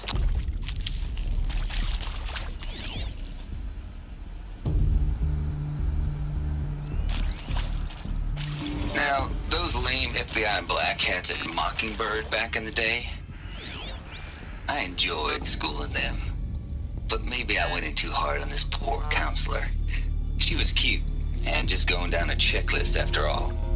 Couldn't expect her to see how ridiculous Zero D's ambitions are. God's own budget thrown at a kid playing with a hologram sculptor? Palms up, honey. I'm just calling it like it is. Hey, look, Mom, I'm making nature. Now, if nature is so important, why not let nature take its course? Extinction? That's natural. Zero Dawn? No, ma'am, that ain't. Heck, it's so unnatural it'd be called an abomination back home, and you know it. That's why you're hiding it. Meanwhile, my little honey of a counselor, she's munching the inside of her cheek. Bad habit. She chewed one of her nails, too, just one. Not your day, was it, little sweet pea? Saw her quota slipping away. Said, I assume you intend to decline the assignment, Mr. Tate. You kidding me?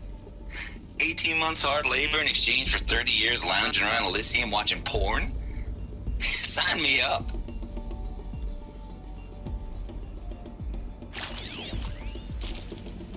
Zero Dawn. He is art, in a way. An expression on the grandest scale. But there is so much unfairness. Why was I chosen? Was it decided by committee? By algorithm? My family will be saved because I happen to graduate in art history? Is this right? Dr. Sauvé? Christina Sauvé? Yes. I met a man, another historian.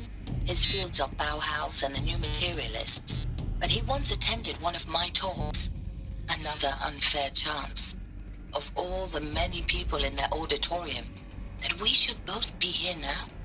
And yet, I feel more accepting of my fate. No, it is not fair, not at all. But for the sake of my family, for the sake of art.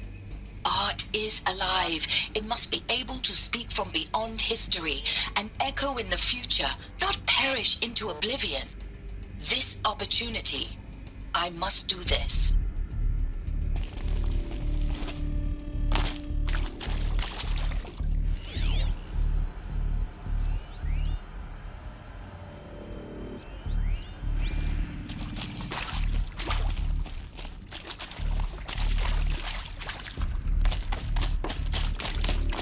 Here we go. Another one of these. Need to find the right configuration. Hey, I'm done with Brett's incompetence, okay? Somehow, he managed to install an H-emitter node backwards. Everything's in reverse. I don't get paid to clean up Brett's messes. If you want it fixed, send him up to storage for a new emitter, not me. Parker out. There's a part missing. Maybe there's a storage area nearby.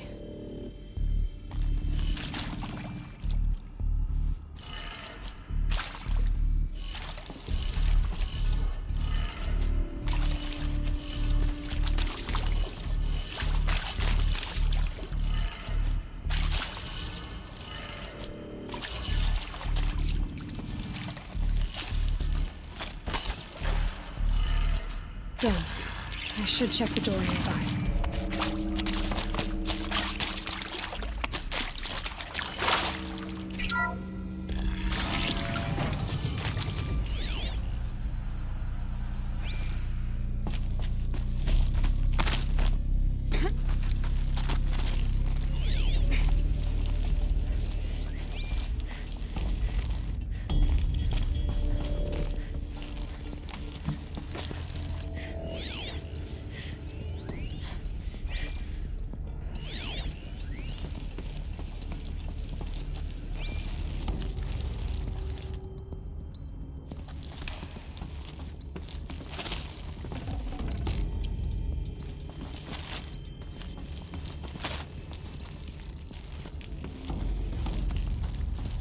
Found one.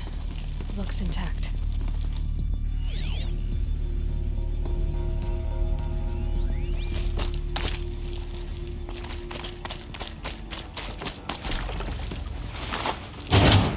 That should do the trick. Now let's get that door open.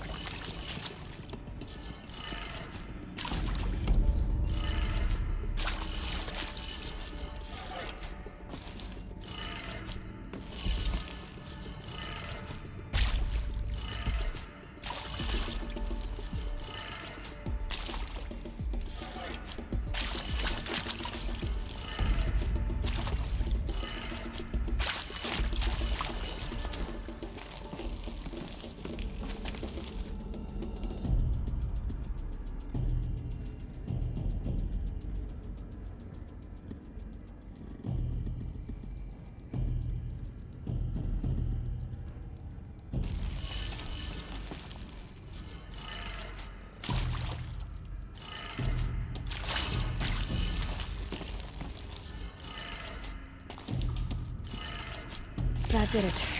Door should have power. Now to see what lies beyond it.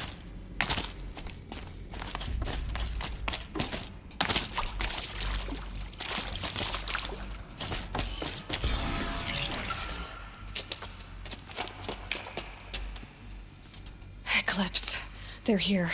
Avoid contact. Lines look good. Gaia. It's up there. Second floor. Can you reach it? So much for avoiding contact.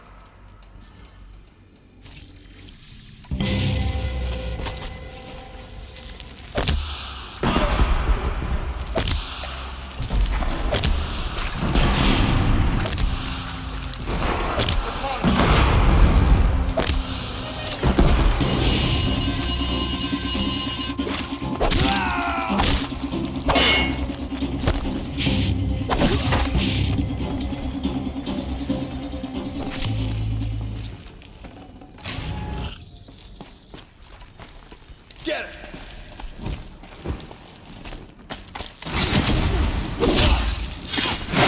Fear the power of the shadow.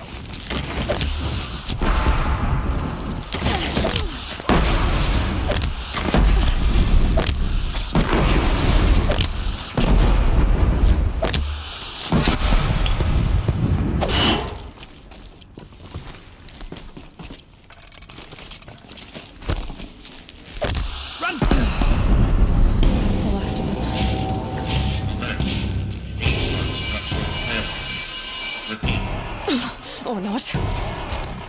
We've got intruders.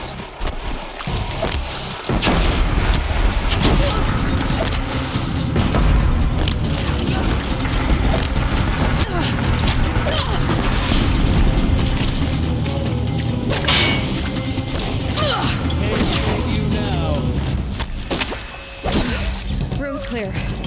For a moment, anyway. Get moving. You have to find Gaia.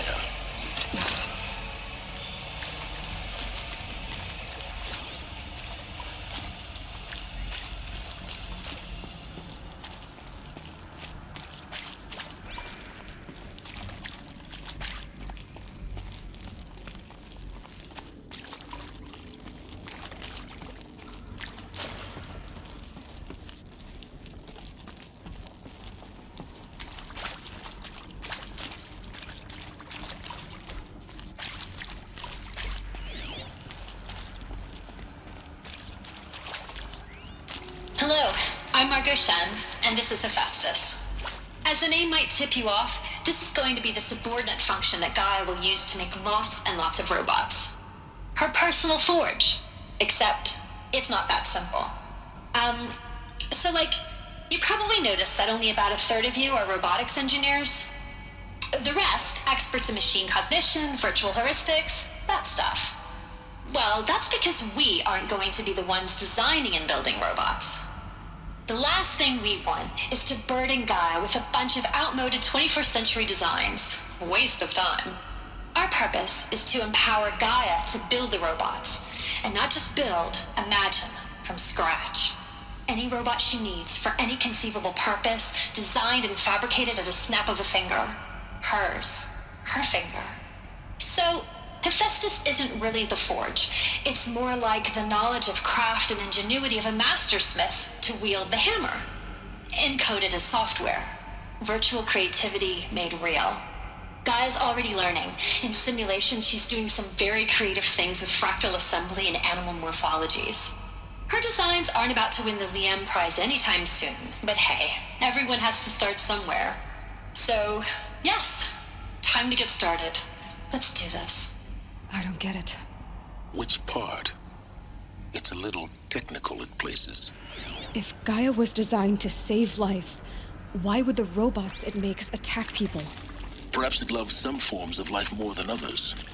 The derangement. The machines weren't always so angry. True.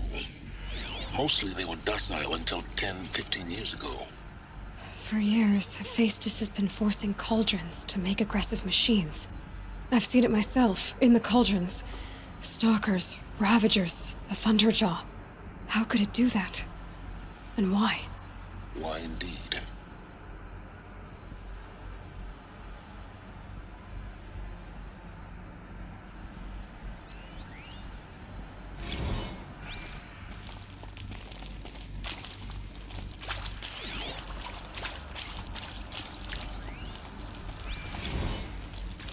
I've seen these shapes before. In cauldrons. But of course, the birthing places of Gaia's machines.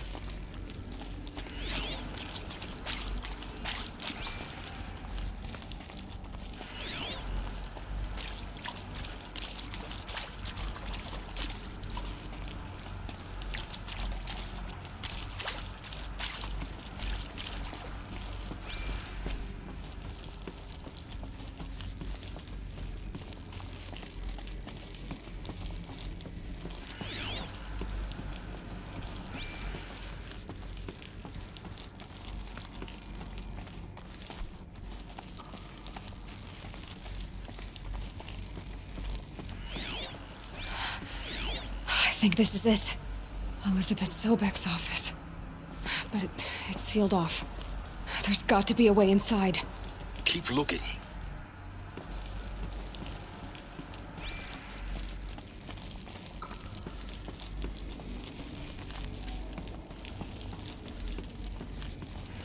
More eclipse. Careful now.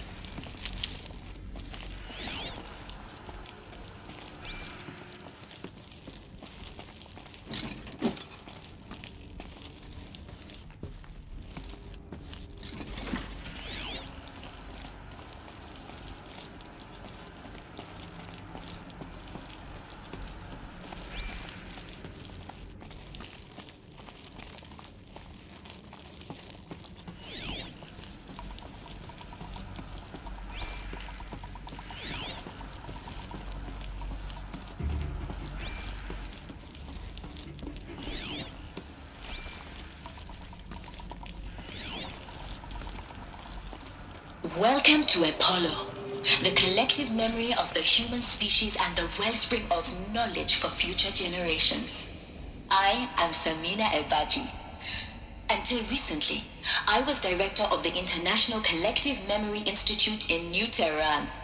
As a heritage professional, I devoted my career to the preservation of human knowledge, creative endeavor, and cultural achievement.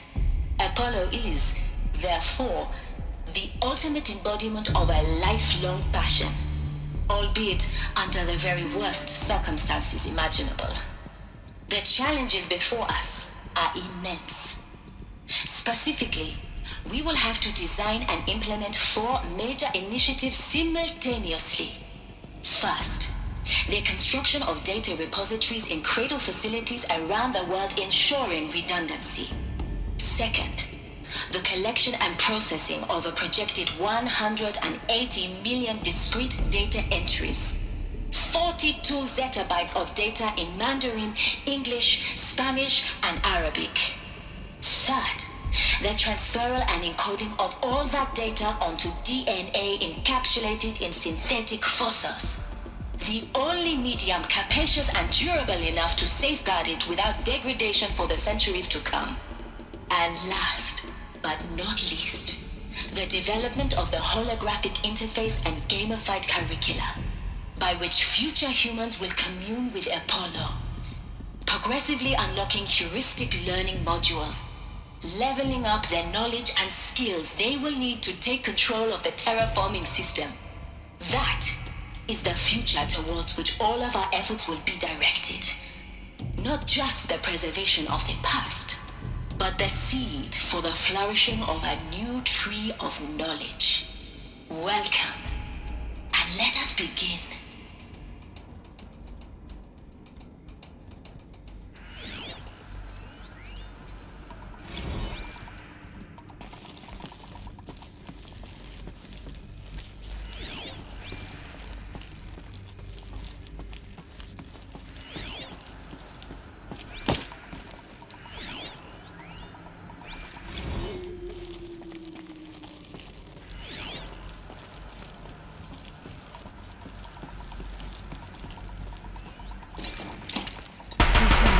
This is it.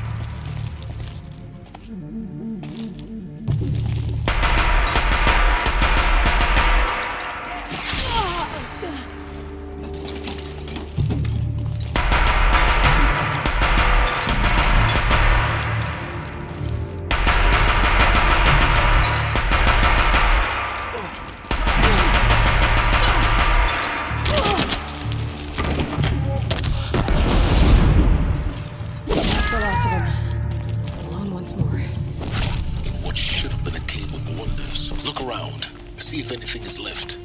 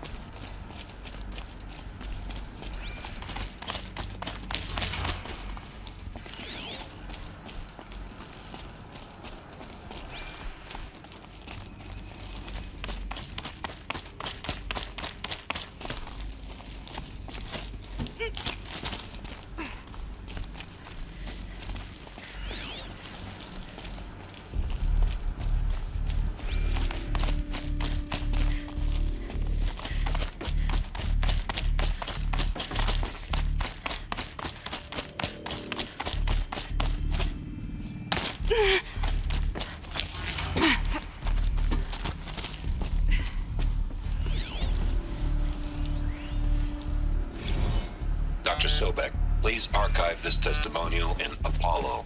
Cross-reference to all mentions of my name and Operation Enduring Victory.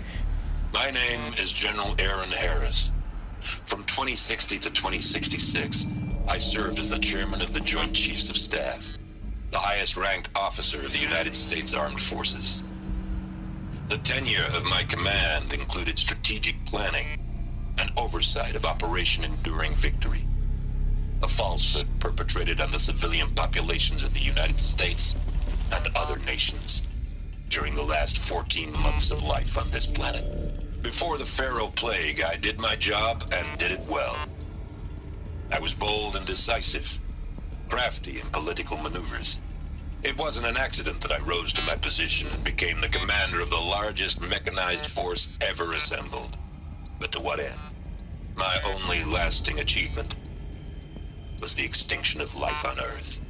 And my one redeeming act, if any, was to delay that extinction by days or weeks, by throwing more death at it. It is my hope that there will be no need for men like me in the world to come. If you are one of the people of that future world listening to this message, please know that I am sorry and that I wish you well. Sincerely, Aaron Harris.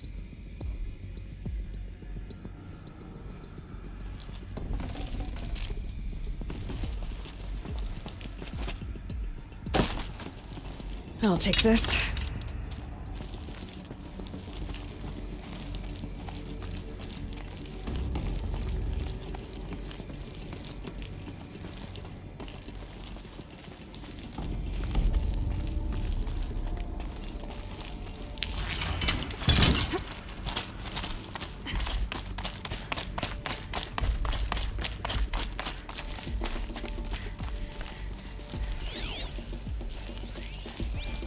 Welcome to Hades, Zero Dawn's extinction failsafe protocol, the ultimate killer app. Now, I know what you're thinking. The purpose of Gaia is to resurrect life.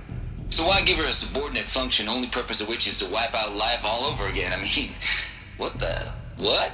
Just plumb crazy, ain't it? Well, no, it isn't. Reconstituting a biosphere? That's a tall order. Tech smart as Gaia may be, odds are she won't get it right the first time. I mean, imagine you're Gaia, 200 years from now, and this new biosphere growing, it's all gone wrong. Alkalines are skyrocketing, coniferous forests eroding under the lash of superstorms that would have drowned Noah.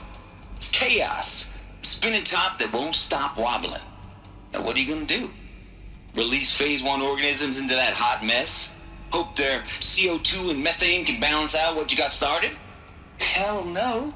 What you're gonna do, Gaia, is step aside, while Hades takes over and does what you're just too darn nurturing and life-loving to do, which is burn that misbegotten mess of a biosphere to the ground so Gaia can start over. Okay, not burn, more like reverse terraforming operations and suffocate it. But you get the idea.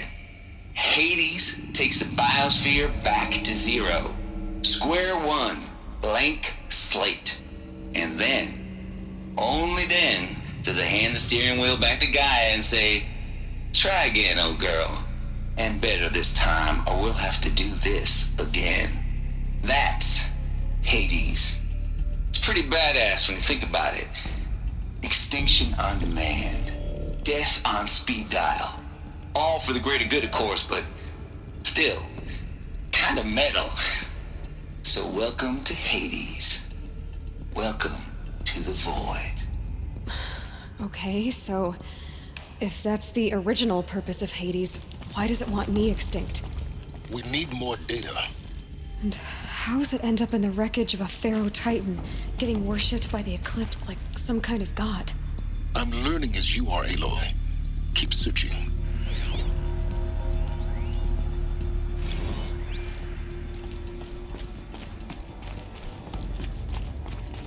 Looks like the only way onwards.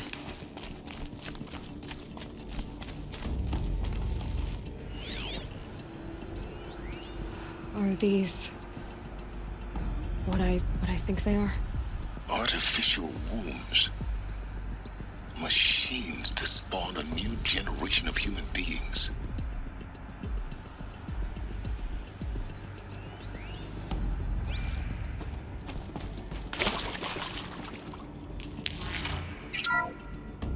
Welcome to Eleuthia, the crown and king of Gaia's subordinate functions. For it is by Eleuthia that the human race will continue to exist. I am Patrick Brochard-Klein, the Alpha in charge of this program. Now let one thing be perfectly clear from the outset. Eleuthia is not a genetic engineering project. Our goal is to preserve the human genome, not alter it. A snapshot of human genetic diversity, literally frozen in time. The genetic quintessence of our species, unmodified. Under my watch, our activities and initiatives will comply with the 2034 clone provisions and the 2048 Rally Accords. Now that may seem a quaint, even trivial concern to you in light of present circumstances, but as one of the authors of the Accords, it is far from trivial to me. The practical challenges before us are staggering in scope and complexity, but not insurmountable. No. Global collation and provisional storage of zygotes, perfection of exogenic technologies, design and perfection of servitors, to provide nurture and inculcation during early child development. All of these program components must and will proceed in tandem. To say nothing of the breakneck construction of cradle facilities at sites around the world. So, si vous êtes prêts, let us begin.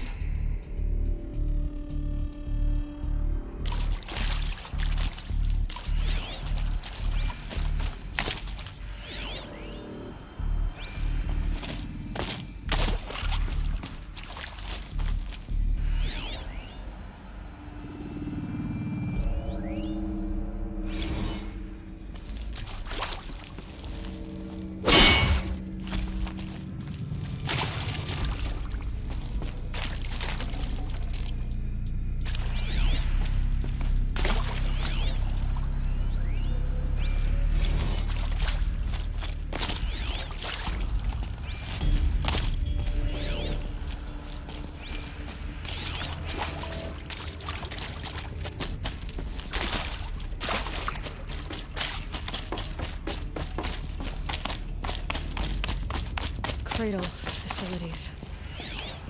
Elizabeth said a new generation of humans would be spawned inside such places. She did. Oh, Mother Mountain. It was one of them? There's only one way to be sure. The hatch wouldn't open. Something about a corrupted Alpha registry. I need to search Elizabeth's office.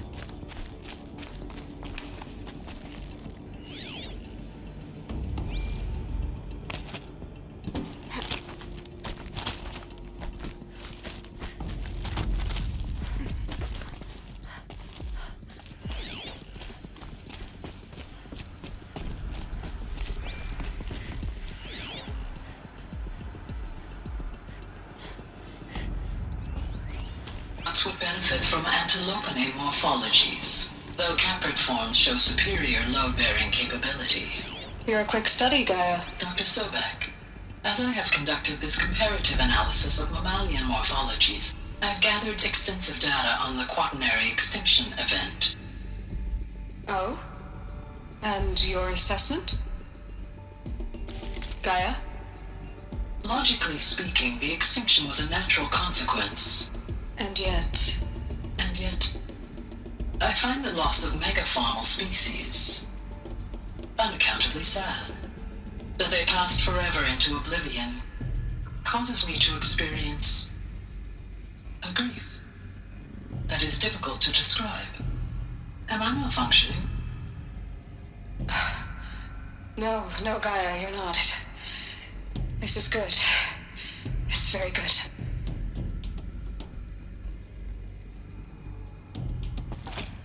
Looks like it used to hold something. Some component that got removed.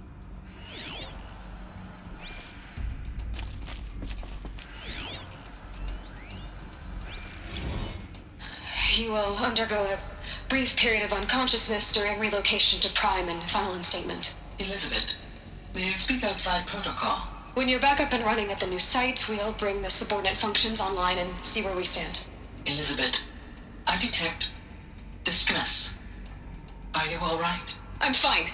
I realize that circumstances compel us to launch earlier than we hoped, but all subsystems are operational. The odds stand in our favor. But what if... Gaia, there's nothing left out there. You can't even survive unless you're wearing an environmental suit. There are billions dead, in fear and agony. What if it was all for nothing? Elizabeth, extinction was inevitable. Thanks to you, life will have a future. You really believe that? I believe in you, Elizabeth. In you, all things.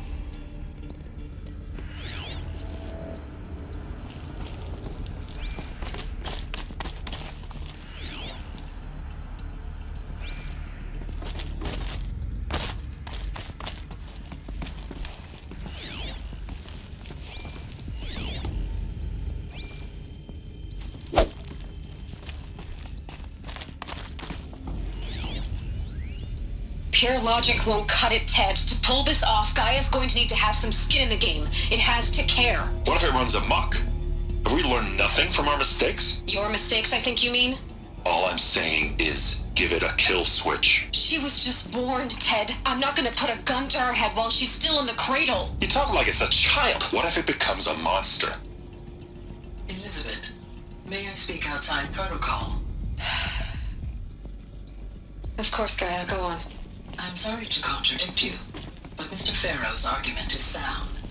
At this point, the development of my psyche is not entirely predictable. To ensure preservation of life, a hardwired override is, I believe, a necessary safeguard. There. Satisfied, Ted? Jeez, Liz, just do what it says.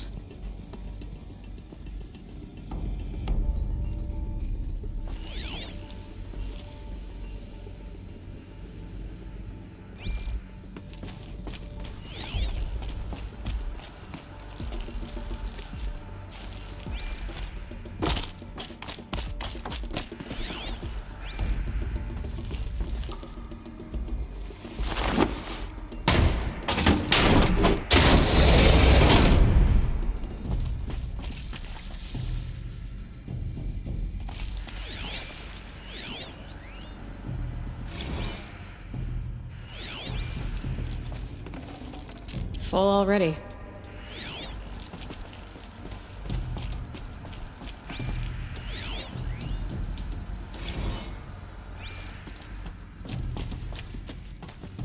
The Alpha Registry master file. Intact? Yeah. No signs of corruption. Then what are you waiting for? Copy the file. With this, I can restore the registry at the hatch inside Allmother. Open it. Go inside. And grasp the secrets within. Where I was born. Maybe who gave birth to me. Who? Are you really so naive? There will be no who waiting for you there, Aloy. Whatever birthed you into the world was a what, not a who. You bastard. Oh no, I had a legitimate birth. It's you, Aloy, who are the creation of a machine. But what kind of machine and why? Why were you created?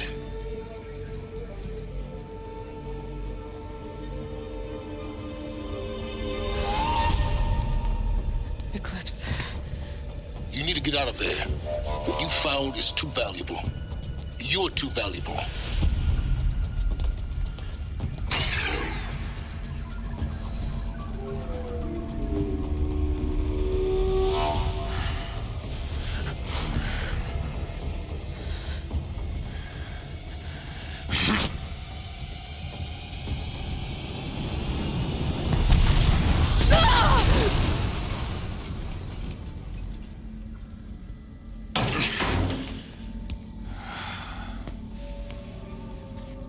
Still alive.